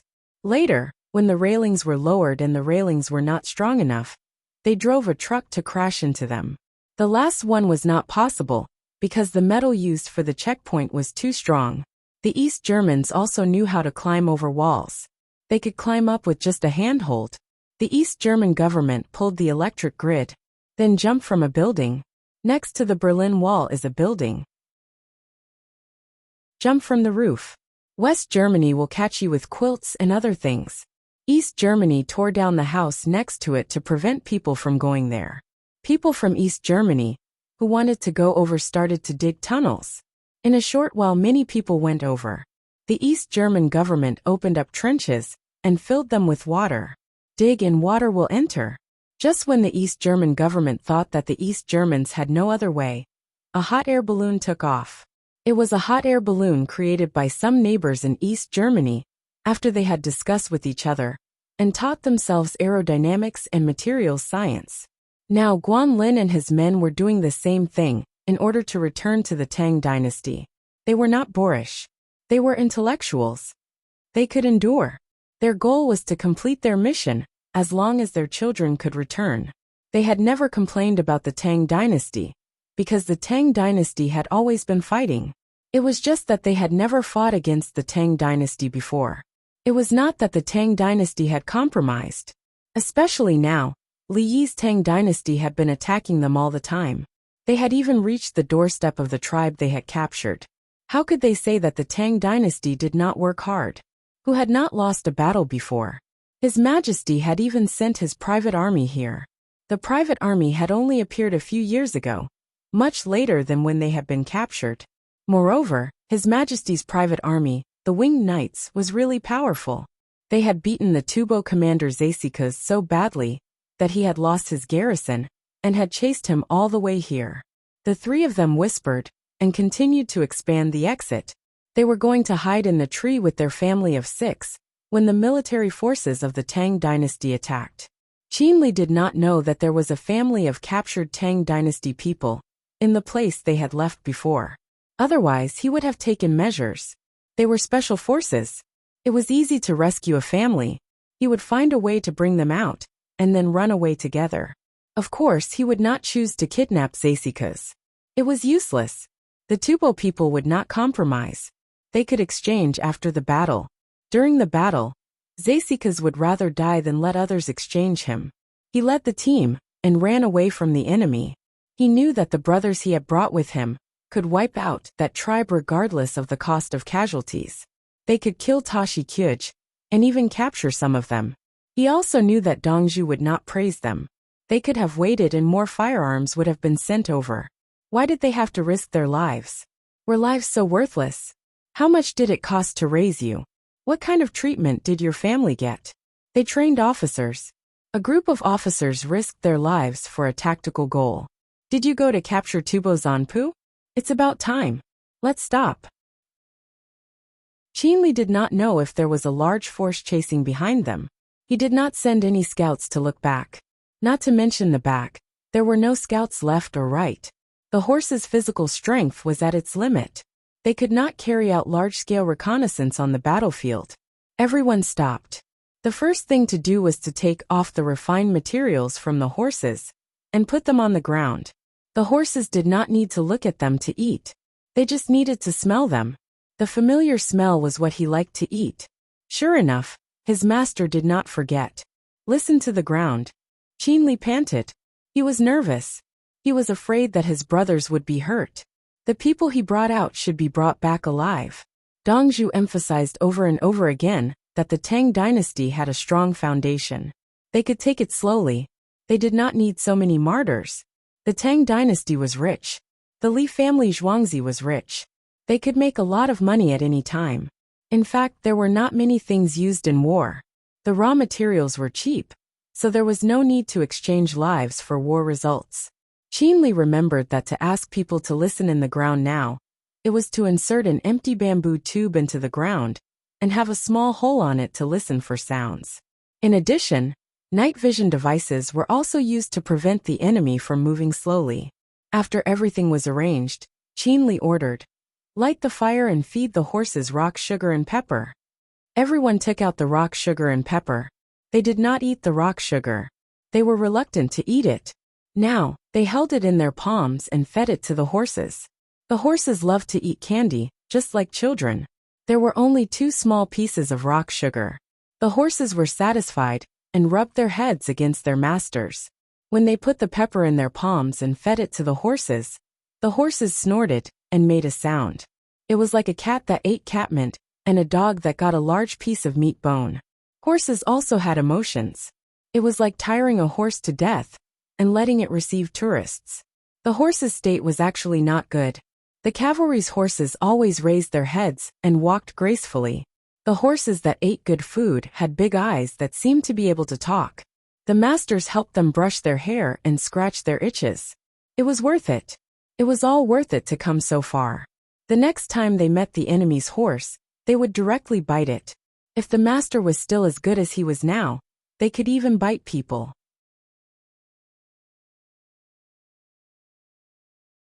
Chapter 1021. Li Dongzhu, thank you for your invitation. On May 16th, the Li family Zhuangzi and the people from the Japanese Empire arrived. There were only 4 people from the Japanese Empire. When they crossed the bridge, they searched their bodies. Before they saw Li Yi, they went to take a shower and changed into the clothes provided by Zhuangzi. At noon, they saw Li Yi at the dining table. The honey worth 25,000 yuan was delivered. There were 3 people accompanying him: Minister Tianqing Yuan of the Chamberlain of Dependencies, Minister Lu Tong of the Chamberlain of Dependencies, and Secretary Sun Wanyan. The 3 of them were very happy. They helped Li Yi make money, and they also made money at the same time. The people from the Japanese Empire gave 500 yuan to Changsun Wanyan, 1,000 yuan to Lu Tong, and 1,500 yuan to Tianqing Yuan. The 3 of them each got 1/10 of the honey, which was not a small income. When they arrived at Zhuangzi, there would be a gift. It must be very valuable. The main thing is to thank you for giving me the honey that is needed for the medicine. You are reluctant to eat it, but you know that the people need it, so you donated it to show the friendship of the Tang dynasty. Li Yi did not say what at this time. The Japanese Empire did not know about it in the past. Later, they found that the word "wa" was not a good name, so they changed it to Japan. It meant that the sun shone on the place before the Tang dynasty. Let's eat. There are many people in the manor, and life is not easy. Therefore, the dishes for you are a bit shabby. Li Yi asked everyone to sit down. He made a big rotating round table. The table was piled with plates, and each plate was filled with many dishes. There were chicken, duck, fish, sheep, cattle, rabbits, and turtles. In the middle of the table was a stewed goose. The 4 people from the Japanese Empire were very happy. Look, Li Yi valued them. Otherwise, he would not have taken out so many dishes. Some of the dishes could not be seen in the earthly paradise. I am honored to meet you all. Please. Li Yi first held a small wine cup. It was white wine. Drinking wine was popular nowadays, but Li Yi always felt that it was not right to drink wine without eating steak. The taste of the wine would suppress the taste of the dishes. Drinking rice wine was better than drinking wine, Li Yi said as he downed a cup of wine. It was a cup worth 3 coins. After drinking, he frowned and pursed his lips. He waited for the wine to go down before opening his mouth and exhaling the smell of alcohol. Please. The other 7 followed suit. The people from the Chamberlain of Dependencies knew the situation and did the same thing as Li Yi. The 4 people from the Japanese Empire had never tasted such strong alcohol before. The moment they took a sip, they sucked in a deep breath. Cough, cough, cough. They quickly turned their heads and coughed. Their faces instantly turned red, and they felt as if their throats were stuffed with cotton. This wine is too strong. Try not to breathe in when you drink it. Li Yi reminded him. He had forgotten to mention it before. Good wine. Takagi Junichiro praised first. Fortunately, he didn't know where it was. Next, the table turned. Everyone chatted and flattered each other. After chatting for a while, Shinbei Shimoto suddenly said to Li Yi, Li Dongzhu, the honey you sent to Zhuangzi is beneficial to the people of the Tang dynasty. It's really great. I wonder, Li Dongzhu, do you have a way to make the lives of the people of Japan better? Oh okay. But I'm not familiar with your country. The Tang dynasty has new rice. Why don't I give you a few thousand kilograms of rice seeds? You can take them back and plant them. Li Yi showed a troubled expression. He thought of something good, rice seeds. Thank you, Li Dongzhu. I heard that the rice seeds can be harvested in 2 months. The people of Japan will thank Li Dongzhu. Fujiwara Mayang added. After thanking him, he hesitated and said, but the people of Japan lack houses to live in. That, easy. I'll teach you how to make a kiln. You can send the method back. Use the bricks to build houses, and use the tiles to block the rain. Li Yi readily agreed and raised his wine cup. Everyone drank a cup. Abita Nakamaro couldn't help but say, Li Dongzhu, we've seen cement blocks with iron chains in Pujin. That's not bad. They had always been thinking about the price. After thinking about it, they felt that it was expensive and difficult to transport. Buying cement from the Tang dynasty and building their own castles required too much manpower. The boats were small and couldn't transport much at a time. The recipe for making cement was the most important. They could send it back and make it in their own place. You're talking about concrete with cobblestones? This, Li Yi dragged out the word. Sigh. He sighed again. To tell you the truth, concrete is controlled and used for military purposes. The Tang dynasty doesn't allow it to be spread outside. Yes, Chang Sun Wanyan testified. Yes, how could cement be leaked? But you can buy the finished product. For the sake of the friendship between the two countries, I'll sell it to you at the cost. Li Yi compromised and sold the cement at the cost. Japan is not an enemy of the Tang dynasty. It's on the other side of the sea, and transportation is inconvenient. Is there any other way? Abita Nakamaro asked with a bitter face. Way. Li Yi repeated and glanced at the 3 people from Honglu Temple. Li Dongzhu, I drank too much water this morning. I want to go take care of it. Tian Qingyuan smiled embarrassedly. I know where it is. I'll take you there. Chang Sun Wanyan went to pull Tian Qingyuan. My face doesn't feel well. I'll go wash it. Lu Tong found an excuse and followed. Without the palace maids and eunuchs, there were only 5 people left in the room. Li Yi put his hand in his pocket and touched the gun. Everyone, I can't give you the recipe, but I can take you to see the process of making cement. How about 50,000 coins? Shinichi Shimoto directly offered. I'll give you 100,000 coins of ready-made cement. Take it back and don't mention it again. Li Yi retorted. Takagi Junichiro next to him knew how rich the Li family Zhuangzi was. He smiled and tried to smooth things over. It's 50,000 coins in Japan. 50,000 coins is equivalent to 500,000 silver coins. Yes, 500,000 silver coins in Japan. Abita Nakamaro gritted his teeth and agreed. Did you bring it? Li estimated that it was possible. Japanese Empire's current silver coins were 5 or 6 grams per coin. It was about 500,000 in 5 tons. So much silver coins, did you bring it? It could be exchanged for 130,000 or 140,000 coins in Tang Dynasty's money. In Tang Dynasty, 1 tael of silver was not exchanged for 1 tael of silver.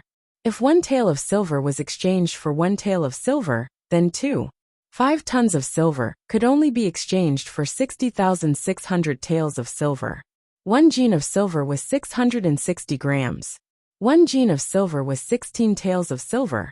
1 tael of silver could be exchanged for more than 2 taels of Tang Dynasty's money. This was the price of selling silver to make jewelry.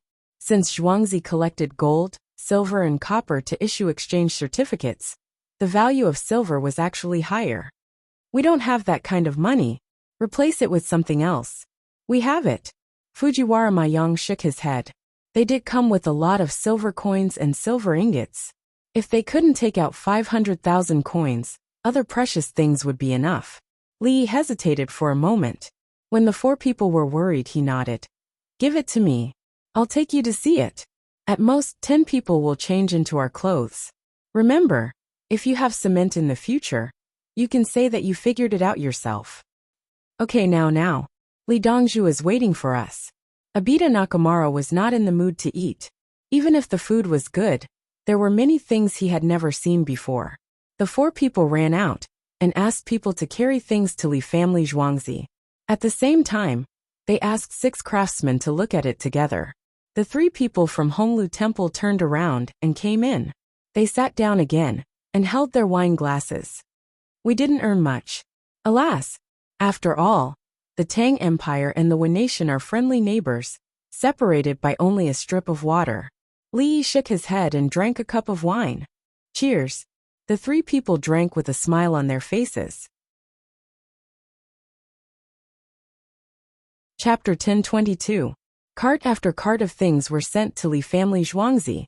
The villagers were counting. Abe Zhong, Maru and the others did not come back to drink. They were talking to their men.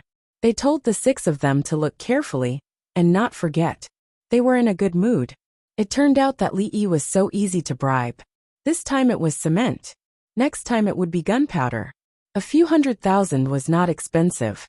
Even if it was 1,000,000, as long as they could get it, it was worth it. They did not bring enough money, so they sent people back to report. More money was sent from the country to buy the secret recipe. Gunpowder, hot air balloons, landing powder, kerosene lamps. It was not the way to deal with paraffin. As long as they got the recipe, they could get whatever oil they wanted. Li Dongzhu, there are a lot of leftovers. How should we deal with them? Tian Qingyuan looked at the big table of dishes and felt distressed. Everyone didn't eat much. The whole chickens and ducks are still there. Last time, those people in Grief Tian Square were dealt with. Some of them are dismissed. Li Yi raised the people of Grief Field Square. They did not eat the leftovers that were given to them. After checking the accounts, it was settled. They had embezzled more than 10 yuan. Grief Tian Square was the face of the imperial court and the favor of the emperor. Even if they embezzled more than 10 yuan, they would still be dealt with. Dongzhu, are you going to send it to Grief Tian Square? Changsun Wanyan asked, even though she knew the answer. I made a lot and sent them together. The weather is hot. I think Grief Tian Square will give them cool food. There are not many meat dishes. Zhang family village no longer sends overnight dishes. They will send them that night. Li Yi explained the reason. People in Grief Tian Square always ate cool food. There was not much meat. People who went to Zhang family village to eat would consume less meat on a hot day. They would not order so many dishes. He made a lot of food and sent it over at night to nourish everyone. Guozhu's illness has been cured. Lu Tong mentioned the situation of another person. After Guozhu went through a lot of pain, he suddenly realized something. There was nothing to be troubled about. He could only ask for peace. There was no other way except for peace. Then he would persuade Tubo to fight others and accumulate strength. When he was strong enough, he would fight the Tang dynasty. Li Yi smiled. He's probably thinking that if Zanpu humbles himself and Princess Jincheng writes a letter to plead for leniency, the Tang dynasty will agree to a truce. It was like that in the past. Lu Tong did not understand the situation at the front lines. He felt depressed that the enemy would stop fighting once they asked for peace. Whether we make peace or not depends on the morale and logistical supplies of the military forces of the Tang dynasty. We're clearly holding on, but the enemy wants peace, so we have no choice but to agree. Li Yi had righted the name of the Tang dynasty. If he could fight, how could he not? The soldiers at the front were having a hard time fighting. When they heard that Tubo wanted to make peace, they did not want to fight anymore. Tubo's strategy had always been pretty good. He was able to negotiate peace with the Arabs and fight the Tang dynasty together. There was also the Tujiwa, Tukishi and Tubo. This included the Southwest barbarians. Their diplomatic strategies were formidable. What about now? Lu Tong asked. Now we'll wait until we occupy the source of the Yellow River. We'll defend and develop agriculture and animal husbandry. Li Yi had already made up his mind. After spending so much effort, would it be a waste of money if he didn't take advantage of it? We won't keep fighting. Once we occupy the Yellow River Basin, we'll guard this place and rear a lot of cattle and sheep. Later on, we'll buy them at a high price. Guozhian shouted as they marched. The messengers went out to pass on the message to the various troops. The soldiers were tired of fighting. After fighting for a long time, their morale was low. First, it was clear that it would be over soon. Everyone would fight and live a good life. The infantry was about to reach the location where the winged knights had first chased out. The soldiers were very tired from running. When it was time to eat, the troops at the front finally saw the cavalry. The cavalry sent out scouts to tell the vanguard how far they were. The winged knights were cooking. They came back one after another. Only Qin Li's troops were missing. Tubo's troops in all directions had been wiped out. They took out square barrels of greased canvas and propped open the shelf. Then, they used their military kettles to cook horse meat and wild vegetables. The pressure was low, so it took a while to cook. After cooking a box, they immediately poured it into the barrels and covered the barrels. After doing this many times, the barrels were filled with food. After adding a little salt, the taste would be there. The Hushi Jidushi's cavalry watched and helped feed the horses. They were envious and surprised. The winged knights' kettles were good, and the winged knights could cook. They smelled good. Those who came later, come here and eat. The winged knights' men called out to the infantry who ran closer. The infantry were exhausted. They didn't have horses, so they tied their legs and ran. Now that they arrived, exhaustion overwhelmed them. They put down their things one by one and sat to the side to catch their breath. Their formation couldn't be messed up. If it was in the past, they wouldn't have cared. They would eat first and talk later. At this moment, they felt that they couldn't lose face. The winged knights were watching. They took out their military kettles. They were different from the winged knights' kettles. The winged knights used copper kettles. The Li family Zhuangzi made them. The others used iron kettles. The Ministry of Works and the Military Ordnance Supervisor made them, and the Workers' Alliance helped.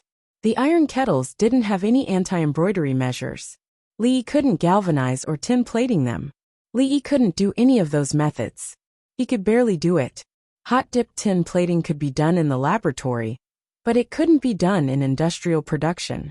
In order to prevent the kettles from rusting, the soldiers would smear the outside with fat. They would pour liquid oil into the kettles and shake it a little before pouring it out. This way the kettles wouldn't rust. Their kettles looked oily. They placed them in a canvas kettle bag. There was a layer of oil inside the canvas. They didn't wash it and used it to protect the kettles. For the frontline soldiers, it was good enough to have a kettle. It was also multifunctional. It was better than leather bags. Leather bags couldn't be heated and couldn't be used as utensils. They had to prepare extra bowls for meals. The troops at the back arrived one after another. The troops at the front had rested and went to eat. The rice they brought was fried rice. They grabbed a few handfuls and soaked it in water. Qinli didn't come back? Guojian arrived and used his binoculars to look for Qinli. Qinli was the most important troop. He didn't come back. We killed the other 9 troops. We didn't take any prisoners. Those who were injured were killed. A winged knight replied. This group of Tubo soldiers didn't surrender. They couldn't capture any prisoners. They didn't want to capture those who were injured. Even if they were captured, they still had to treat them. If the other party fought with their lives on the line, they would become a burden.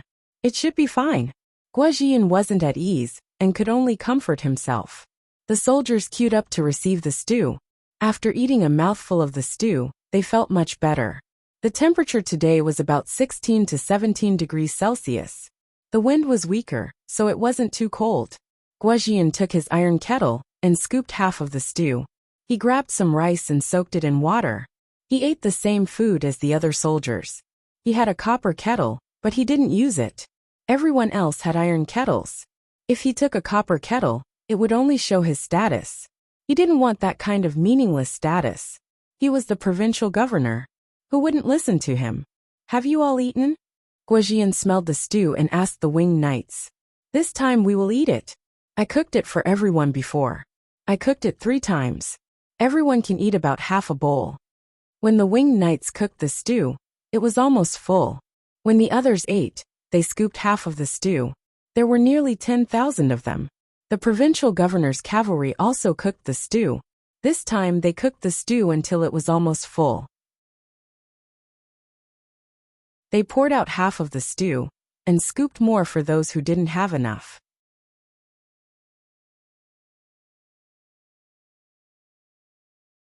Chapter 10:23. The soldiers of the Hushi Jadushi ate and continued to build the stronghold. There was still some time before the sky turned dark. They took the opportunity to build another line of defense to provide support for the following troops. The winged knights raised the hot air balloon and looked around to see when Qin Li's team would return. They were not worried. Qin Li was calm. He would rather not have any military achievements than take risks. Qin Li led the team to rush back. They had traveled too far. They were in a hurry and had to take care of the horses on the way back. They ate some food on the horses. When the horses were resting and eating grass, they picked up mushrooms, wild vegetables, and medicinal herbs. One of them carried a thin booklet with him. There were pictures printed on it, introducing mushrooms and medicinal herbs. They were not allowed to touch the things that were not on the picture. Before they left, the Li family Zhuangzi gave them the booklet. Li Yi picked the common local things, which could be eaten, and which could only be eaten when cooked. I found a clump of roseroot. Dig it out and bring it back. Li Dongzhu knows how to use it. I saw fritillary. Dig it out. It's the right month now. The Tubo people don't know how to live. There are so many good medicinal herbs, but they don't pick them. If Dongzhu didn't give us the booklet, we wouldn't know that there are treasures everywhere. In the future, as long as the locals dig, their lives will be better. If they want to plant it, they will dig it out. Plant it yourself. This is caterpillar fungus. Li Dongzhu said that it can be used to stew it. He doesn't know if it's good for treatment. The Li family Zhuangzi skincare products are suitable for local use. When the wind blows on the face, it's all dry. It hurts to talk. The leaves like celery and coriander are chuanxiong. We have to dig them out. Li Dongzhu is too good. He is in Chang'an. He knows what is here. Qin Li brought people to look for things when the horses were resting. They picked the mushrooms that were introduced in the pictures. When they were harvesting, they were not so tired. They recovered from the tense state of fighting. The sentries on the mountain looked around with binoculars. They also wanted to dig. Some of the horses were eating when they realized that their masters were squatting on the mountain doing something. They trotted over and tilted their heads to look. Medicinal herbs. Li Dongzhu named the medicinal herbs. Take them back. If Li Dongzhu is happy, he might give you a few more pieces of candy to eat. Go and eat grass. The soldier who was digging explained the situation to the horse and continued digging. When the horse saw its master digging, it used its hooves to dig at the side. When it dug out something, it put its mouth on it, sniffed it with its nose, and smacked it on its nose. Ah, you dug up Cotinopsis palaciula. It should be from autumn. Not bad. Okay, go back and tell Li Dongzhu that it was you who dug it up. He will reward you with candy. Just as the soldier was about to say that it wasn't time yet, he realized that it was really thick. Those that had been wild for many years were still better than those that were planted, even if the season was not right. The horse looked at it again and felt bored. It turned around and continued to look for grass to eat. When the horses were almost fully recovered, Qin Li and his men hurried back. Zeisika's condition had improved a little, but his fever had not completely subsided. His cough was not that bad. The Qin who killed a yak and roasted it for him. Guanlin's family was given a leg of the yak. The family was very happy. After the last tunnel was dug, they only needed to wait for the soldiers of the Tang dynasty to come, and then they would immediately go in. Now they stored food and water. The food was fried and smoked and sent in first. Some herbs with a strong smell were also placed in the tunnel. They were worried that the Tubo people would find them by following the smell of the herbs. Now the tunnel was full of the smell of herbs. The Tubo people would not be able to distinguish them. As for the water, it was boiled and poured into the water bags. Some of it was sent over. If no one came in 2 days, a new batch of water bags would be sent over. Commander, we have chased them for hundreds of miles. We only saw traces, but we did not find the winged knights. The Qin who reported while Zeisika's was eating roasted meat. Zeisika stopped, looked at him, and shook his head slightly. No need to search anymore. Contact other places and prepare for battle. He could see that the other side did not want to use the Qianhu people to hunt down the winged knights. It was his people's fault for talking too fast and making the winged knights sound so scary. Besides, even if they found them, it would be useless. There were nearly 3,000 winged knights. The horses should have recovered by now. It was impossible for a Qianhu to mobilize more than 5,000 people to kill 3,000 winged knights. Even if they all rushed up, it was not certain who would kill who. Previously, the winged knights' horses were tired. Once the horses were no longer a problem, how could the winged knights hunt them down? At that time, he had a lot of people. We have sent people. They should be migrating and joining us. We are not afraid of the Tang dynasty. The Qianhu's words were obviously not confident. The Tang dynasty had hot air balloons, explosives and skyscraping monkeys. The commander's personal guards said that the hot air balloons flew in the sky and could not be hit. When the explosives were detonated, the horses would be frightened. When the skyscraping monkeys fell to the ground, a large number of people would die, in the face of weapons that they had never seen before. How could they fight a war? The enemy was floating in the sky and using telescopes that could see very far. The scouts were under the enemy's eyes. The Qianhu thought, stood up and went outside. He looked at the clouds in the sky and was worried. Fu Qian, look at the arrows of the winged knights.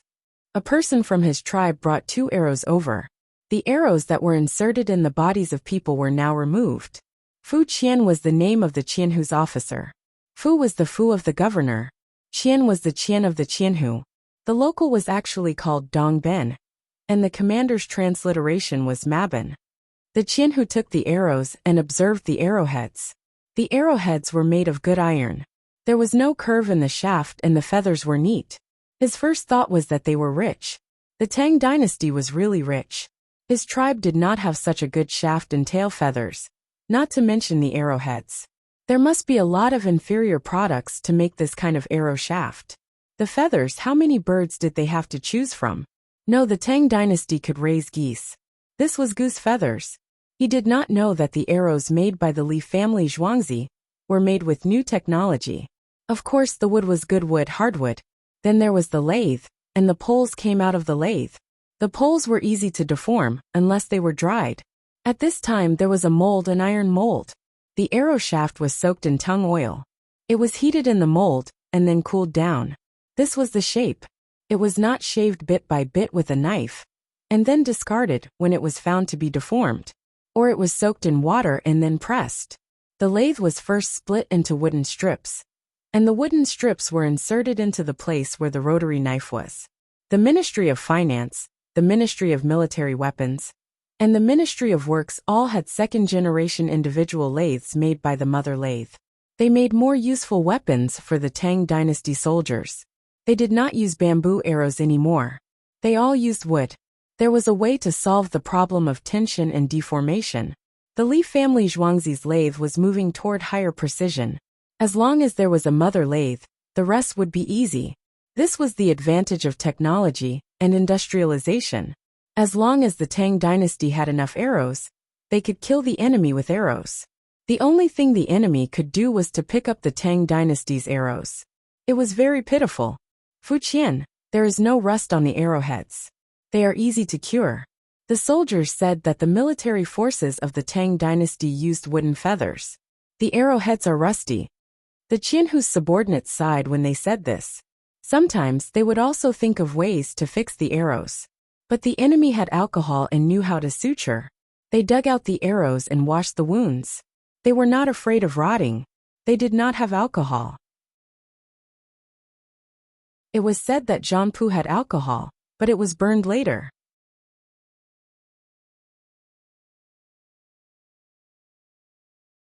Chapter 1024. The Qianhu held the arrow in a daze and looked up at the clouds floating in the sky again. He didn't understand the word technology, but he knew that the craftsmen of the Tang dynasty were very powerful. The Tang dynasty had good tea leaves, good ironware, and exquisite silk. They also had armor and emo swords and so many fertile lands. Now that more powerful weapons had appeared, what would happen to his tubo in the future? The war was coming.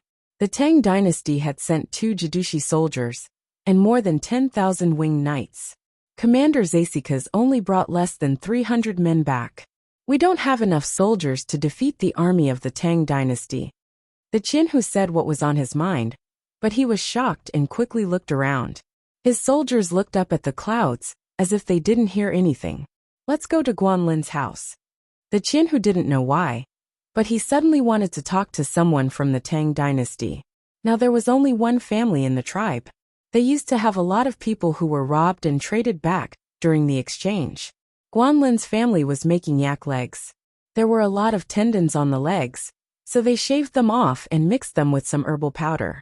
The rest of the meat was fried and eaten. They had a frying pan, which was secretly made by the captured Tang people in the past. It was made in their medicine shop. The man was a blacksmith. When he was caught, his children were not with him. His wife went to his son's place to take care of his grandson.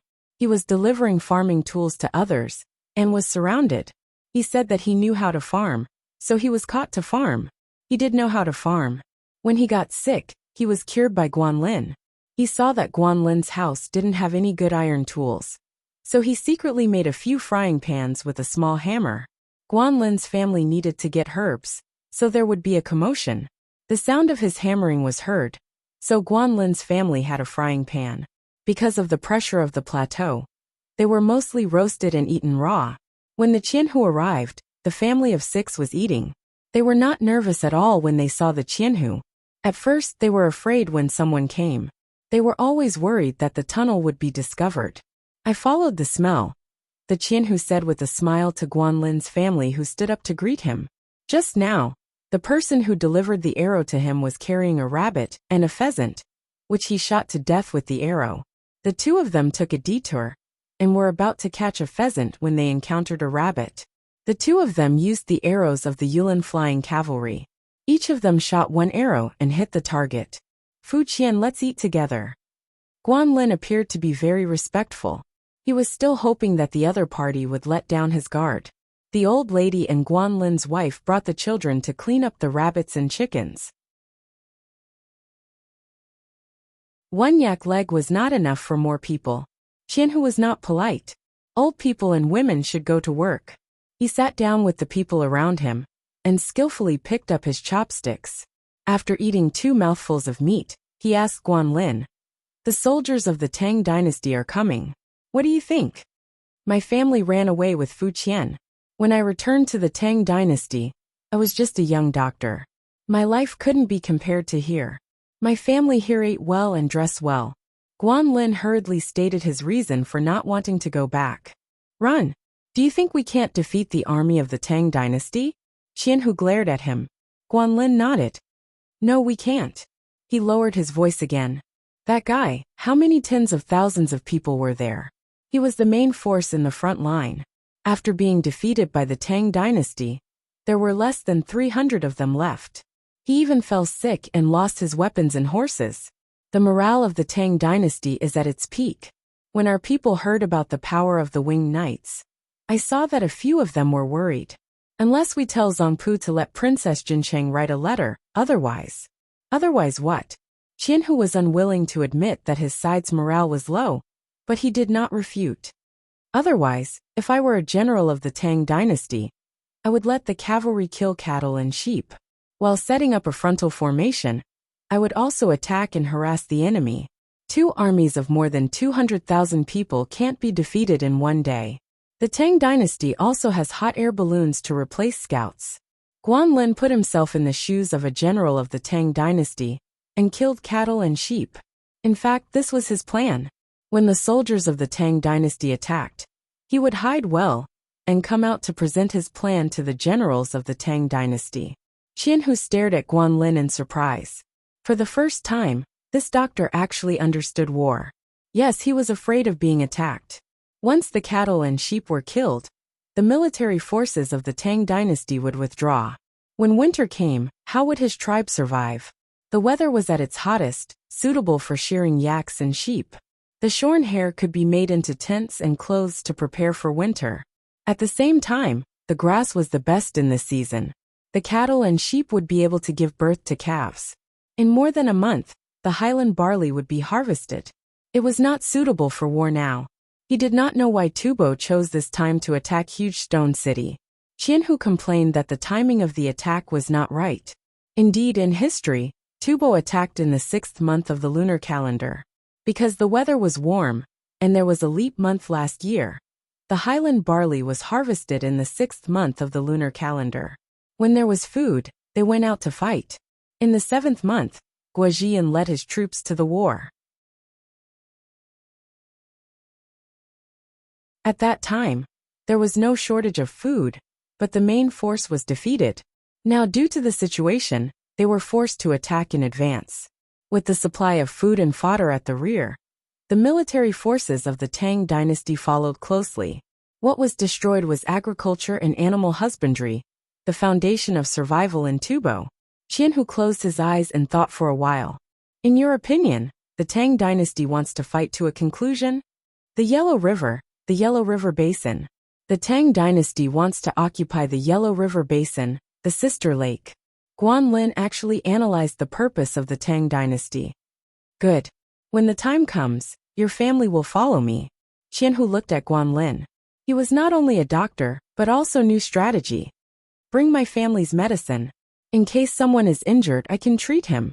Guanlin reminded him again of his identity as a doctor. Yes, bring it. What else do you need to bring? Prepare everything. Qianhu nodded. Guanlin and his father understood that the Tubo people did not want to fight. Very good. When the army of the Tang dynasty came, they would tell this important information to the generals of the Tang dynasty. They did not want to live in Tubo. They wanted to go back. What did they eat here? What did they say?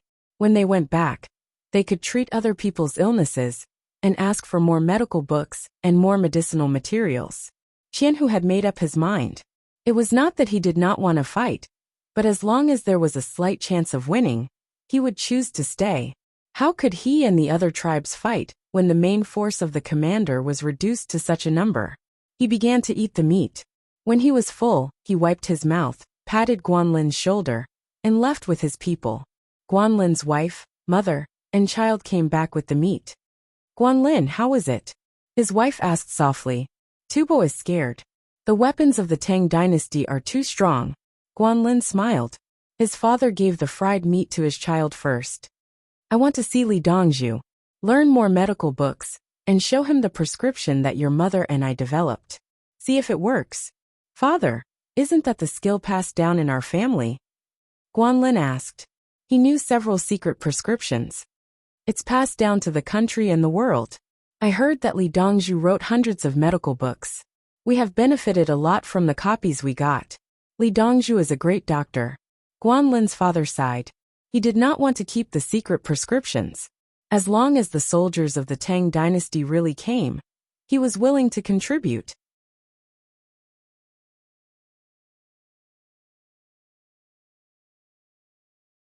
Chapter 1025. The soldiers at the border were fighting, but the people of Chang were living a peaceful life. It was dark. The temperature difference in Chang was not as big as the temperature difference in Jiuquan. It was hot and stuffy today. The people could not sleep. There was no curfew, so they all came out for a stroll. Diesel lamps were hung on the streets of Chang'an. The lights were not very bright, but they shone on people's hearts. There was a non-commissioned officer standing under each diesel lamp. They did not know which guard they were, but they took turns. Under such circumstances, there was no theft, robbery, or child abduction. Ding-ling-ling, ding-ling-ling. A bicycle was moving forward slowly with the crisp sound of a bell. There was a kerosene lamp on one side of the bicycle, and a thermos bottle on the other. The person riding the bicycle was humming a tune, and looked relaxed. When the people heard the bell, they all turned their heads and moved to the side. Shopkeeper Liang, where are you going? Some people knew him, and quickly greeted him to prove that they could talk to him. It's hot. I can't stay at home. I'm going to the pig farm. Shopkeeper Liang replied naturally. He did it on purpose. He could not go during the day. He could not use his own horse carriage. There was no hot water in the pig farm. He had to choose this time. Only then would the three major items of wealth be of use. The people were envious, but they did not hate the rich. Shopkeeper Liang knew that the people who provided roadside houses and cooperated with the people of other places to raise pigs. They had money, but they were willing to give it away. When they went out of the city, the water or soup they drank would be filled with their money. Bicycles were popular in Chang'an now. There was even a young and beautiful woman sitting on the back seat. Under such circumstances, only the big horse carriage with the Qiangong step bed could compete with them. If there was anything that could compete or surpass them, it would be clatter. Clatter. Clatter. Clatter. Clatter of horse hooves could be heard as a carriage pulled by 4 horses appeared. There was a big red cross on both sides of the carriage. It flickered in the flashing lights. Hello, Li Dongzhu. Li Dongzhu is out. Hello, Dongzhu. Get out of the way. Bahui Li family Zhuangzi Dongzhu is going out. When Li Yi's ambulance appeared, there was no need to shout or ring the bell. The people all made way for it to pass. This time, he didn't even feel envious. He felt that it was very normal, as if Li Yi should be like this. In the hearts of the commoners, Li Yi was a symbol like a mascot. Li Yi didn't poke his head out of the car to wave. The car didn't occupy the middle of the road, so it walked at a moderate pace. 100 winged knights followed behind them. The driver was Guozi, who had an assault rifle strapped to his chest and a bow beside him. Wen Tian, what's the situation with that child? Why didn't you send him over? Li Yi asked Princess Yongmu, who was sitting opposite him. Xiaolan said from the side. Didn't I tell you? She suddenly stopped talking and didn't play with the other children. She was always in a daze. She used to be fine. When did it happen? Do the child's parents know what's going on? Li Yi couldn't determine what illness the child had. She was normal in other aspects. The most likely possibility was that she was frightened and suddenly became autistic. If that was the case, it would be much easier. It was very difficult to change the congenital aspect, but there were ways to do so. It could also be childhood depression. Otherwise, there should be reactions to other behaviors. For example, eating, sleeping, walking, and so on. It was a few days ago. She stopped talking on the 6th day of the new year. I even played with her during the day on the 5th day of the new year. Princess Yongmu recalled. Have you seen the imperial physician? Li Yi continued to understand the situation. Yes, I gave her calming soup. Then the professor of curses came personally, but it didn't work. Princess Yongmu looked disappointed when she said that. She was willing to play with the children and teach them. The group of children was originally playing well, but suddenly one of them changed. Her mood was affected. The 5th day of the 5th month, the Dragon Boat Festival. Could it be that she was poisoned? Li guessed again. Sometimes people like to use folk remedies during the Dragon Boat Festival. If she ate something and was poisoned, it might also affect the nervous system. Li Lang, can you cure her? Princess Yongmu looked at Li Yi expectantly and asked. She really couldn't think of any other way. The imperial physicians she found were the best, and there was more than one of them. The prescriptions and methods of the imperial physicians were not useful. She was only left with the last straw. If Li Yi also said that he couldn't cure her, then it would be over. It would be completely over. Yes, Li Yi was certain. It went against his principles. As a doctor, how could he dare to say that he could cure a certain disease? There would be problems with appendicitis surgery. Yes, Princess Yongmu's eyes lit up. She believed in Li Yi. If Li Yi said that he could, then he definitely could. Yes, Li Yi also acknowledged. He was a little guilty. He hadn't seen the patient yet, but he had already made a guarantee. What other things are there? Think about it. For example, does she cry? Does she wake up at night? Li Yi reminded. When I said that I would bring it to you, she cried. Xiaolan thought of a situation. Why would she cry? Li Yi was puzzled. Was there something wrong with him? Have you seen the beanworm? Has it grown bigger? Li Yi felt that it was too depressing in the carriage, so he changed the topic. Xiaolan was smart and quickly answered. Yes, it's 1 inch bigger now. It's not fat enough. Then it's not small. This year, you can use flower pots to raise it. Next year, there will be more beanworms for others to use. Use a greenhouse. It can't be placed on the bean sprouts. The bean sprouts haven't grown, but the cowpea leaves can be fed. Li Yi began to explain. As long as the temperature was enough, it would be fine. Plant it in a greenhouse together with the beans. Then, the moths would lay eggs and send them outside to feed the cowpea leaves. If they grew half a month earlier, they would be able to earn half a month more. If they could grow a month earlier, the price would be higher. Some people like to fight for that little bit of time. The three of them were talking about bean worms when a horse-drawn bus passed by. The bus was very fast. It seemed that the horse had just been changed and was still energetic. There were buses in the middle of the night now. The time had become 30 minutes per bus. It was used for emergencies. If someone was sick and was close to the pharmacy, they could go to the pharmacy to find someone or carry the patient there. If the patient was far away, an hour was not enough to go to the pharmacy to find the patient. Moreover, if there was no medicine, it would still take a long time to carry the patient there. Then they could take the bus. The bus would change routes temporarily, and the horse would be urged at the same time. It was equivalent to an ambulance patrolling the route. In 2 months, it had saved more than a dozen people. The cost was obviously too high. Sometimes, 30 minutes per bus would change horses or people when it was time. They did not see a single passenger and ran empty. If they met passengers who were not sick, they could collect some money. If they met sick passengers, they would not collect money and would quickly take them to the pharmacy. Li Yi could not change the entire system in his previous era. But in the Tang dynasty he could. Whatever he said to do in the capital would do it. There were no problems or resistance. He did not calculate the cost of the night vehicles.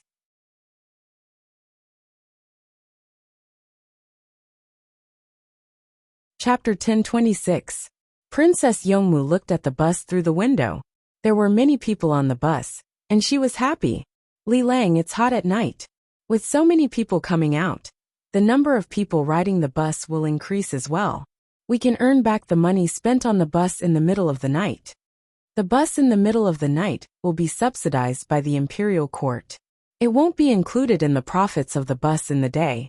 Li Yi emphasized the difference between the two parties. When the bus leaves every 30 minutes, the additional wages and materials will be calculated. The money is given directly by the imperial court. Princess Yongmu was not clear about the details of the operation. It will be deducted from the profits. The Li family Zhuangzi's share must be given to us, and the rest to the Ministry of Revenue will be deducted from the imperial court. Isn't it because the imperial court earns more money? Xiaolan was puzzled. If we earn more, our profits will be deducted. In fact, the Ministry of Revenue should be responsible for collecting the full amount, and the other department should be subsidized. It's just that Old Bai thinks it's troublesome.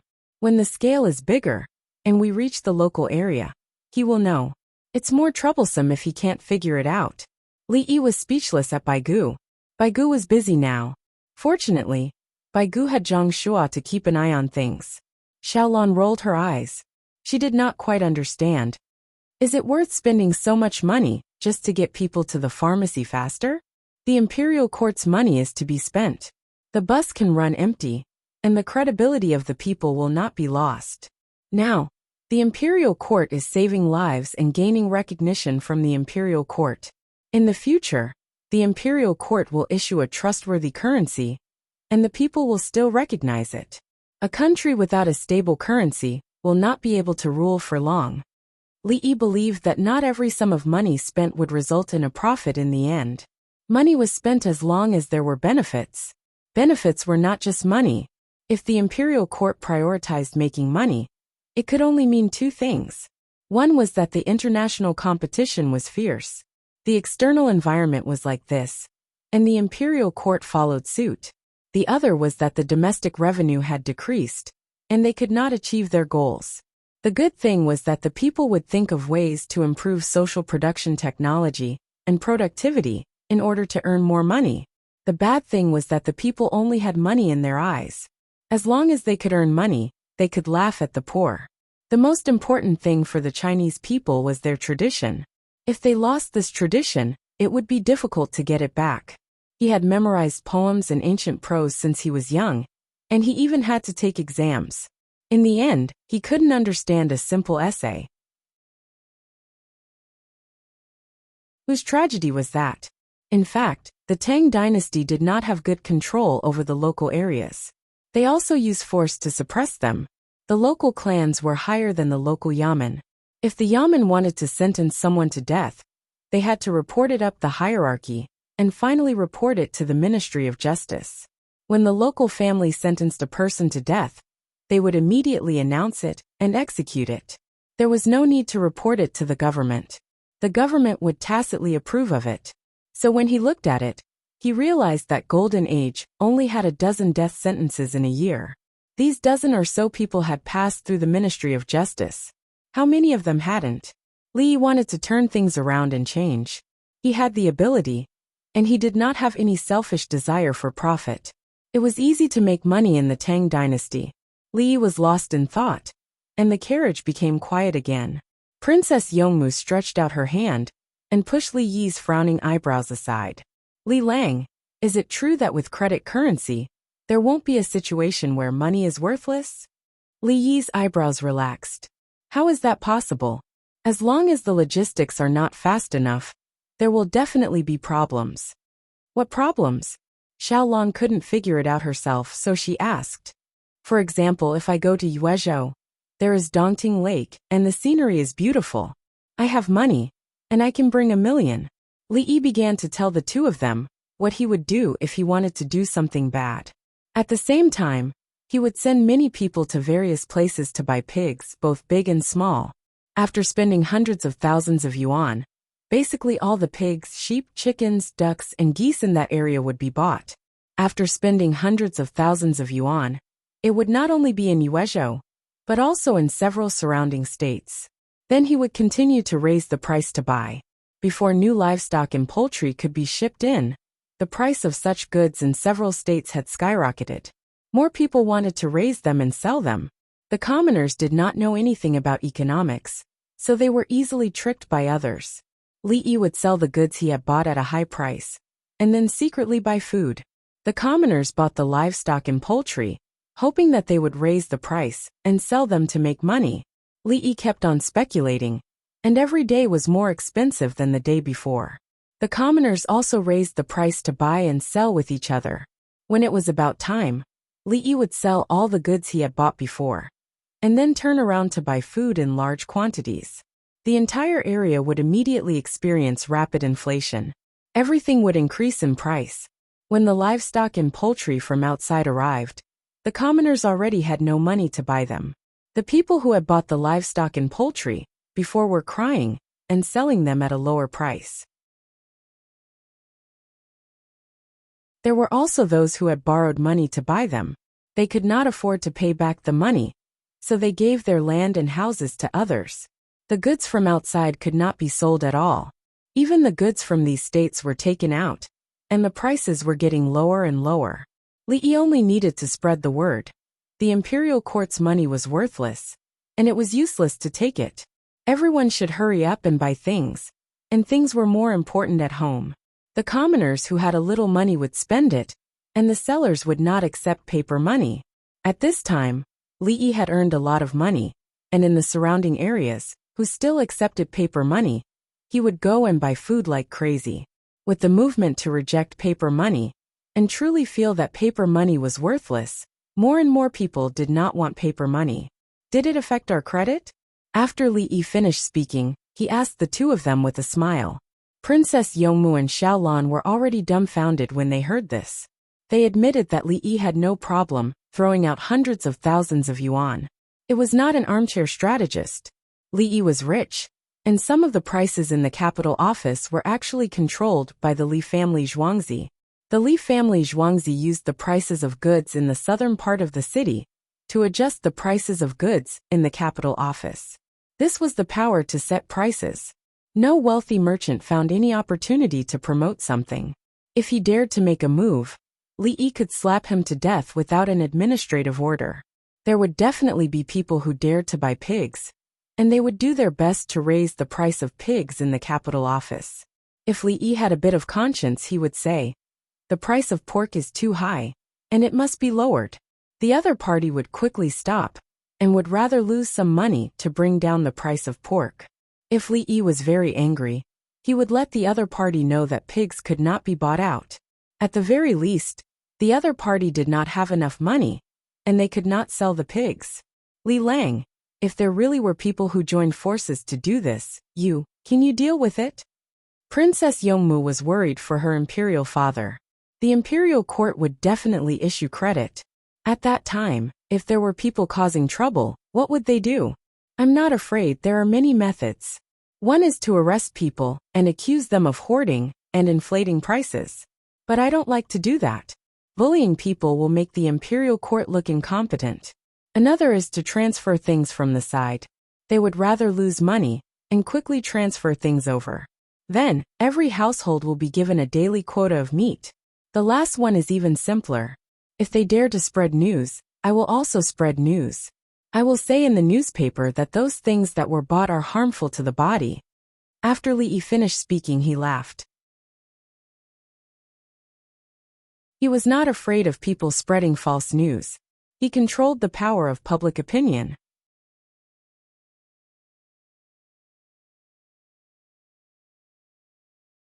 Chapter 1027. Is that how newspapers are used? Princess Yongmu was suddenly enlightened. Why else would it be sold so cheaply and printed on one side? It's tiring to think about common sense all day long. Li Yi smiled. The previous efforts were for the critical moment later. The people were used to the contents of the newspapers and trusted them. Not only did they not lose out by buying newspapers, but they also gained a lot from them. They learned a lot from the newspapers. And there were stories as well. Newspapers are not only used to make money. Making money is a secondary goal. It is the wisdom of the people and the voice of the country. Li Yi's tone was solemn. Princess Yongmu blinked her big eyes with a blissful expression. Xiaolan also smiled sweetly. She had dreams. They arrived at the carriage. Many lights were hung where the Hu merchants were. There were even lookouts. There were 6 lookouts with people standing on them. Li Yi opened a secret compartment in the carriage and took out a stack of coupons. There were 1,100 coupons, and they were all bundled together. He casually threw them out of the carriage and shouted, "I dropped some money. Let's not pick them up. The journey is more important." Thus the group entered Zhuangzi. As soon as they left, someone ran out and saw the coupons on the ground. He roughly looked at them and estimated the amount. He shouted, "Li Dongzhu, tip 100 coins. 100 coins per coupon." Okay. The surrounding people cheered. Li Yi's carriage entered Zhuangzi. A group of children were there. They did not go back. Some were too young and were already asleep.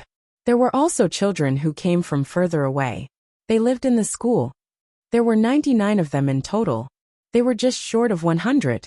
If the neighbor's child did not go home, the boarding child naturally could not go home.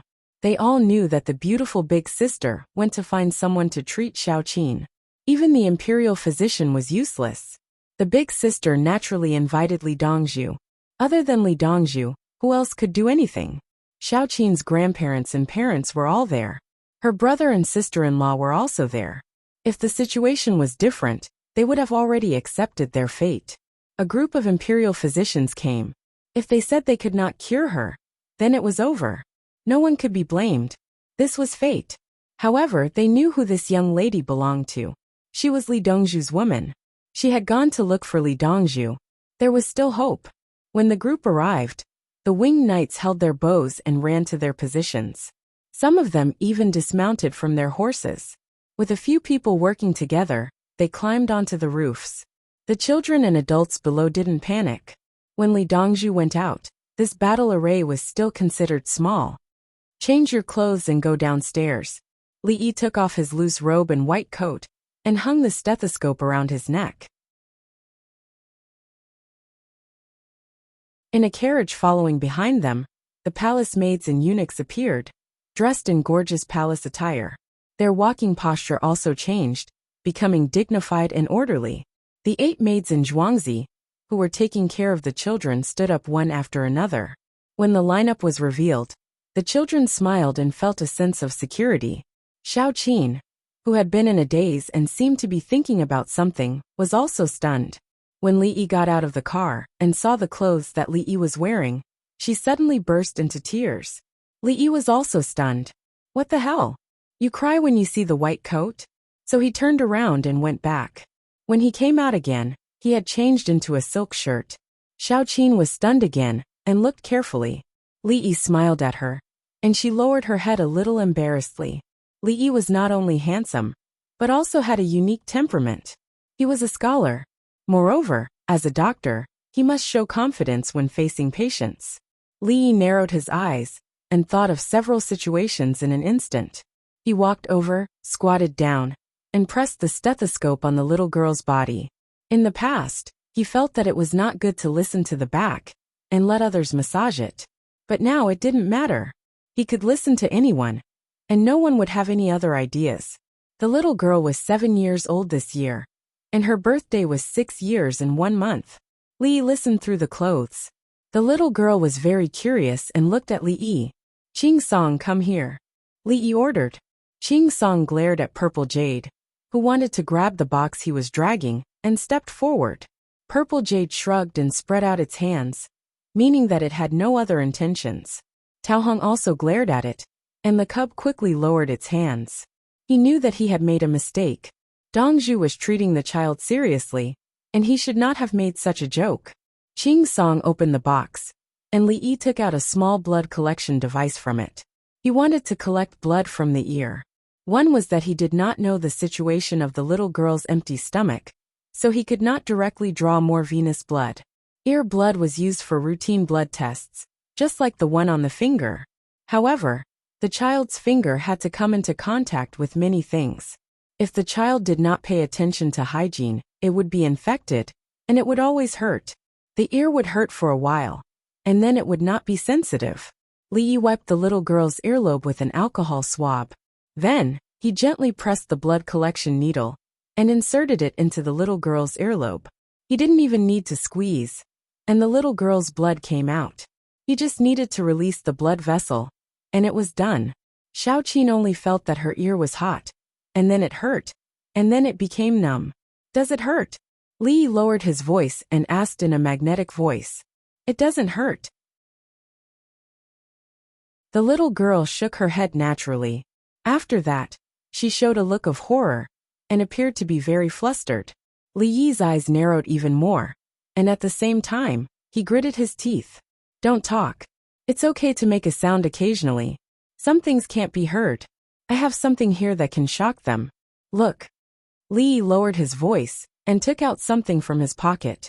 It was a flying top that he had just exchanged for. The flying top with the bright light was turned on, and the light flashed. Li Yi looked as if he had thrown it out casually, and then the top flew out and flew back. The little girl's eyes stared at the top, and her mouth was slightly open. She felt that it was amazing. This thing could prevent her from being heard by others? The other children had the same expression. What kind of thing could shine and fly around? Once again, Li Yi successfully caught it and whispered to the little girl. With this thing, as long as you don't speak loudly, other things won't be able to hear you. It's amazing. Even the people in the temple and the monastery have acknowledged it. Is that so? The little girl touched it with her hand and asked softly. That's right. Look, you can speak now. What's the matter? Li Yi said confidently. The little girl shook her head, and a smile appeared on her face. Come, follow me into the car. My car is more powerful than this. Take it. Li Yi handed the flying top to the little girl. The little girl learned to hold it with her fingers, and was pulled into the car by Li Yi. When she got into the car, she was still a little nervous. When she saw Princess Yongmu and Xiaolan, she calmed down a lot. Let me tell you a story. There's a type of ghost that is most afraid of meeting me. Then it will tell the person it wants to harm to run away, and cry when they see me. That's the only way. Actually, Li Yi took the opportunity to tell the story, and gave an example of a person who didn't exist. What he meant was that when the ghost was scamming people, it would tell them what to do when they see something. To put it bluntly, this was a scam. It would ask people to transfer money to the ATM machine. And then the bank staff would refuse, even if the police asked. The little girl listened and suddenly said loudly, I am. A ghost told me that if I went to the Li family Zhuangzi, it would be over. It said that if I saw someone wearing a white robe, it would cry. That's right. Then who told you this ghost? Li Yi squeezed the words out from between his teeth.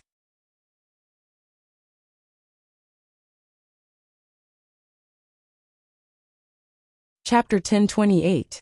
Princess Yongmu and Xiaolan looked at each other. They were smart and immediately understood. Someone was deceiving Xiaoqin, telling her that she couldn't speak, couldn't go to the Li family Zhuangzi, and cried when she saw Li Yi. There were so many imperial physicians in the imperial medical department, but it was useless. This meant that Xiaoqin was still afraid and didn't believe it. If she didn't speak, no one could do anything to her.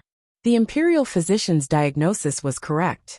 She was indeed frightened, but unfortunately, she wasn't used to taking medicine. The doctor's method was useful for adults, but it was useless for this child. Li Lang was still the best. First, he pricked her earlobe, then he asked the little girl when she was in pain. The little girl obviously didn't react, so she answered without thinking. Her answer meant that she could speak, so there was no need to test her blood. Who was it? If they caught him, they would make him suffer a fate worse than death. Princess Yongmu was so angry that she cried. Such a cute little girl was actually deceived to the point that she didn't even dare to speak. Sister, don't cry. The little girl raised her hand to wipe Princess Yongmu's tears. Hee hee. Li Yi laughed. He picked up the little girl and put her on his lap. Xiaoqin, tell me who it was. What did he tell you? He also hugged me like you. And then he told me. The little girl began to talk about the situation. On the 5th day of the 5th month, everyone was wearing a 5-colored rope, and she lost it. She didn't know how it fell. She was good at her studies, so Princess Yongmu gave her a few 1-coin exchange coupons. She wanted to buy another one to wear. When she met a peddler, the peddler took her to a place where there was no one and said that he could give her one. After that, he told her that she lost her 5-colored rope. She would encounter ghosts. She couldn't speak. She couldn't go to the Li family Zhuangzi. She had to cry when she saw people in white. Otherwise, she and her family would die. The little girl continued to talk. This time, the peddler told her that she was possessed by a ghost and couldn't speak. Li Yi also kissed the little girl's face. Don't be afraid, he's lying to you, he's lying. Men, go and find that peddler for me. Li Yi's expression changed. He tried his best to control his emotions, and his voice was a little shaky.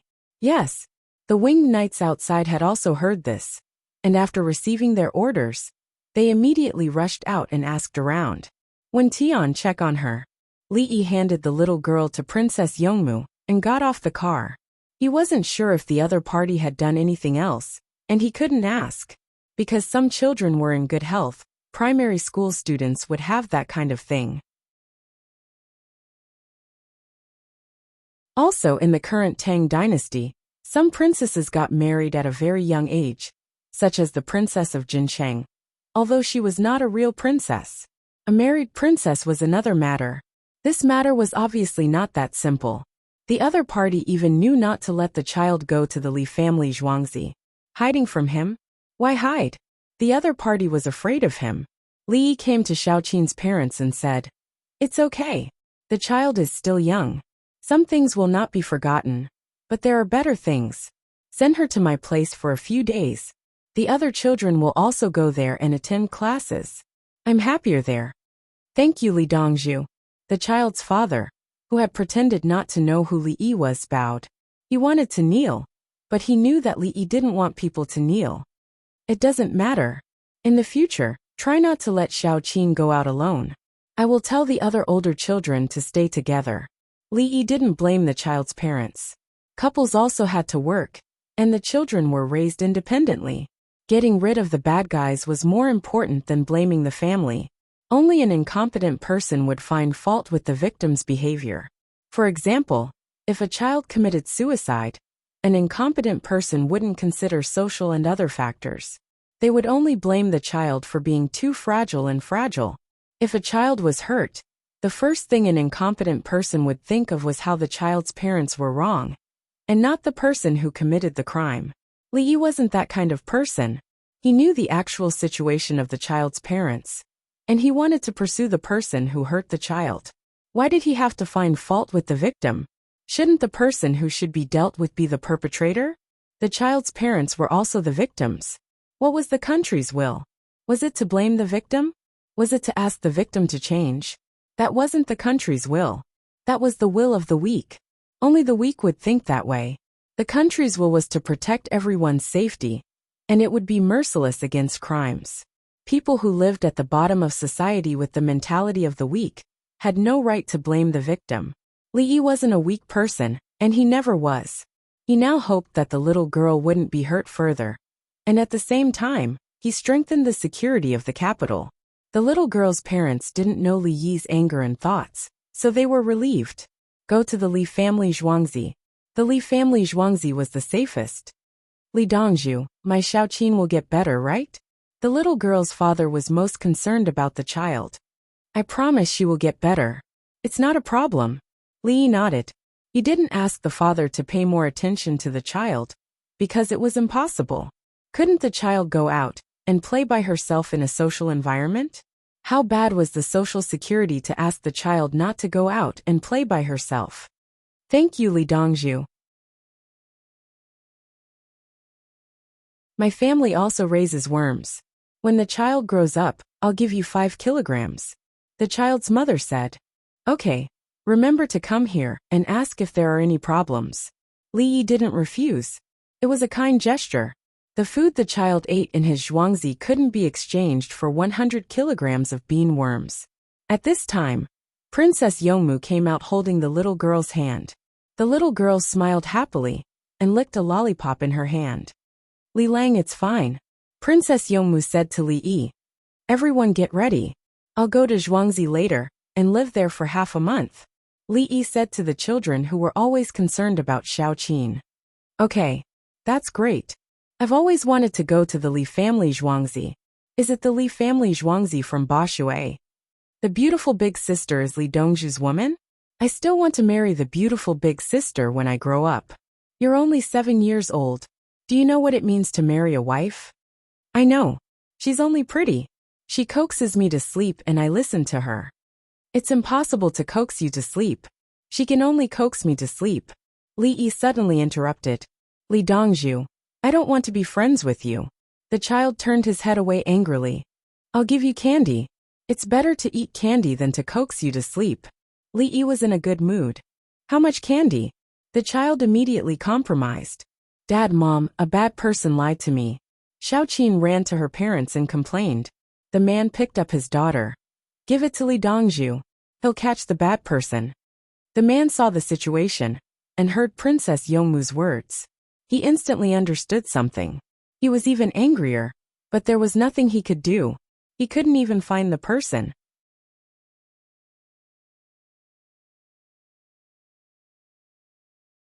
Chapter 1029. She turned around and ran to Li Yi's side, opening her arms to ask for a hug. Li Yi picked her up, and she put one hand on Li Yi's shoulder. She looked around and smiled. The other children smiled as well. Their little friend was fine. The maid and the children were packing up. They were going to move to the Li family Zhuangzi for half a month. Some of the parents who came with their children didn't object. No matter how rich the other party was, they wouldn't agree to it. Who knew if their children would be wronged? They didn't want to climb up the social ladder. They just wanted their children to grow up safely. If it was the Li family Zhuangzi, there wouldn't be a problem. If they couldn't even trust the Li family Zhuangzi, who else could they trust? After packing up, the Featherwood Flying Cavalry, who went to inquire about the news, came back. Dongzhu. He's from the Japanese Empire's diplomatic mission. His name is Murayama Shuyong. He's a medical student. The winged knights whispered into Li Yi's ear. Did you catch him? Li Yi didn't think about the meaning of the Japanese Empire's name. He cared more about whether they caught him or not. We're going to catch him. The winged knights replied. Good. Tell them that they caught him, and put him outside the imperial palace, facing Vermilion Bird Avenue. Li Yi said calmly. The winged knights turned around and left. They didn't care about the other party's identity. Other than His Majesty, there was no one the winged knights couldn't catch or kill. Of course, if Li Yi wanted the winged knights to kill some special people, the winged knights would ask Li Longji first. There was no rush. If there was a rush, wouldn't Li Dongzhu kill them himself? It wasn't like he hadn't killed people before. I'll go home and get the carriage. The parents with children noticed that there were more children, and Li Yi's group had fewer carriages. I'll go and shout. Everyone who has a car can drive out, and send the children to the Li family Zhuangzi to play. Xiao Qin, who was in Li Yi's arms, seemed a little worried. She whispered to Li Yi, "If you meet a bad guy, can you beat him up? Let's fight together. I'll beat him until he doesn't dare to move, then you can fight," Li Yi suggested. The little girl hesitated for a moment before nodding her head vigorously. "All right, don't let him move." "No problem. If you move your leg, it'll be broken." Li Yi agreed. The little girl waved her small fist and said, "I'll give you a discount if you make a move." Then, the two of them looked at each other and smiled. The little girl's smile was the happiest. Her parents, brother and sister-in-law were relieved. They looked at Li Yi, not knowing what to say. Godly doctor. As expected of a godly doctor. So many imperial physicians came, but it was useless. Once Li Dongzhu arrived, the child got better. Not only was he a divine doctor, but he could also solve cases. Carriages after carriages were driven over, and the children boarded them. The adults who weren't driving the carriages watched the procession leave. They felt much more relaxed. For half a month, they didn't need to take care of the child. They left her in the care of the Li family Zhuangzi. The procession took a detour and passed by the imperial city. When they arrived at the imperial city, there were many people gathered there. A Japanese empire official was tied up and standing there with his head lowered. There were also many Japanese empire officials who were talking to the Winged Knights, the Honglu Temple, and the Four Quarters Embassy. Li Yi's procession arrived, and he carried the little girl out of the carriage. The commoners didn't need to be told, and automatically retreated. At the same time, they looked at the people around them to see who looked like the bad guys. "Li Dongzhu, we only just found out about this matter." It was Murayama Shizunaka himself. Takagi Junichiro saw Li Yi and hurried forward. "That's your internal affairs. All I know is that there's a problem with the Japanese Empire's diplomatic mission." Li Yi interrupted him and walked forward with the little girl in his arms. "We're willing to compensate," Shinbei Yamamoto quickly said. "Bah!" Li Yi replied with a pooey. "Pooey." The little girl followed suit. Li Yi came in front of Murayama Shizunaka and sized him up. The little girl turned her head away and didn't dare to look at him. "You're Murayama Shizunaka?" Li Yi looked at him calmly. "Yes." Murayama Shizunaka bowed. "Loosen the ropes on him," Li Yi ordered. The commoners around them immediately became noisy. They thought that Li Yi was going to let him go. They just found out a little about the situation from the Japanese Empire. Now that they saw the little girl in Li Yi's arms, they were filled with righteous indignation. Murayama Shizunaka's body was untied. He smiled and said, "Thank you, Li Dongzhu." Bang! Li Yi kicked his leg between the opponent's legs. Ah! Murayama Shizunaka covered his face with both hands and directly sat on the ground. "Xiao Qin and I have an agreement. We'll beat you together. If you move your legs, we'll break your legs. If you move your hands, we'll break your hands. It's up to you. Come, Xiao Qin, come down and beat him," Li Yi said to Murayama Shizunaka, and put down the little girl. The little girl was scared and hid behind Li Yi. Li Yi went over and kicked Murayama Shizunaka. Murayama Shizunaka covered his face with one hand and covered his vitals with the other. He didn't dare to move at all. The little girl looked at him and moved forward. She lifted her little leg and kicked. The more she kicked, the brighter her eyes became. I'll kick you and hit you. Bad guy, tell me, are you still going to bully me?" I'll kick again," the little girl said as she moved her leg. Li Yi stood to the side and didn't move. He didn't want to beat someone who didn't dare to resist. He was doing this for the little girl. If the little girl couldn't beat him up herself, she would always have that thing in her heart. The one who tied the bell should untie it. He had to get back at where he suffered losses. Li Yi could guess Murayama Shizunaka's intention. Murayama Shizunaka studied medicine and studied curses. He learned some things and wanted to test them on children. Since that was the case, what else was there to say? If he was guilty, he had to be beheaded. However, Li Yi didn't want to behead him. If he beheaded him, wouldn't the little girl see it? If he didn't let her see, the little girl would feel that the matter was over. If she saw Murayama Shizunaka's head fall off and his blood spurt out, would the little girl remember that scene forever? The little girl was tired after kicking for a while. She stood to the side and carefully looked at Murayama Shizunaka. This person was scaring her. Following closely behind, a group of children rushed over and kicked each other. The youngest child was only 4 years old. He kicked out, but he didn't kick anyone. Instead, he sat on the ground. He was stunned. What was going on?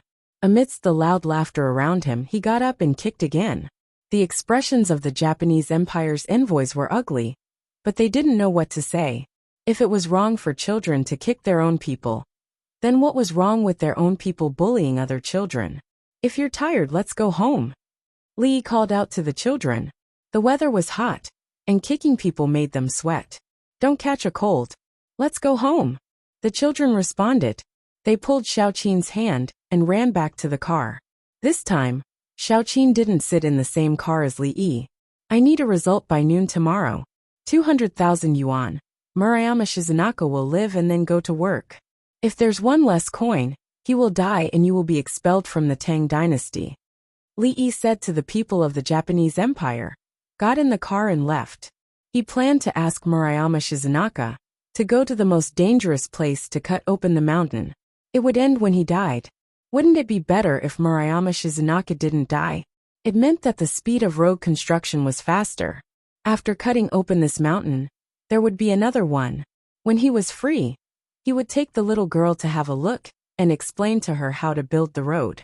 At the same time, he would also take a look at the situation of the person who scared her, who said that children didn't have psychological problems. Sometimes it could even affect their whole life.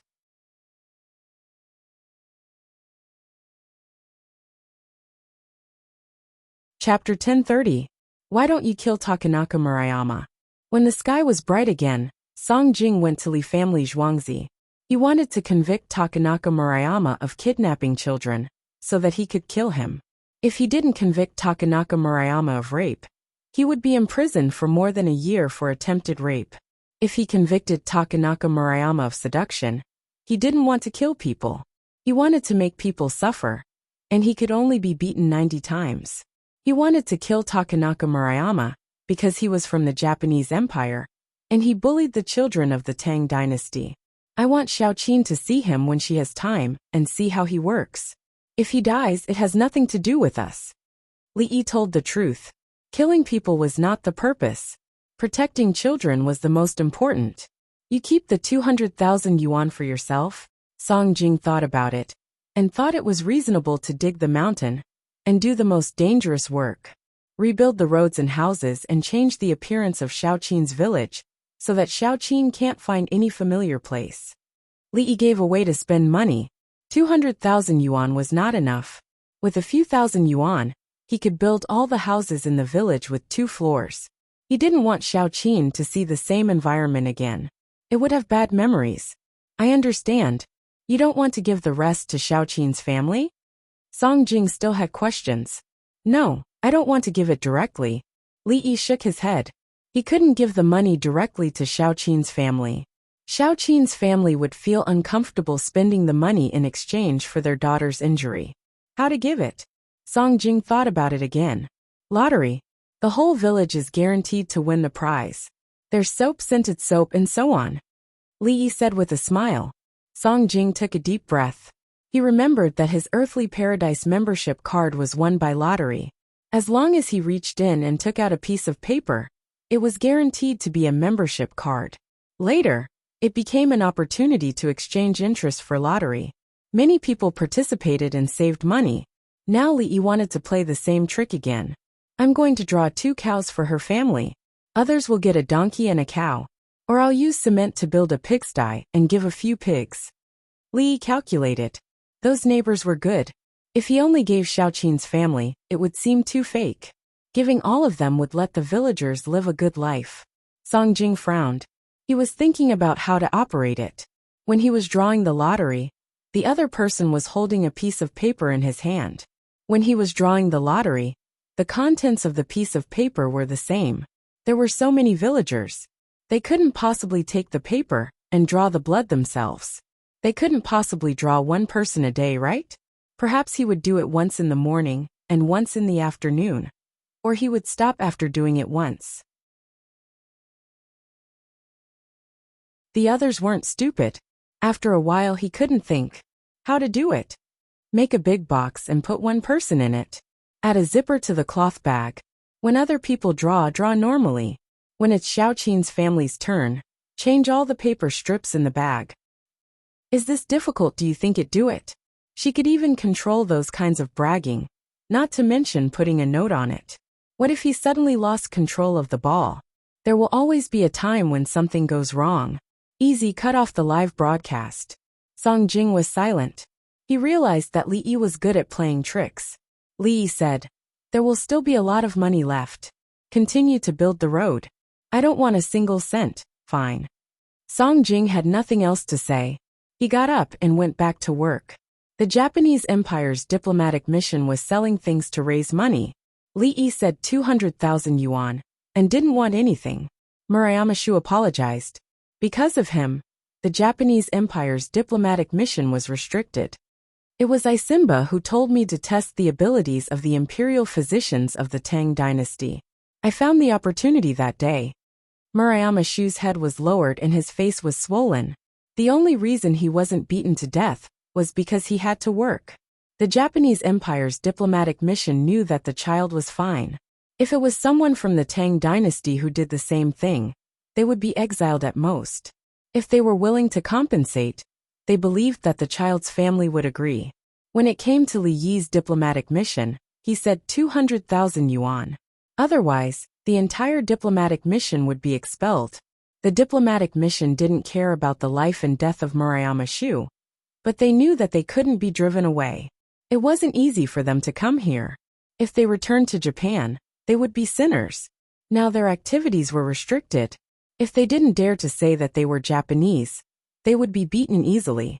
Tell the people of Honglu Temple. Abe Nakamaro didn't have any other good ideas. There is no evidence. Murayama Shu muttered again. What evidence do you need?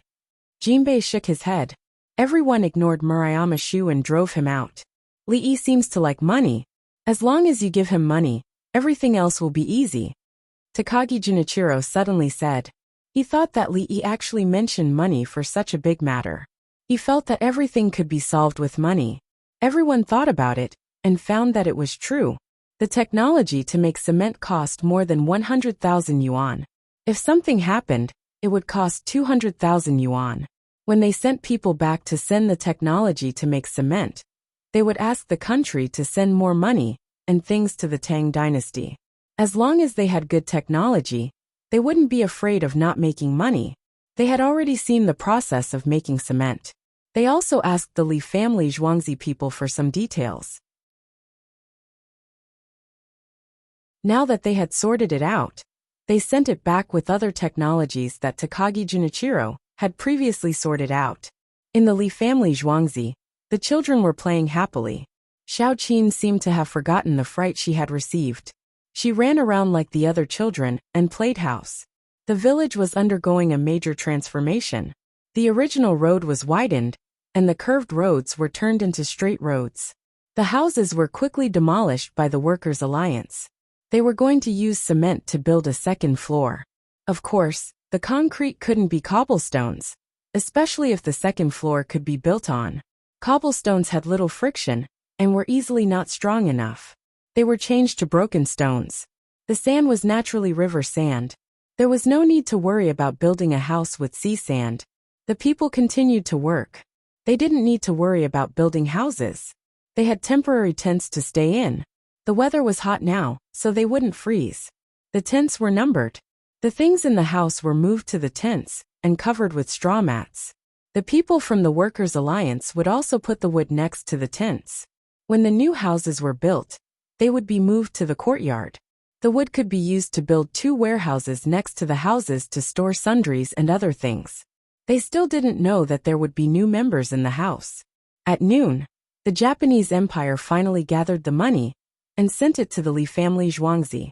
At the same time, they sent 50 people back to their country to deliver the technology. Murayama Shushi was taken away to the most dangerous place for road construction. At night, the people from the Japanese Empire finally breathed a sigh of relief. The matter was resolved. At the same time, they explained to Li Yi that Murayama Shushi's actions were instigated by Tubo. As the sun rose, the paperboys began to shout for newspapers to be delivered. In the Four Quarters Embassy, the Japanese Empire's delegation ordered 10 newspapers. Fujiwara Mayang had one for himself. He opened it and read. He really wanted the printing technology of the newspaper, so that he could use it in the country. It would be even better if he could print money. He looked at the first page of the newspaper. Usually, big news would be on the first page. Cement manufacturing technology announced. The opening of the kiln must abide by various rules. Fujiwara Mayang read the headline and was stunned.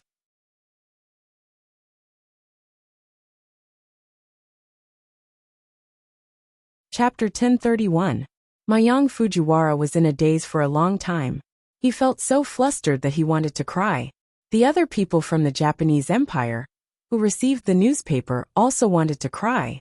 They had spent a lot of money just to read the process. In the blink of an eye, Li Yi wrote the method in the newspaper. That money! If they had known this would happen, they would have waited a few days.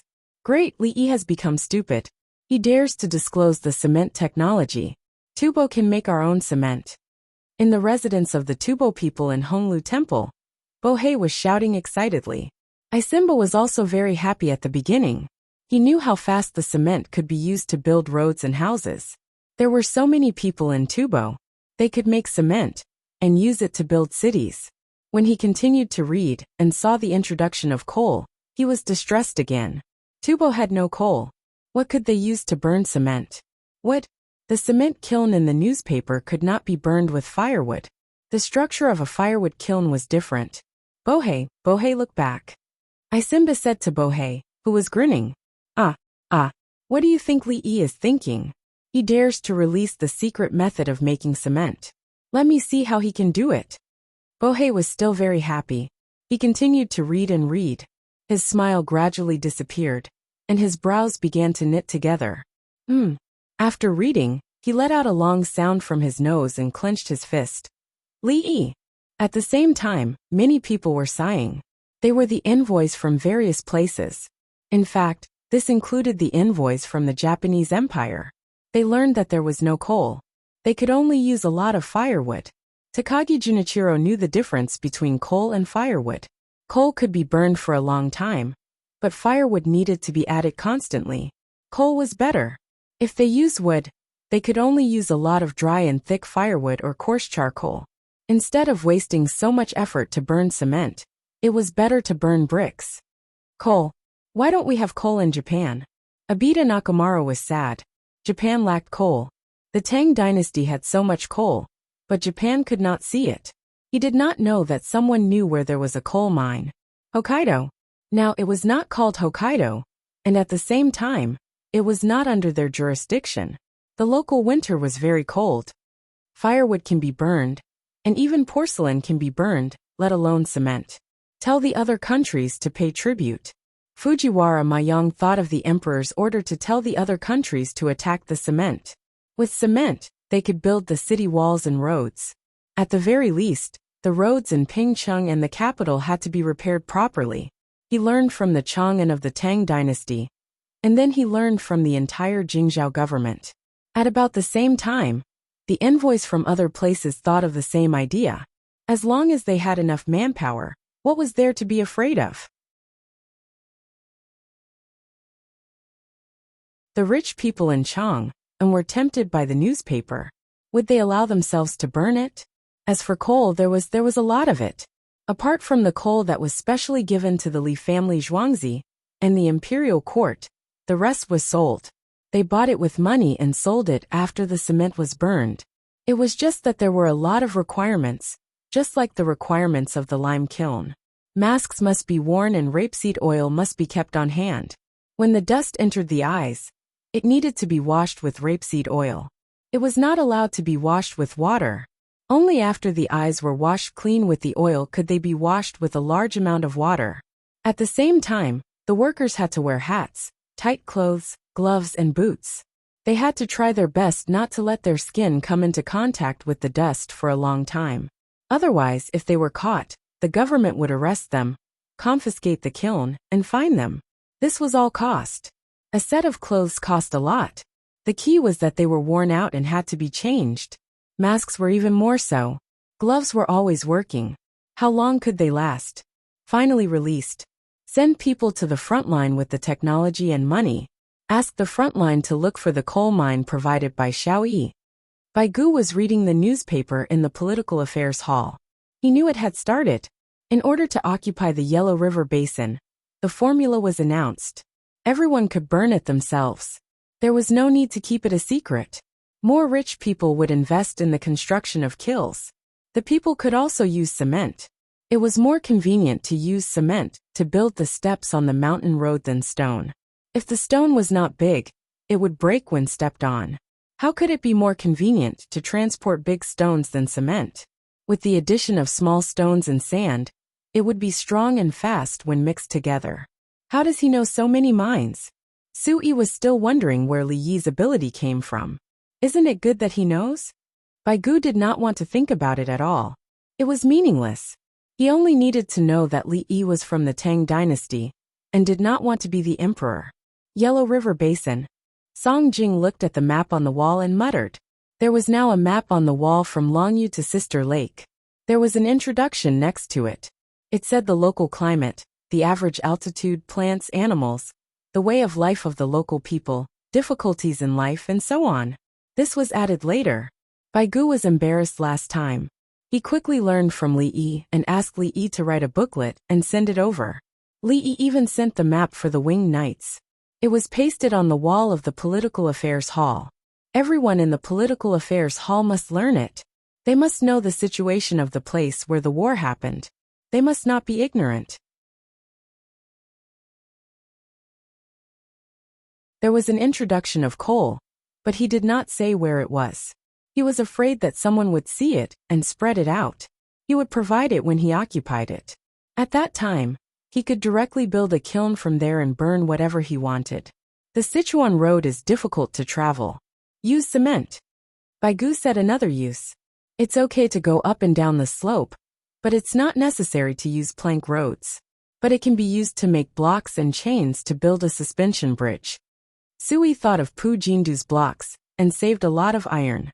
The distance to build the bridge depended on the distance. If the distance was close, use a bow and arrow to shoot over the thin rope. One end of the thin rope was connected to a thicker rope, and the rope gradually became thicker. Then the bamboo tube was threaded on the thick rope, and the iron chain was hung on the bamboo tube. When the bamboo tube was pulled, the iron chain was pulled over. One end was first fixed, and the other end was tightened with a winch and also fixed. If there was a river at the bottom, use a boat to send it over. If there was no river, walk over. Then climb the mountain, or throw a rope from the opposite side to bring the rope up. It did not seem to be necessary now. There was a hot air balloon. When the wind was good, put the thin rope on the hot air balloon and fly over. I wonder if it is possible to use cement to build bridge piers? If it is possible, wait until the dry season of the Yellow River, and build it in the river. Song Jing thought of the bridge. A suspension bridge was not as good as a bridge with piers. He thought that cement was the same. He did not know that if Li Yi wanted to build bridge piers, there would be other cement. Ask Xiao Yi if it can be built at Pu Jindu? Winter. Bai Gu was prepared to give it a try. The distance was closer, the water was shallower, and then, he did not know what to do next. Under normal circumstances, he would use stones to pile up bridge piers one by one. Some places needed to be built when the water was dry, and some places needed to temporarily block the river. Build a pier to block a position. Then if he used cement, would he first make a pier and send it over by boat? How heavy would the pier be? How big would the boat be? Would he use a lot of hand gourds? Would it overturn? Bai Gu had a lot of questions about the bridge. He was not a professional, and if he wanted to build a bridge, he could only look for the Ministry of Works. He guessed that Li Yi would know how to build a bridge between them.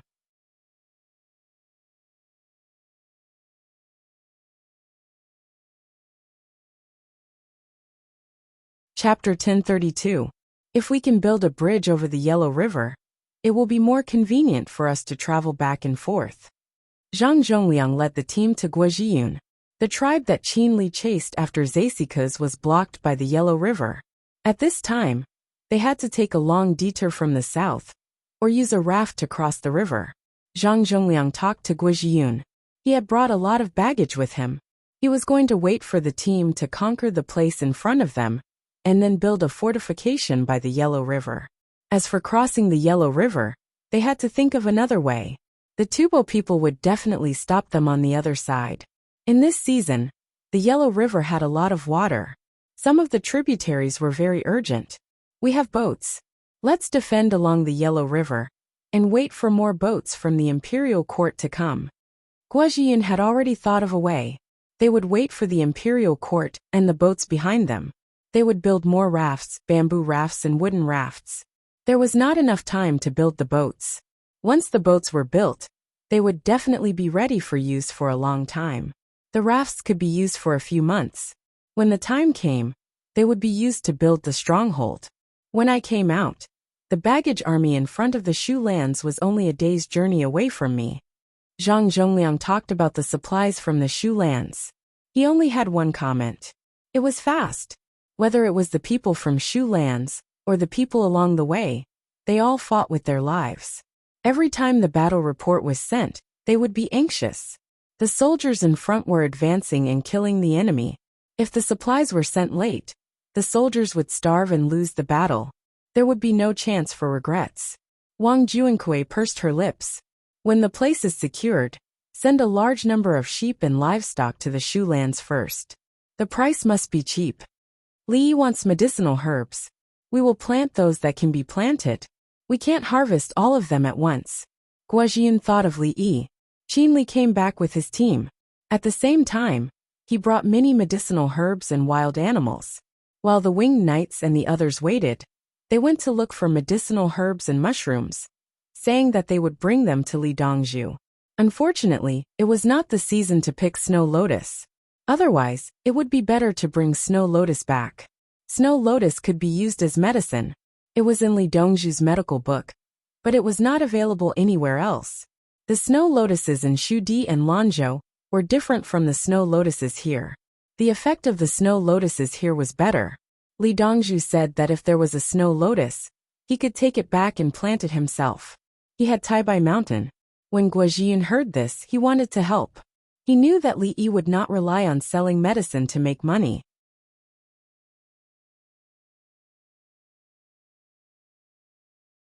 He had also heard from the winged knights that the Li family Zhuangzi would normally give away cheap medicine.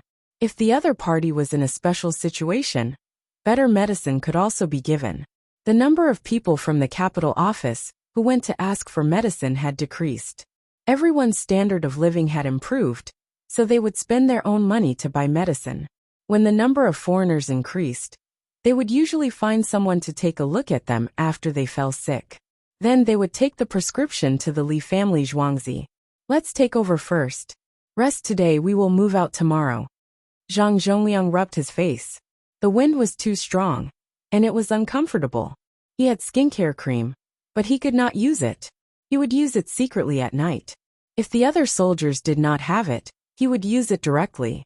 He brought a large number of resources and people with him.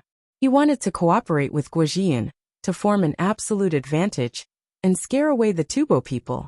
The tactic was to destroy the enemy, and the strategy was to take over the land. There is no hurry. Chang'an Express said that the Anxi provincial governor had a large number of horses. They will leave the other things behind, and the horses will be given to us. Wang Juankui was thinking about the captured Tubo troops. They had horses. The soldiers of Heshi and Longyu provincial governor knew how to ride horses. Even if they were infantry, they would find opportunities to practice. What if they caught a horse on the battlefield and did not know how to ride it? We must finish setting up the camp before winter. When it snows, it will be more difficult than Longyu. Zhang Zhongliang's troops were at the front. He did not like winter. The horses did not eat well. Before winter came, the soldiers had to cut grass in advance. When winter came, other than hay, There was also barley to feed the horses. The sheep could only be driven to places with grass. Otherwise, if the sheep could not eat grass, they would use their hooves to scratch the ice. Once their hooves were worn out, the sheep would die. The better thing now was that they knew how to make silage. The horses could be fed a little, and the sheep could eat a little more. In this way, winter was relatively easier to pass at crucial times. There was silage. Now even Tubo, Tukishi, and Tujua knew how to make silage. It was written in the newspapers, and their people would send the newspapers back. Silage was not difficult to learn, and everyone started to use it. People in these places might be slow to learn other things, but when it came to breeding, they learned very hard. At the same time, Zeisika's body was a little weak, but he no longer had a fever. The tribes next to him sent people over to ask about the situation and send some things to the commander. After asking, they hurried back to report and see if their Fu Qian wanted to fight. There were too many enemies, and they also had powerful weapons. Just the winged knights alone numbered more than 10,000. The commander's men were reduced to less than 300, and the commander fled back. Zeisika only heard the reports of the other Qianhu. He did not know the specific situation. What he knew was that the Qianhu of the tribes was behind the Yellow River. The people of the Qianhu were preparing things to cross the river. It was a sheepskin raft. It was sewn without any gaps. When the wind blew, the raft was placed on it. This action was obviously to prepare to escape. This included packing up their belongings and organizing the livestock. Zeisika did not blame the Qianhu. The military forces of the Tang dynasty were too good at fighting. Weapons should not even exist in this world. The sky monkeys flew over from so far away and exploded. As long as the wind direction and speed were good, the hot air balloon would fly over and drop the explosives. The only tactic to fight the military forces of the Tang dynasty is to charge. Zeisika drank the medicine again and felt nauseous. The Qianhu listened and showed a helpless expression. Charging was easy to say. In reality, the one who charged first would be passive. The military forces of the Tang dynasty stood in formation and waited. If the formation was not messed up, they would still be blown up by the sky monkeys. Before they could break the enemy's weapon, they would be at a disadvantage. Unfortunately, I did not get the recipe. The Qianhu wanted the explosives. The last hot air balloon was tricked. The Li family Zhuangzi had tight defenses. Guozhu and Isimba could not find a chance. Zeisika had no way to deal with this. If Tubo had the recipe, would he let others learn it? It was said that the Li family Zhuangzi was the village. As long as people knew the secret, they would be protected outside of Zhuangzi. They could also leave Zhuangzi. If his Tubo had the gunpowder technology, he would let the slaves do it. They would not be able to leave for the rest of their lives. Let's rely on the river as a natural barrier. The Qianhu finally said that they were going to escape. They would lead people to cross the river and settle down on the other side of the river. They would have their own people on the other side of the river. When the Tang dynasty's army wanted to cross the river, who cared if they were winged cavalry or not? Could they really fly all the way over? How many hot air balloons were there? Get ready. Zeisika knew that they could not fight anymore. His own people had reported the situation as soon as they arrived. They did not have enough troops and good weapons. If they continued to fight, they would only lose more soldiers.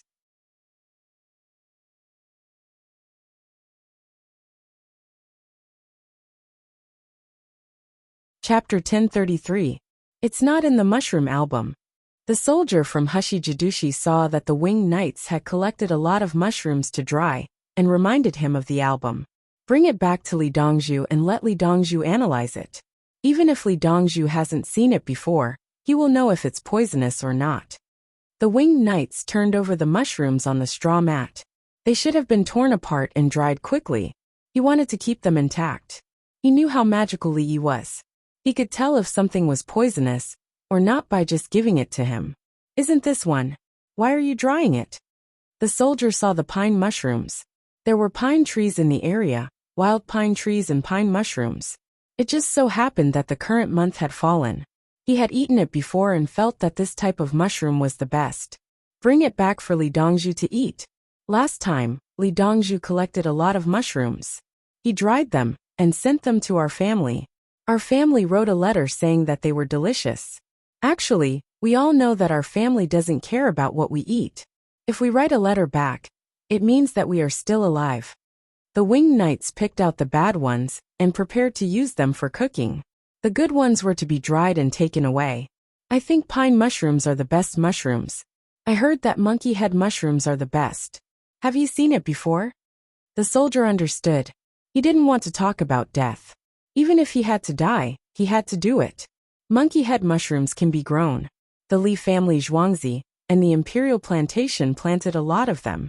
The Zhang family village has also started to grow them. Li Dongzhu said that when the Zhang family village's technology matured, he would write about it in the newspaper and teach the people how to grow wood ears and mushrooms. When the time comes, the people will be able to earn more money. Everyone will have more wood ears and mushrooms to eat. There are not many vegetables in the winter, so it's not bad to fry wood ears or mushrooms. The winged knights didn't say that he had seen it before. He just wanted to prove it. It can be grown. Is it delicious? The soldier understood again. If it could be grown, it meant that he had seen it before. The best one is actually the yellow mud ball. It's called sticky mud ball. It needs to be peeled off and is not easy to clean. However, it's the freshest.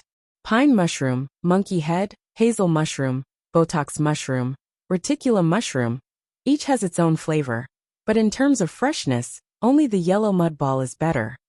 The winged knights spoke in a low voice, as if they were imparting a great secret to him. The soldier swallowed his saliva. I haven't eaten it before. What does it look like? Li Dongzhu said he can plant it, but he can't plant pine mushrooms. I'll go back and talk to Li Dongzhu. He'll send it to you. Winged knights also swallowed his saliva. He had only eaten it once. He didn't know if it was a psychological effect, or if it was really delicious. But he felt that it was delicious. Okay, I believe you. I will definitely. The soldier was about to say that he would definitely wait for Li Dongzhu to deliver the mushrooms, but his mouth was covered. Don't talk nonsense. Dongzhu said that when fighting a war, don't talk about what will happen after the war. He also couldn't say that he would have a good meal, or a good night's sleep after defeating the enemy. Dongzhu said that it's called raising the flag. Anyway, you can't say that. Do you understand? Winged knights covered the soldier's mouth and told him. Yes, yes. The soldier nodded. When he heard what the winged knights said, he was so scared that he broke out in a cold sweat. When the winged knights released his hand, the soldier spat a few times. The winged knights had mud on his hands. It was from cleaning up the mushrooms. He changed the topic. The booklet you brought is good. I'll remember it. When we go back, we'll leave it here. Our army will advance normally and use force to suppress the enemy. Don't throw away things that are easily obtained. There are a lot of things here but not enough in Chang'an. We'll save them and buy them when more ships arrive. This is the importance of logistics. Dongzhu will build roads whenever he has money.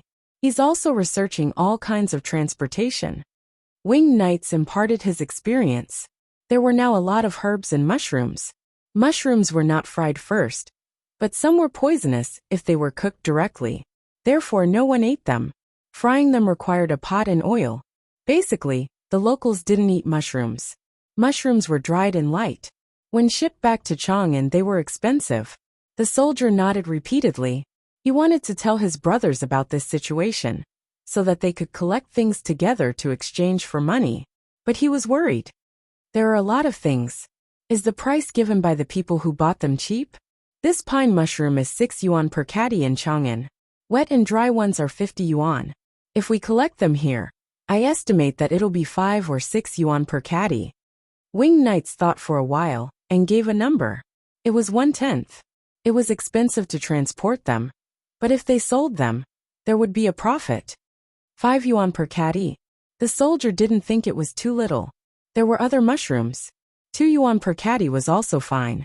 When his family came over, he could pick more than 10 caddies of mushrooms a day.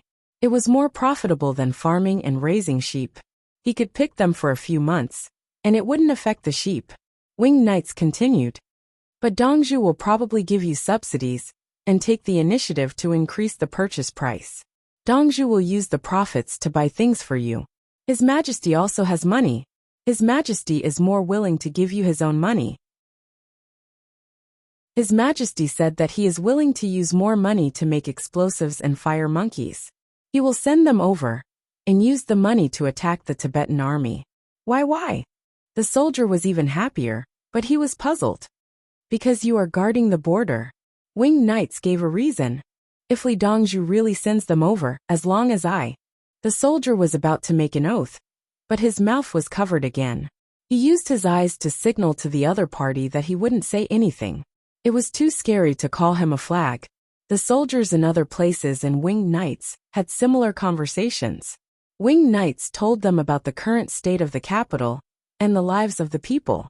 The most mentioned words were Li Dongzhu, Li family Zhuangzi, and His Majesty. He also told them not to sell the herbs they hunted or collected to others at a low price. Li Dongzhu would accept them and give them a lot of money. Guo and the others also received the news. The Winged Knights communicated with the soldiers, and the morale of the army increased by a large margin. The soldiers had goals and expectations. Amazing, right? The Winged Knights actually have this ability. Their fighting ability is strong, and they can boost morale even more. Wang Juankui found that she had saved a lot of trouble. The Winged Knights are trained as generals. The governor of the border and the Jadushi have too much power. The imperial court knows about it, but there is nothing they can do. Li Yi has always been helping His Majesty resolve the internal instability. The aristocratic education has been suppressed by him. He wants to limit our power. He will only leave us with a little power, and the military and politics will be separated. Guo came from a big family. He felt it the most and knew many secrets. Li Yi first promoted farming tools, farming, and breeding methods. He then helped His Majesty train the soldiers. At the same time, he made friends with the Shu-Di salt gang and helped His Majesty earn money. When the newspapers were sold at a loss, no one realized it. But after making money, he suddenly started teaching the people how to read. Hot air balloons and gunpowder appeared. The Winged Knights became an army. The local families saw it, but they could only watch. If they dared to cause trouble, they would be dealt with. If they wanted to join forces with others to force His Majesty to abdicate, they would only be exterminated. Now that the Winged Knights had risen, they should be sent to different places and rotated. This kind of logistical support is not only used to kill the enemy, but also to show us. Zhang Zhongliang understood.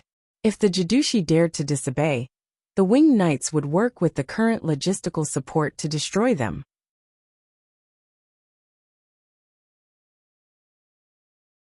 Chapter 1034. As the sky darkened, everyone started to eat. They ate grilled fish and fried mushroom soup with rice. There was a small river beside them, and the Winged Knights fished. He found earthworms in the soil, twisted the ones that were too long into sections, and hooked them on the hook. Initially it was the Winged Knights who fished. Later on, it was the ordinary soldiers who fished. The two provincial commanders did not bring any fishing gear. No one would bring fishing gear when they went to war. The hooks and lines were provided by the Winged Knights, and they had them on the back of their swords. They tied the swords to their spears and attached the earthworms to the spears. The fishes here were more stupid and did not recognize the fishing gear. They would bite anything they saw. One by one, the fishes were fished up and cleaned by the river. The innards were thrown into the river to attract the fishes that ate meat. However, using the innards of the fishes was not very effective, and everyone still looked for the earthworms. Your copper kettle is better than our iron kettle. It feels heavy. The soldier continued to chat with the Winged Knights while they were eating. Only after the mushrooms were cooked would they be cooked. When they grilled the fish, they carefully brushed salt water on the fish to prevent salt from being wasted. The copper kettle is also rusty. It is indeed heavy. Dongzhu said that he is thinking of ways to make a lighter kettle that will not rust. The Winged Knights looked at their copper kettle and shook their heads. It was heavier than iron kettle. The soldier took a bite of the fish and spat out the bones. Li Dongzhu knows everything. I only want to know how to read and write.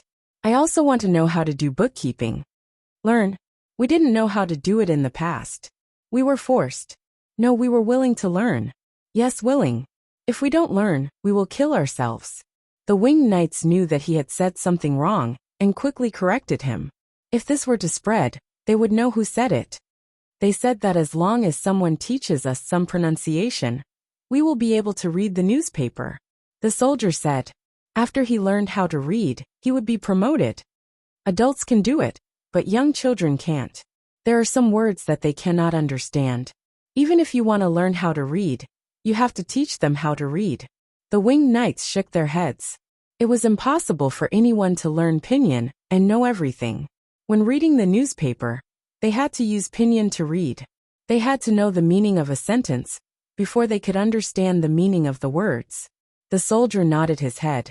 If there is an opportunity in the future, I will ask someone to read the newspaper.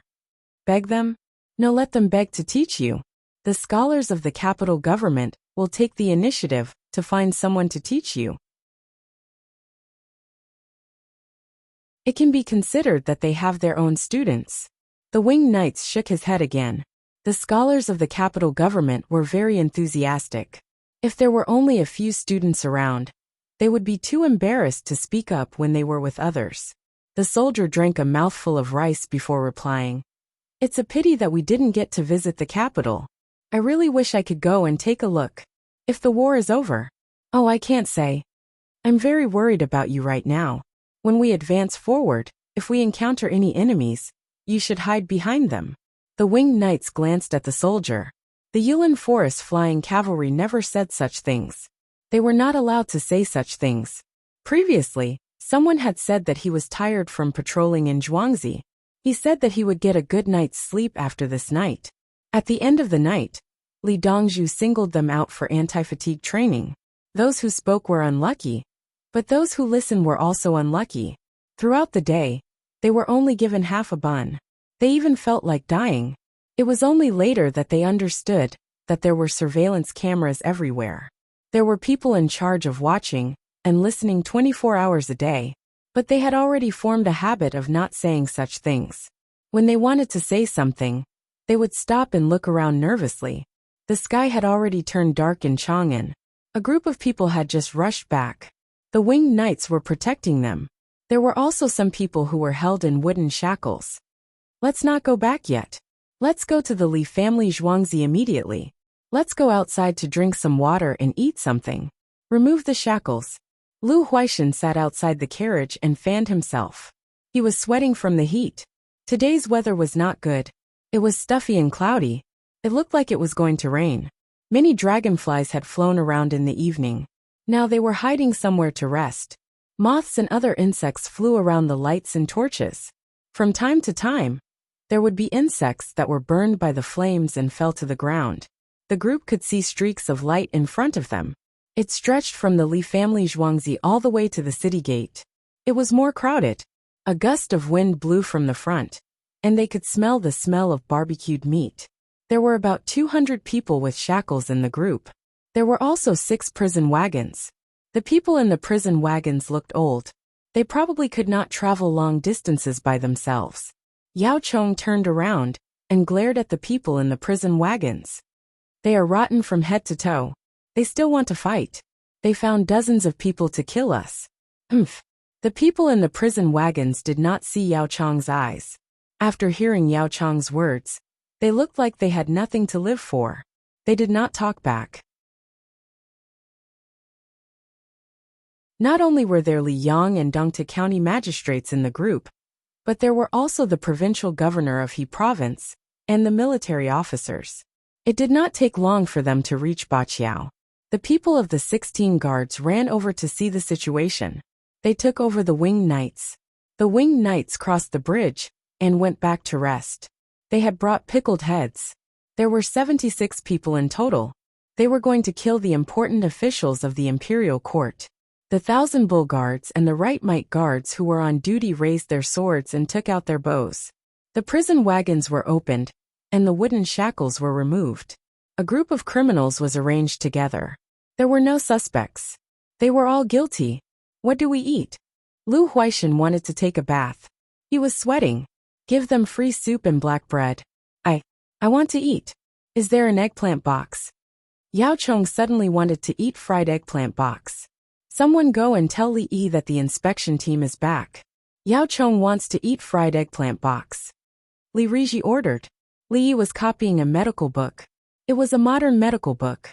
When he learned that Yao Chong wanted to order, he thought about it and asked the kitchen to make it. The other dishes were pushed out in the dining cart for the others to eat. The winged knights ran to the bathhouse to take a bath. When the fried eggplant box was ready, Li Yi rode a bicycle and carried the uncovered basket. The palace maids Chui Lu, Bai He, and the eunuchs Qing Song and Ziyu followed him. The other 4 people were resting and preparing to take over at night. When he arrived, he saw several important members of the group. He showed some doubts. This is Prime Minister Yao? He looks familiar. He looks similar to the surname Zhang and Wang I've seen before. Others also said that there are a few people who look like me. Yao Chong looked at Li Yi and felt relieved. He was shocked just now. Why did you come out in person? Come, Prime Minister Yao, your fried eggplant box. Li Yi took the bowl out of the basket. I'm not a prime minister anymore. Yao Chong shook his head. It doesn't matter. A title is enough. No one is talking about me. Eat it while it's hot. It won't taste good in a while. It's the same as soft fried pork tenderloin. After Li Yi finished speaking, he looked at the people who were controlled in an area. Were you arrested during the meeting? He asked. Your idea didn't work. We were attacked before we arrived. We hired a boat. They wanted to set fire and sink us. There were 76 people. Hearing Li Yi mention this, Yao Chong was dissatisfied. The plan was good. Who would have thought that something would happen on the way? Didn't you send the winged knights? Then you attacked. Li Yi spread his hands. It wasn't his fault. Who leaked the news? He was thinking about how big the problem was in Mount Monshan for them to take the risk of killing the court officials.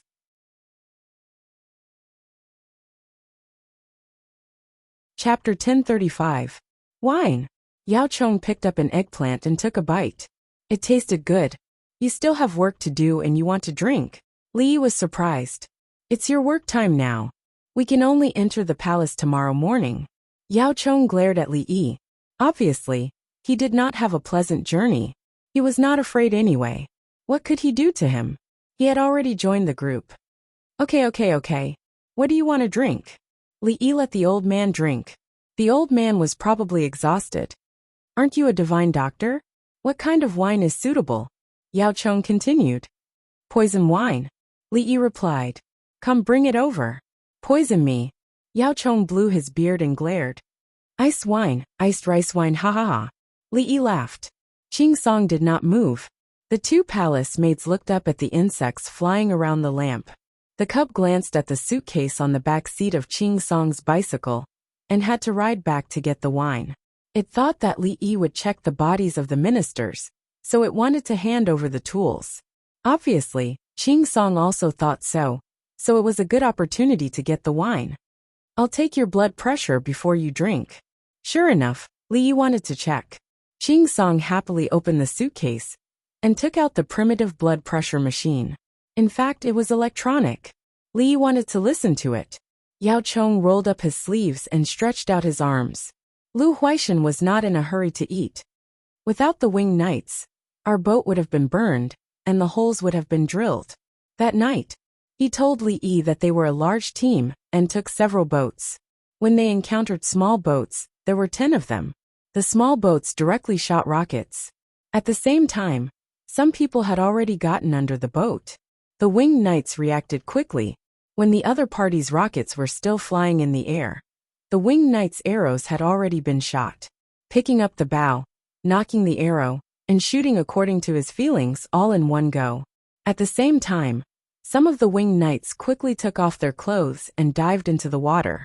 They put on water goggles, a tactical saber, and a tactical flashlight provided by Li Yi. It didn't take long to drag the bloodied attackers out of the water, while others swam to the attackers' boats. Amazing. The winged knights should be good at archery, but I didn't expect them to be so good at underwater combat as well, Lu Yochio praised. I'm wearing diving goggles. I can use a flashlight and a knife.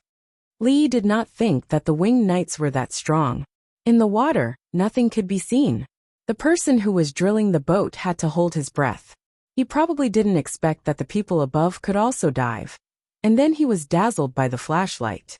What the attacker saw was a bright light. He couldn't open his eyes, so he couldn't determine the enemy's distance and precise location.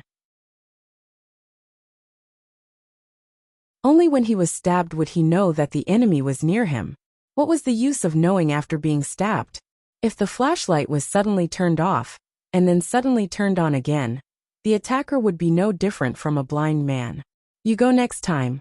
Yao Chong took another bite of the eggplant box. It's easier for me to go than you.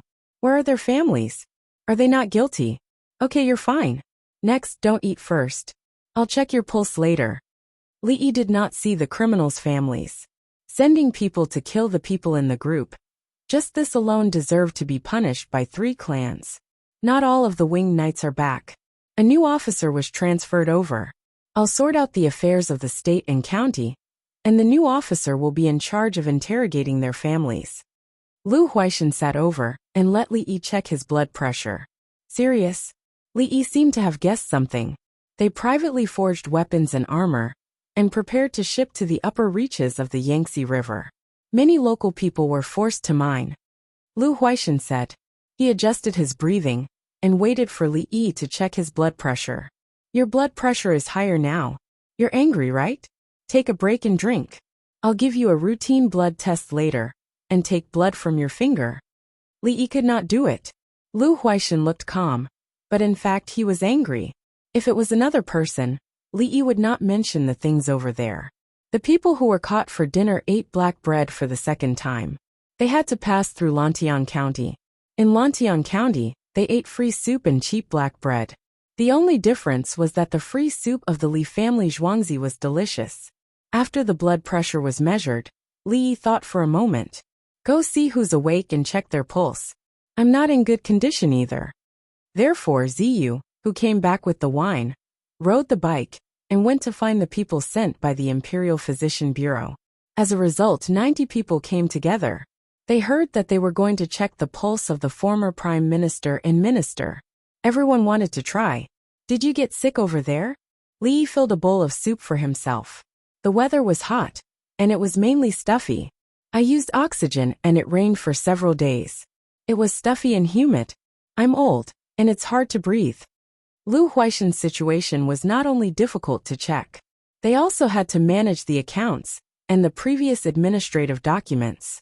If it were a younger person, they would not know what to do at all. It was a mess, but they sorted it out bit by bit.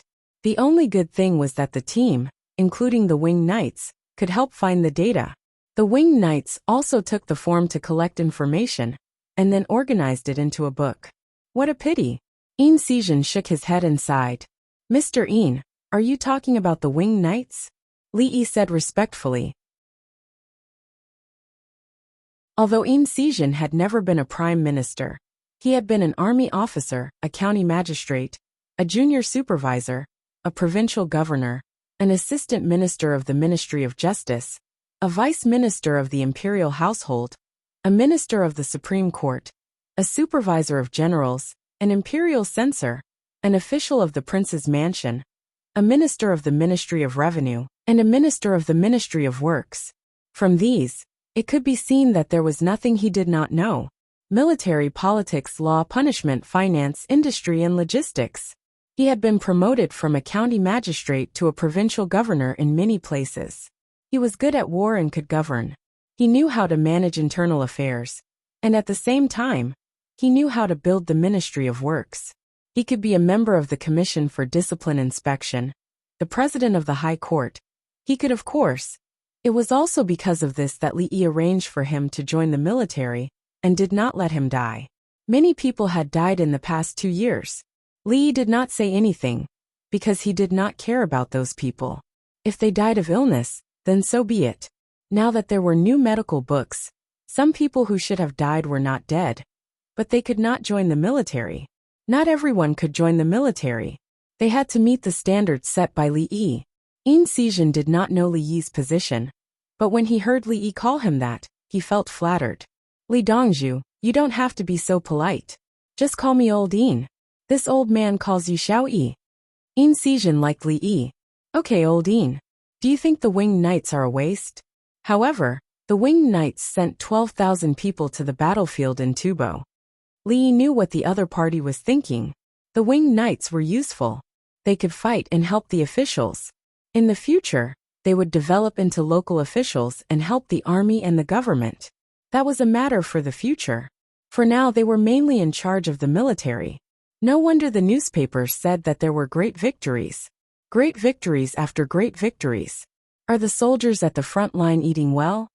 Een Sijin had been in the army and quelled rebellions. He was concerned about the war at the border. Thanks to His Majesty's grace, at least there is no shortage of necessities. The weather is cold. There are leather clothes, boots, and military coats. As soon as the weapons are made, they are sent there. Li Yi's voice slowed down as he spoke slowly.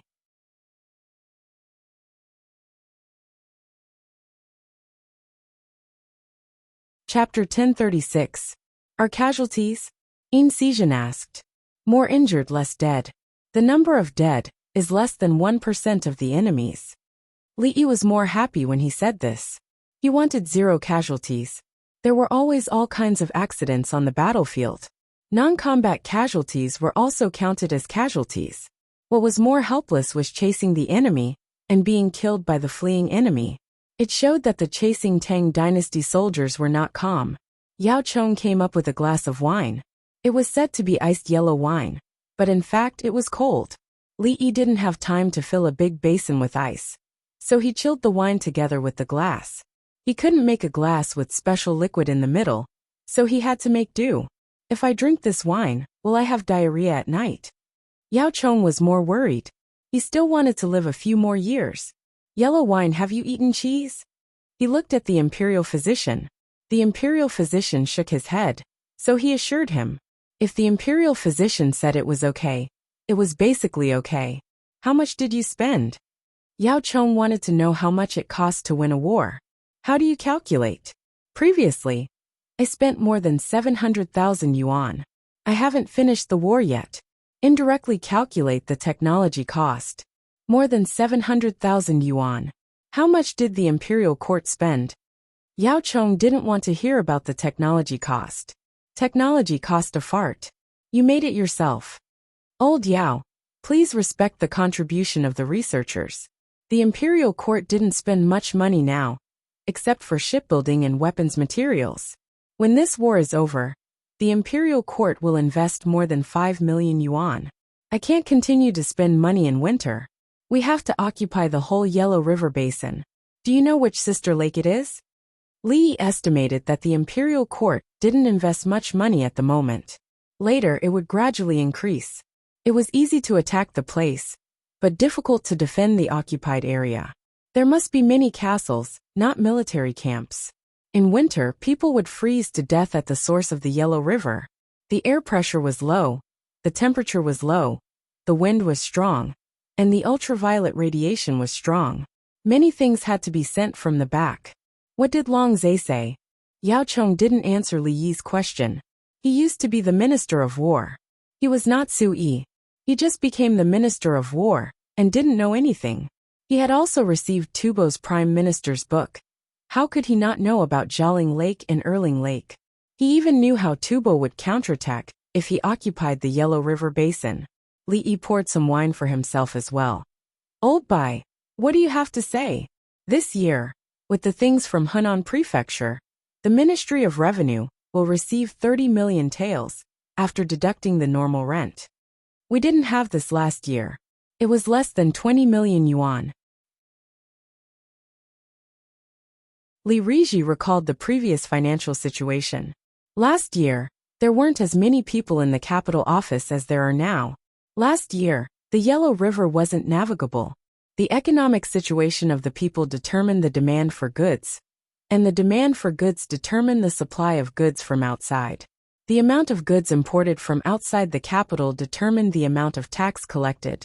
The capital and Henan prefectural governments' combined consumption amounted to only 30 billion coins. When more cement factories are built, if the extra revenue this year doesn't reach 30 million, it means that someone is evading taxes. Li mentioned the cement factory. No matter who invested in the cement factory, they had to pay taxes. If they didn't pay, the factory would be confiscated. Xiao Yi, that's a little too much. Yin Xizhen calculated that Henan Prefecture couldn't pay that much money. He had a rough idea of the situation in Henan Prefecture. The people were indeed raising chickens, and even maggots because there weren't enough locusts. Yes, I will earn back the money deducted from the taxes within 2 months. After that I will sell the goods. With 80% tax, I am prepared to contribute 4 to 5 million taels. Li Yi was certain that he had new products that would be bought by merchants and sent to various places to be sold. You want to sell mirrors? Yao Chang's voice was very loud. Everyone around them heard him. He was excited. He didn't want Li Yi to sell mirrors in large quantities.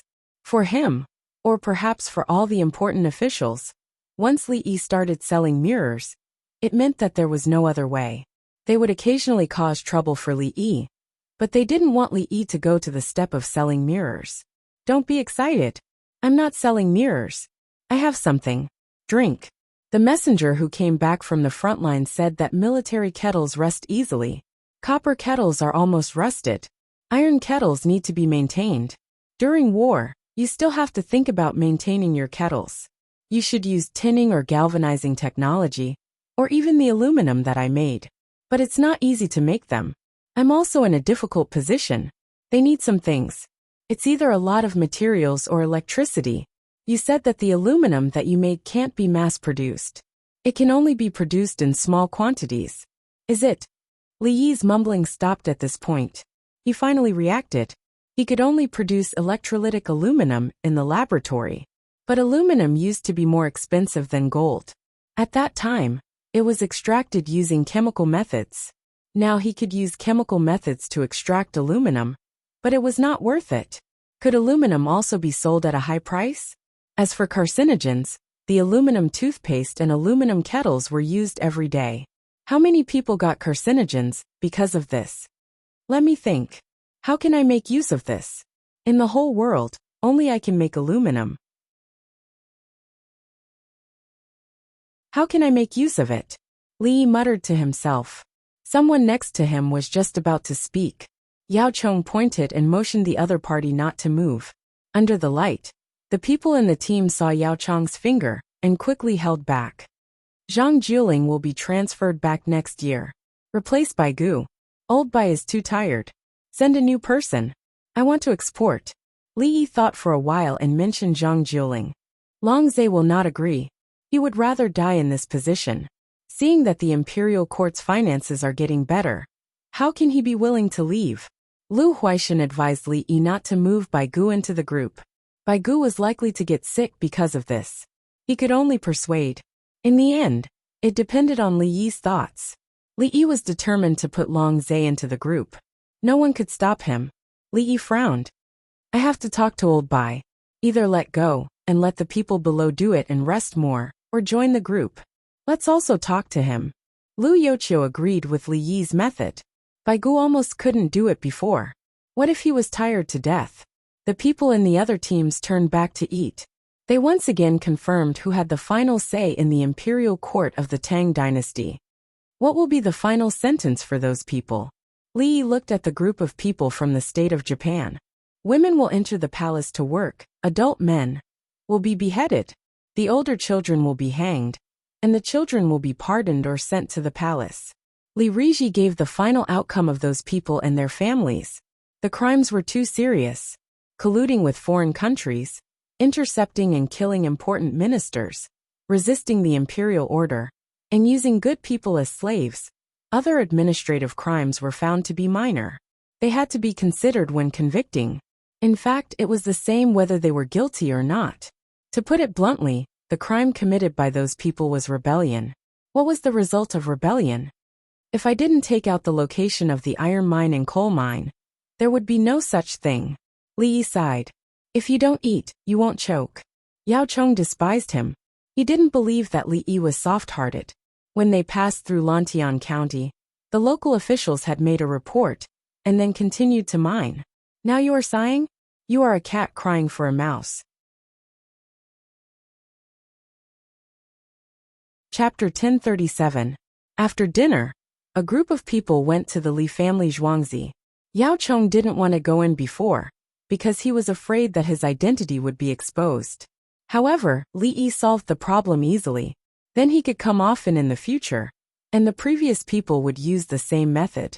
Anyway, when Li Yi saw him, he said that he looked familiar, and said that he looked like someone from his family.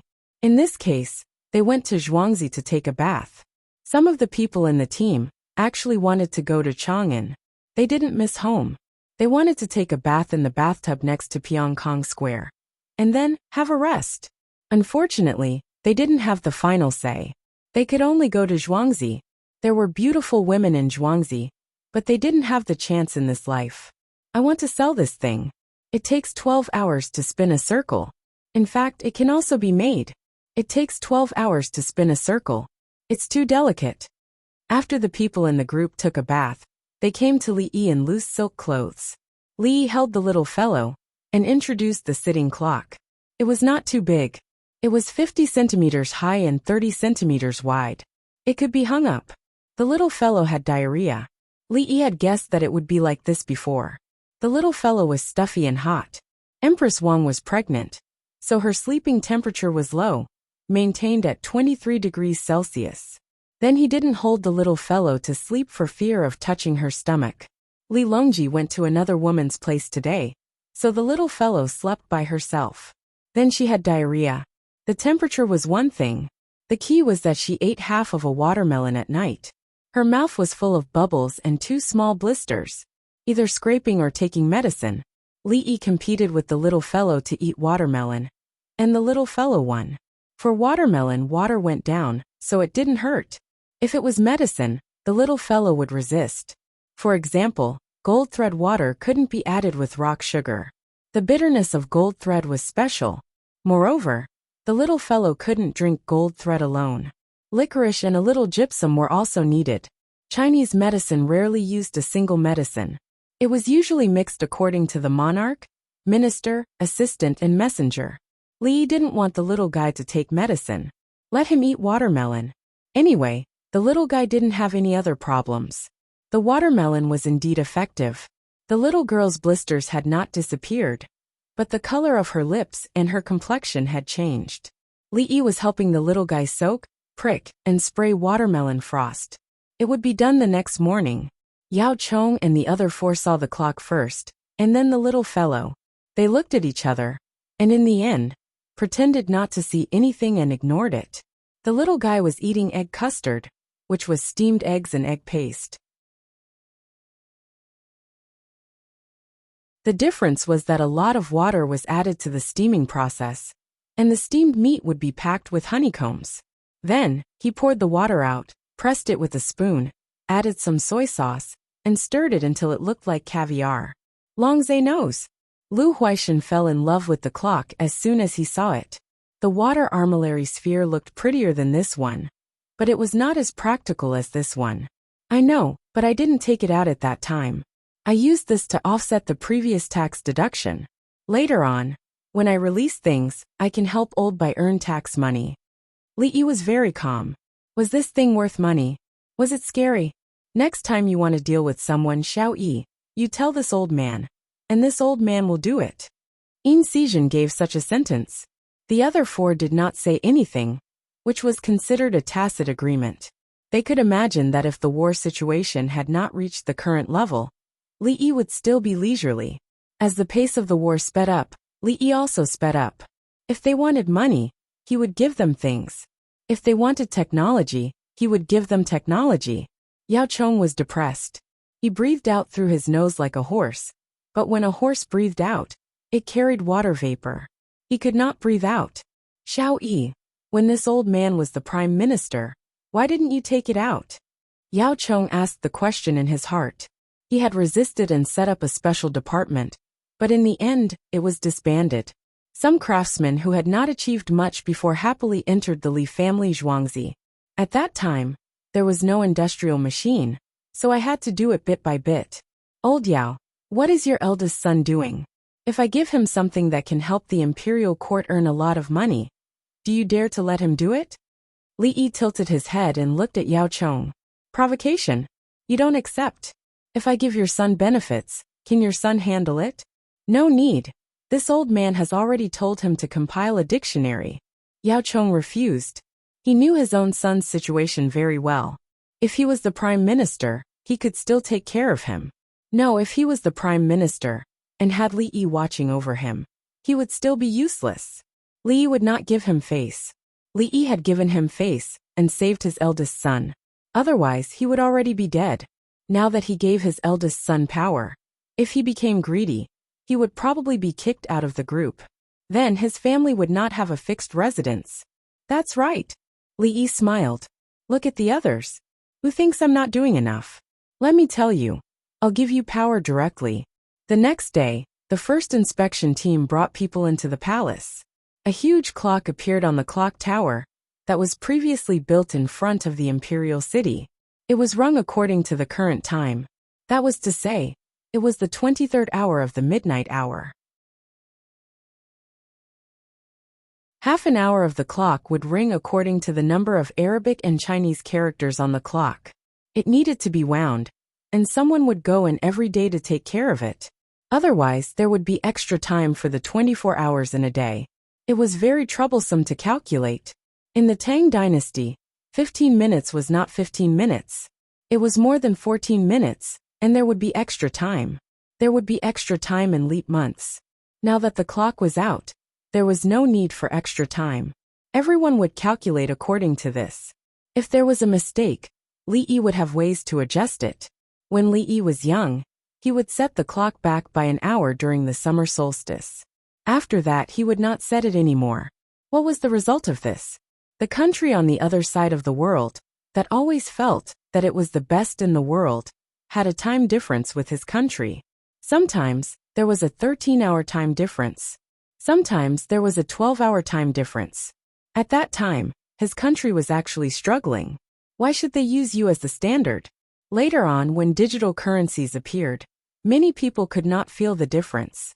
This was because the currency worked similarly to the other software. In reality, it was not. The software was not a separate currency. It was just the carrier of the currency. If they dared to say that this was a currency, they would be executed. The reason why Li Yi's people did not feel it was obvious was that the people were very adaptable, including the QR code. Originally, this thing was created by Japan. In the end, the people of Li Yi's country were the fastest to accept it. Just like the Kaiyuan Tongbao of the Tang dynasty, the people of the Tang dynasty accepted it. Then, the Kaiyuan Tongbao of the Japanese Empire could only be popular in Pingcheng and Beijing. When the Li family Zhuangzi's exchange coupon was released, as long as the people of the Tang dynasty knew about it, they would be willing to use it. This was a national characteristic. They were the fastest to adapt, and had their own foundation. Therefore, the people of Li Yi's digital currency were not obvious at the beginning, because they had already adapted. It could not be helped. Their nation was different from others. And this digital currency was not only targeted at domestic use. It was targeted at another international currency. It could be used in any way within the country. The people were very obedient. It was targeted at countries that had a 13-hour or 12-hour time difference. Previously, it was targeted at international trade and special economic regions for settlement. The digital currency was targeted at small trade and currency settlement in non-fixed regions.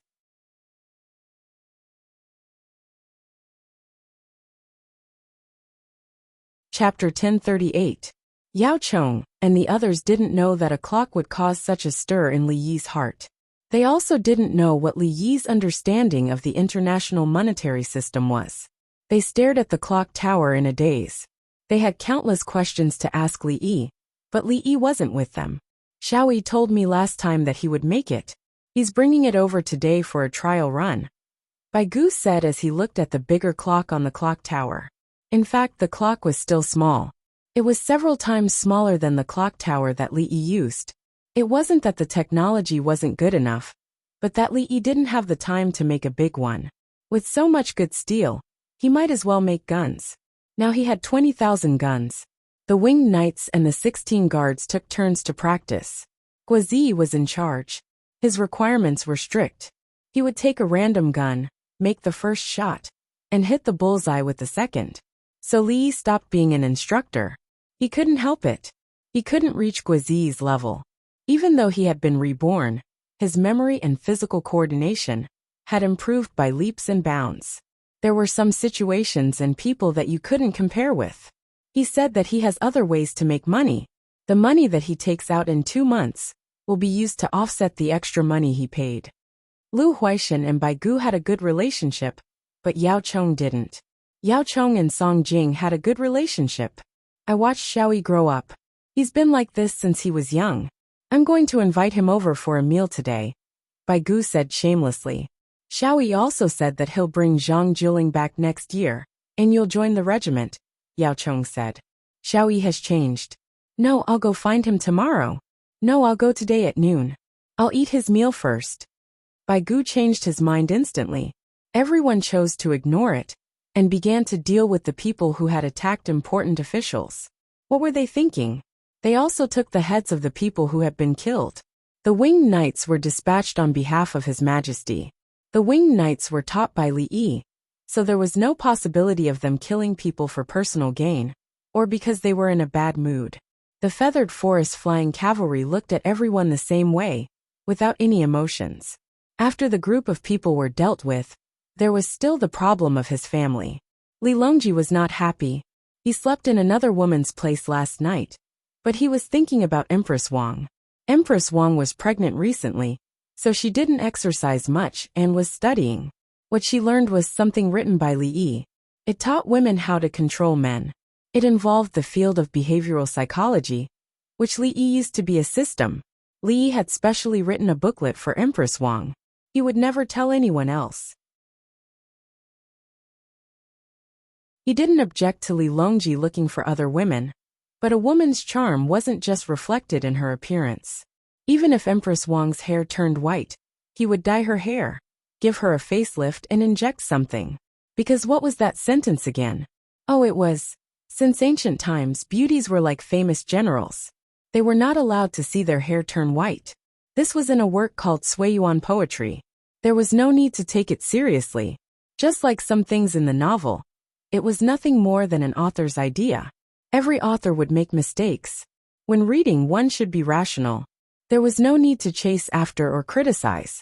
For example, there was a sentence that sounded very interesting. Who tastes the pear blossom snow at the end of the world? This was because the author had been promoted a lot.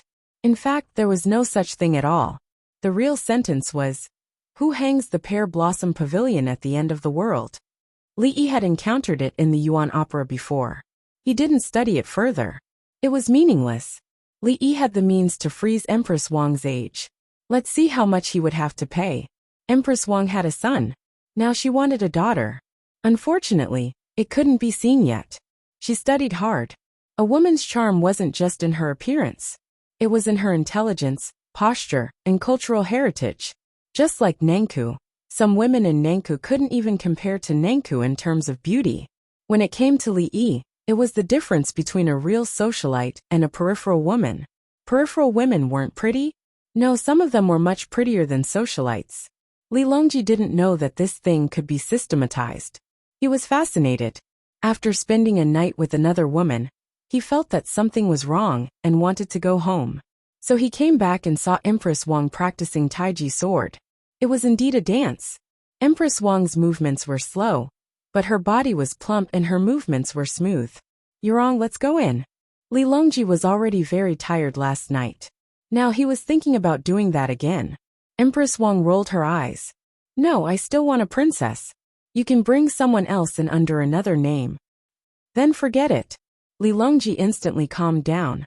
He knew that other than Empress Wang, other women couldn't be brought in. Of course, other than Shi and the others, Li Yi wouldn't care. Even Tao Hong and the others couldn't do it.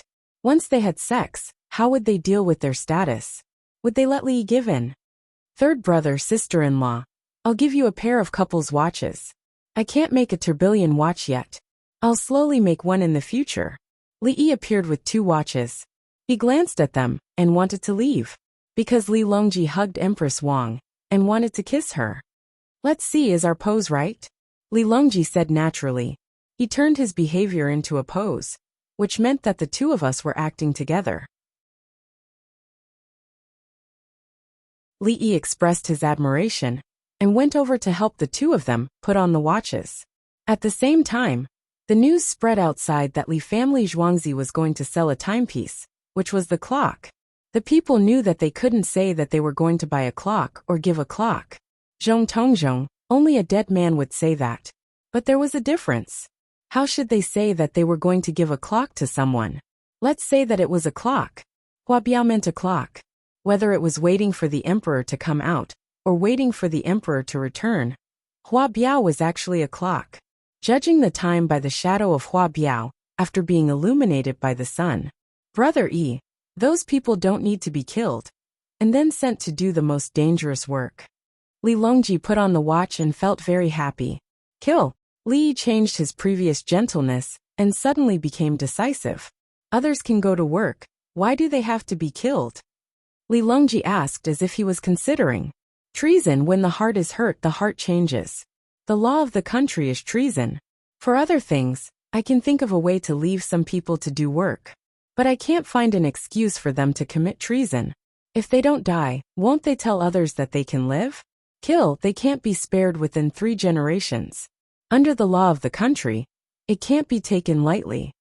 Li didn't want to let people do the hard work and atone for their crimes. His request was to kill, 1 kill 3 generations. Some bottom lines can't be touched. Like the problem of the officials in Lantian County, they wanted to reap benefits for themselves. They didn't have the idea of cooperating with external forces. They just wanted to make money. If they changed to iron mines, these people wanted to contact external forces. Was it a matter of money? If we let them go, what would the soldiers on the front lines think? The soldiers will think that we are risking our lives and providing weapons for the enemy to kill us. Your Majesty, say something.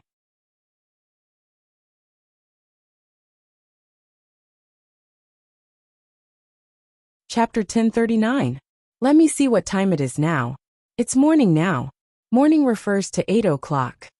If we change it to a bigger one, can a day become 24 hours? Slow down a bit. 12. Below the clock tower, a group of people looked up at the time. The clock was still small. Zhuangzi didn't have the time to build a bigger one. A big clock costs a lot of money, and it takes a lot of time. In Zhuangzi, Li Yi had already finished the design of the big clock. Actually, it was just a copy. If he was asked to design it, he wouldn't be able to do it even in a year. There were so many parts in the clock tower. The bigger the clock, the harder it was to make. Of course, the smaller the clock, the harder it was to make. He added something to the clock, so that when it spun a circle, when it reached a certain position, the clock could be spun at the corresponding time. It was like looking at the date on a mechanical watch. When it was turned, 12 hours would change at the same time. This way, it could be used to look at the time. There was no need to learn new rules. There were advertisements for wall clocks and floor clocks on sale in the newspapers. The prices were naturally different according to the size and decoration. The cheapest was 100 CUN for a small clock that could be hung up. Not everyone could buy this small clock. There were restrictions. Only people who had bought kerosene lamps, thermos bottles, and bicycles were eligible. After that, there was only one type of clock that could be bought casually. It was priced at 1,000 CUN and had a warranty. It had glass and beautiful glass beads on it. The big merchants were already waiting at the bridgehead for Li family Zhuangzi to sell their clocks. Some of them wanted to send their clocks to other prefectures to be sold. Some even wanted to ship their clocks overseas in exchange for large amounts of gems and gold. Bai Gu was at the bridgehead. He didn't look for Li Yi yesterday, and he didn't want to look for him today. He looked at the merchants lining up and felt at ease. He handed over the work to others and was currently resting. He didn't want to tire himself to death. Bai Gu wasn't afraid of joining the regiment. He was afraid of dying. The capital office was almost the same every month. The war at the border was going smoothly. He wanted to live a few more years and experience the prosperity of the world. Now he wanted to see how many people were buying clocks. The tax for each one was 800 CUN. After he had accumulated 700,000 yuan, He began to collect taxes from the Li family Zhuangzi. Good stuff, buy more. Buy 1,000 of them, and send them overseas. Sell them to the kings or chiefs overseas. They have money. Bai Gu drank the sour plum soup. He took a small sip every now and then. It was iced. He did not dare to drink too much. He looked at the merchants with friendliness and appreciation. To him, the merchants were the pillars of the country. Old Bai Gu, why aren't you going in? Li got the news. Bai Gu was wearing his official robes and sitting there. The Prime Minister's carriage was parked, so he came out to take a look. Join the group? I heard that you want to get me into the group. Do you believe that I won't bang my head on the bridge and die? Bai Gu glared at Li Yi when he saw him. Who said that? It's just a rumor. Li Yi glared at him. What did Zhang Jiling say? Bai Gu had evidence. Tell him to come back and be a minister, not a prime minister. Be the minister of the Ministry of Revenue and steal my position? The minister of the Ministry of Rights, and the Ministry of Education. The minister of the Ministry of Rights has no real power.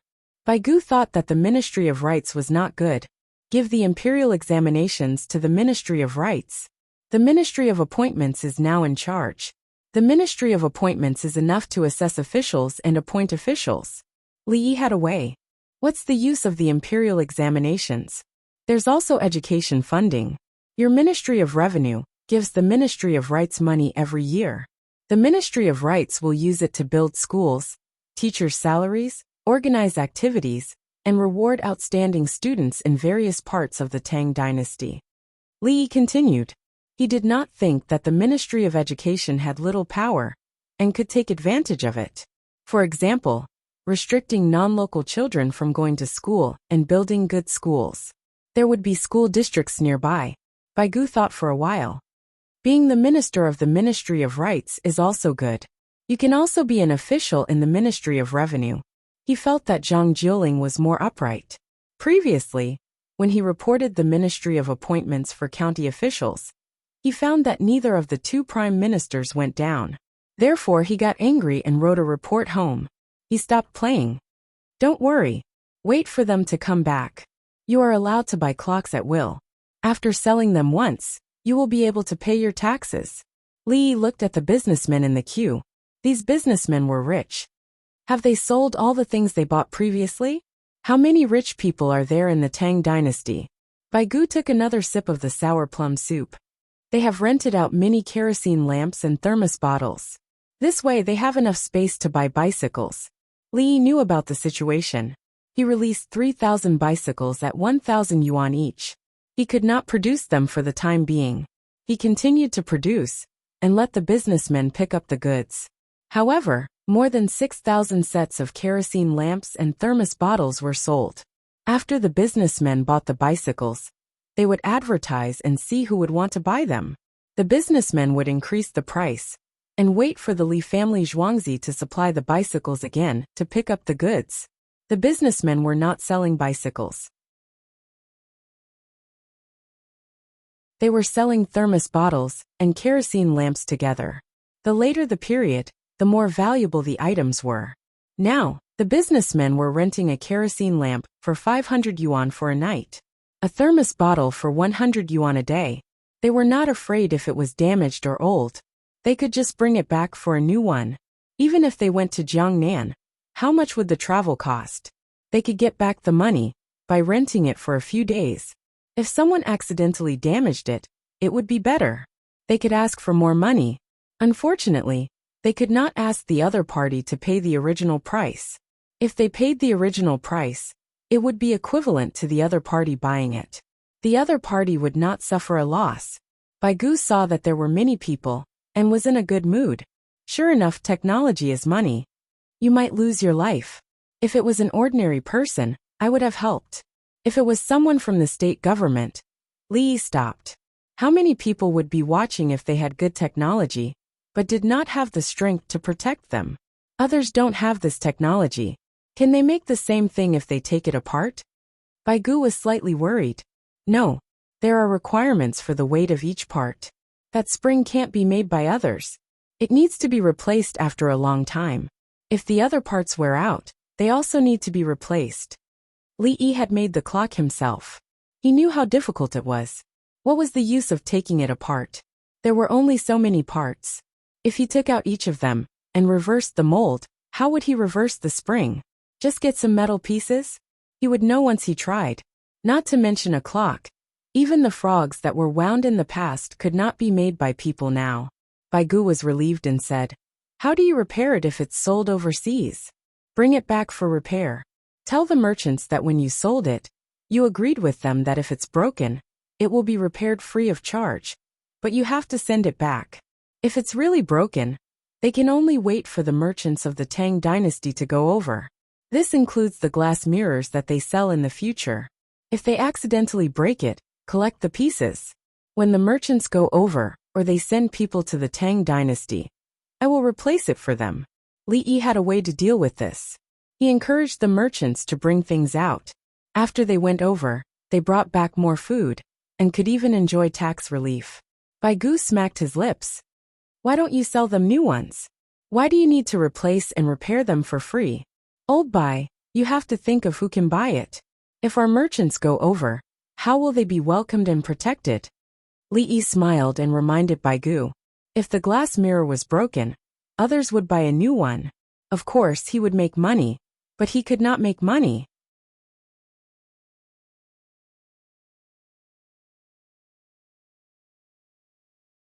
Chapter 1040. Baigu was stunned. Li Yi saw someone selling glutinous rice lollipops next to him.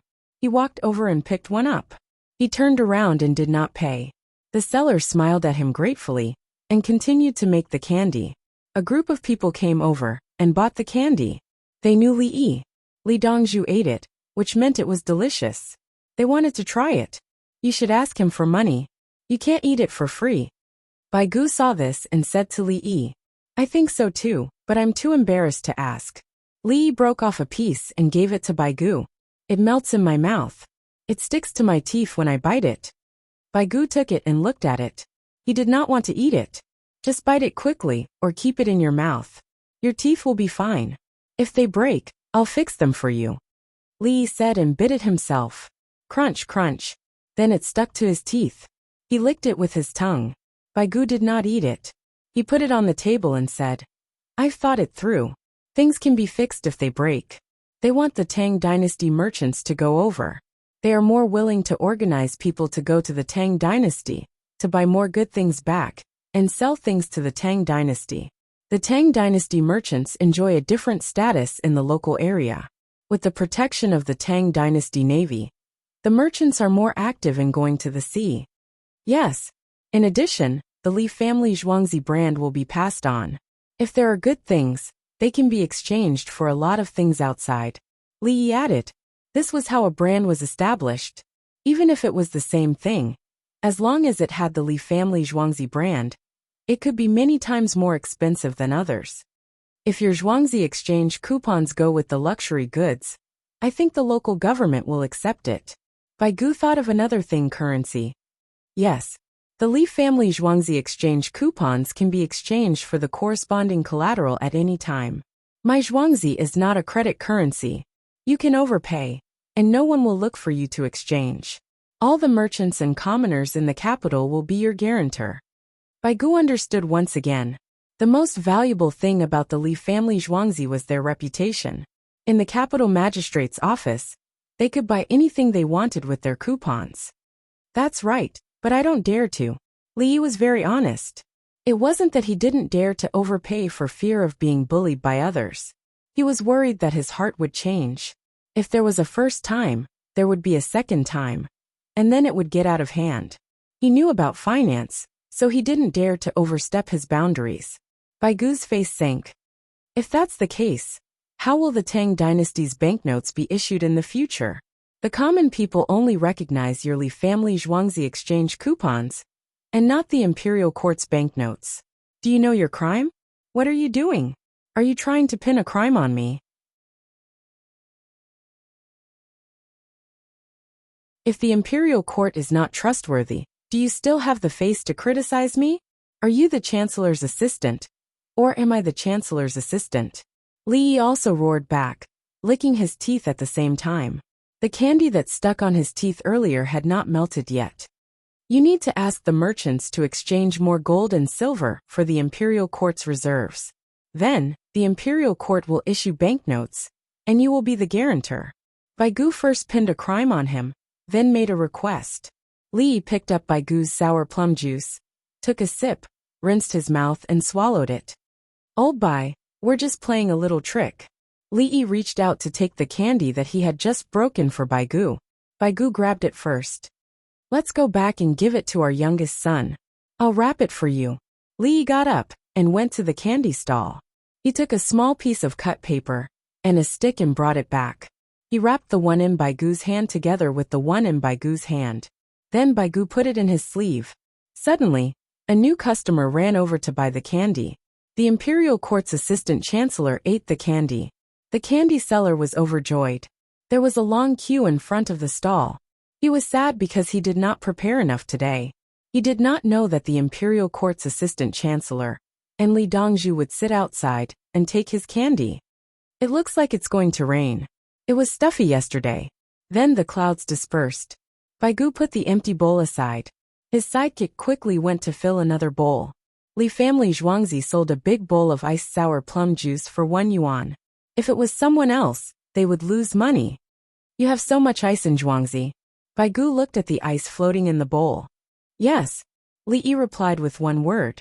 In fact, he was using the refrigeration equipment exchanged from the hospital to make ice. However, he could not say it out loud. He felt that there were any germs or something. No, including the place where the cadavers were. The refrigeration equipment was fine as long as there was electricity. In the past, there was solar energy. Later, there was a generator. He also exchanged some gasoline. Now that he had gasoline, why not use it? The labeling was not a problem. If the equipment was broken, he could replace it. I don't have any ice in my house. Baigu began to suspect. There was definitely a problem. You don't have ice in your house for winter? Everyone has ice now. Her Majesty doesn't give you ice?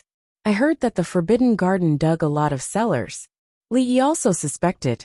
Because of the water network, there was too much ice in winter. Many people began to build ice cellars and use grass curtains as partitions to store ice. Baigu stared at Li. There are still a few months before the weather turns cold. You have to leave a backup plan for your house. Take it out and use it. The ice in your house is river ice. You should use it to cool down the house. As for the ice for food, I will ask someone to send 5,000 caddies to the palace every day. Everyone can share it. Li could not manage the people, but he could take care of the court officials. I will take 100 caddies back first. Baigu thought about it and said the amount. Your house can eat 100 caddies a day. It will melt. Can't I find someone who can do things quickly? It will take a lot of effort to get some ice from you. Alright, old Bai. I like to hear you talk. Here, I will give you 300 caddies. It will not take a lot of effort between us. Give it to your subordinates. Also, tell them that if there is a problem, and their heads are chopped off, they can use ice to cool them down before burying them. Li did not care how much ice he gave. He wanted it to be worth it. Baigu really took the 300 caddies of ice and left. He did not eat at the Li family Zhuangzi. 300 caddies of ice was not much. It was just 300 caddies of water. The density of the ice was just a little lower. Li was still sitting outside. He took out his medical book and occasionally looked up at the merchants who were queuing up. There were not many bells. The merchants needed to pay first and get a number. When the bells were made, they would receive them according to the number. Baigu hurried back to the government hall. He took a look at the place he was in charge of and distributed ice. Each person was given 10 caddies of ice. He distributed it to 8 people. The 8 people quickly sent people to send the ice home. Baigu did the same. It had to be placed in a cool place. It was best to throw it in the ice cellar. The ice was clean, and it was healthier to eat. Dongzhu, you have sold 920 bells. You have paid first. During lunch, Songda came over and reported the results of the morning. During lunch, Li family Zhuangzi stopped selling the bells temporarily. The merchants queuing up did not leave. They ordered their subordinates to help them get the food. Some even asked their subordinates to stand in their place. Some of them had their subordinates standing there while the merchants went to eat, drink and rest. Some of them stood by themselves and asked their subordinates to guard their money. When they were thirsty, they drank some soup. Deduct the taxes on the money we spent. Send the extra money to the imperial court before they get off work. We will have a lot of money to spend. Li Yi instructed. He was relieved. There were many rich merchants who were willing to buy the bells. Most of the bells would be shipped to Guangzhou. The merchants had to negotiate with each other. No one could lower the price. They had to agree on the price. They would sell the bells to the barbarians who came over by boat. The barbarians would take the bells away and sell them for a price.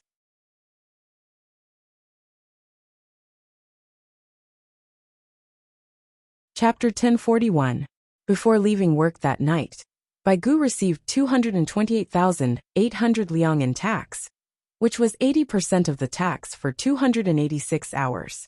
Xiao Yi will help the imperial court complete 30 million liang in tax this year. I hope the merchants can quickly get their money back. Bai Gu had some understanding of the liquidity situation. Merchants had to quickly exchange things for money before they could continue to buy. This time, they had bought a large amount of things, so it would take some time before they could explode again. 1,000 liang was not a small amount. Seeing that his subordinates had finished counting the money, he went out to meet the others and go home for dinner. Today, he invited the people in the group, Song Jing, Su Yi, and Wei Jigu to eat at his house.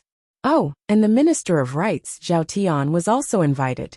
Because Zhang Juling had come back, he went down. Bai Gu felt quite embarrassed. Today there was sashimi, so he invited a chef. The chef had experience and knew what kind of fish did not have parasites and would not cause problems after eating it. At the same time, there was a lot of ice. Didn't Bai Gu ask someone to send home more than 50 kilograms of ice? It was just enough to freeze the fish and kill any parasites that might exist. A large group of people traveling together represented the peak of the Tang dynasty's power. Seeing such a lineup, people all made way. There were so many guards, indicating their identity. Then, as the group walked, they suddenly stopped and became motionless. There was a blind man in front, crossing the road with a stick. Someone wanted to help him, afraid of offending an important official of the imperial court, but found that the group had stopped. So he stood aside and watched. Why is there no movement? Don't hit me. The person with the stick did not know the situation. He felt the stick touch the ground and listened for movement at the same time. His surroundings suddenly became quiet. He stopped, turned his head and listened again. He felt very scared. Sui got out of the car, lifted his robe, and quickly walked over to help him. Brother, why don't you take the car? You don't have to pay to take the car. If you always take the car, you won't remember the road. You can't always rely on others to help you. It's better to walk on the road yourself. The person with the stick did not touch the ground with the stick when he was supported. It showed that he trusted the person supporting him. If there were any gaps or obstacles, the other person would remind him. Elder brother is right. We can't always rely on one person, even if that person is very powerful. Sui gave an explanation. He realized that the people in the imperial court relied too heavily on Li Yi, which was not good. That depends on who it is. If it's Li Dongzhu, it's reassuring. Why is everyone not moving? There's no sound. The man with the stick turned his head to listen again. Some people from the imperial court went to Bai Zaifu's house for a meal. When they saw your procession stop, they just watched. Sui told the truth. That was all. No matter how big the group was, would they let a blind man make way for them? Even if the censorate did not impeach him tomorrow, Li Yi would. I'm sorry for delaying your meal. I'll leave now. The man with the stick understood immediately. No. Let's wait a little longer, so that we can eat more. Sui found an excuse. This path was too wide, and they still had to walk dozens of steps. Who are you? The man with the stick suddenly asked. Sui. I'm the youngest. I'll help you. Sui was still honest. Prime Minister Su. Thank you. With you here, the Tang dynasty has hope. If you can help me, you can also help the Tang dynasty. I'm helping the Tang dynasty now. While talking, they crossed the road. Sui turned back to get on the car. and the procession moved forward again. The people in front all made way and stood on both sides of the road to watch the procession pass. Many people bowed slightly. They avoided the procession because of power and influence, but now they made way for recognition. The Tang dynasty has changed. Bourgeois, who was standing in front of the imperial city gate and happened to see this scene, sighed with emotion. For Tubo, such a situation did not exist. He did not care if you were blind or not, and you were so old. Blind man, didn't you hear the sound of horse hooves? How dare you leave? Even if I don't beat you to death with a whip, I'll be grateful. In the Tang dynasty, Chang'an, when the prime ministers and the prime ministers were traveling together, they suddenly stopped. The prime minister even went over to help them. What gathered the people was the will of the people. How could the people of the Tang dynasty fight against the Tang dynasty in the future? Isimba shook his head. It's Li Yi. Every time Li Yi goes out, as long as someone crosses the road in front of him, he will make way. Isimba could not understand. Li Yi was so powerful. Why did he have to please others? Since you can please ordinary people, why not please me, Tubo? Send back the 10 clocks you bought, and see if I, Tubo, can make them. Then write to our people, and tell Princess Jincheng that the Tang dynasty did not give her anything good. Bo Qiao tried his best to sow discord. He was almost crazy. Isimba clenched his fists. There's a luminous pearl in Jianpu. Anyone who holds it will fall ill. And we can't find out what the disease is. Why don't we give that luminous pearl to Li Yi? He was talking about a luminous pearl that was said to have been enchanted. It was the luminous pearl that God wanted but couldn't get, so the person who called it would fall ill and die. Okay. Bo Qiao also thought of that thing, but he had to avoid Princess Jincheng and the people of the Tang dynasty who served her. The two of them did not want to go to the night market anymore. They hurried back to write a letter, which they also wrote in secret. Bai Gu and the others arrived at his house. His house was newly renovated and turned into a house. Nowadays, it was popular to build houses in various districts, as long as they were not too tall and did not block the sunlight of other people. The fish were raised in a bucket. The cook and the others were ready to kill the fish and bleed it in front of them. The best way to bleed the fish was to first make an opening, then throw it back into the water and let the fish swim. The fish bled from one side to the other. When the blood was almost gone, the fish would die. However, there was no place to do this in the capital government. It was said that Li Yi objected. There were many ways to kill fish and bleed it.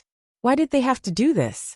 After the fish was killed, the meat was sliced and put on ice for a while to freeze any parasites that might exist. While waiting, other dishes and wine were served first. There were vinegar-preserved eggs, roasted garlic, pork tendons mixed with chili oil, and other things. Do you still remember a few years ago? Some of us had a meal together, but there was no meat. Wei Zhigu suddenly sighed. At that time, the prime minister didn't have meat for every meal, especially the officials who rented houses. They had families to feed. That's because they didn't know how to cook pork. Mutton was expensive, and fish wasn't good. If they didn't handle the fish well, they would fall ill. Lu Huaishan explained the reason. Exactly, Bai Gu said. Now the cooking methods of all kinds of dishes were publicized by the Li family Zhuangzi. Everyone could even cook with pottery jars. Those who could afford it made an iron pot. Those who couldn't used a bigger shallow pottery jar, or even a special pottery pot to cook. There were also all kinds of seasonings, including wormwood and perilla leaves by the river. The Li family Zhuangzi, and even some businessmen specialized in selling chickens, ducks, and geese. Who knew that the fishy smell of pork could be washed away by soaking it in cold water. There was also pork skin that could be boiled and frozen. Pig trotters could also be boiled with some sauce. After the fish was cold, the frozen fish wouldn't have a fishy smell. I wonder which aspect Li Yi contributed the most. Sui hadn't participated in these people's gatherings, so he asked Li Yi, "You're tuning in to the Li Mei's Wuxia Whispers YouTube channel. We're so grateful for your support, and don't forget to subscribe to join us on this incredible journey through captivating stories. Your generosity through donations truly makes a world of difference, as it's the primary source of revenue that allows me to expand and enhance this channel for you. Thank you from the bottom of my heart for being a part of this adventure.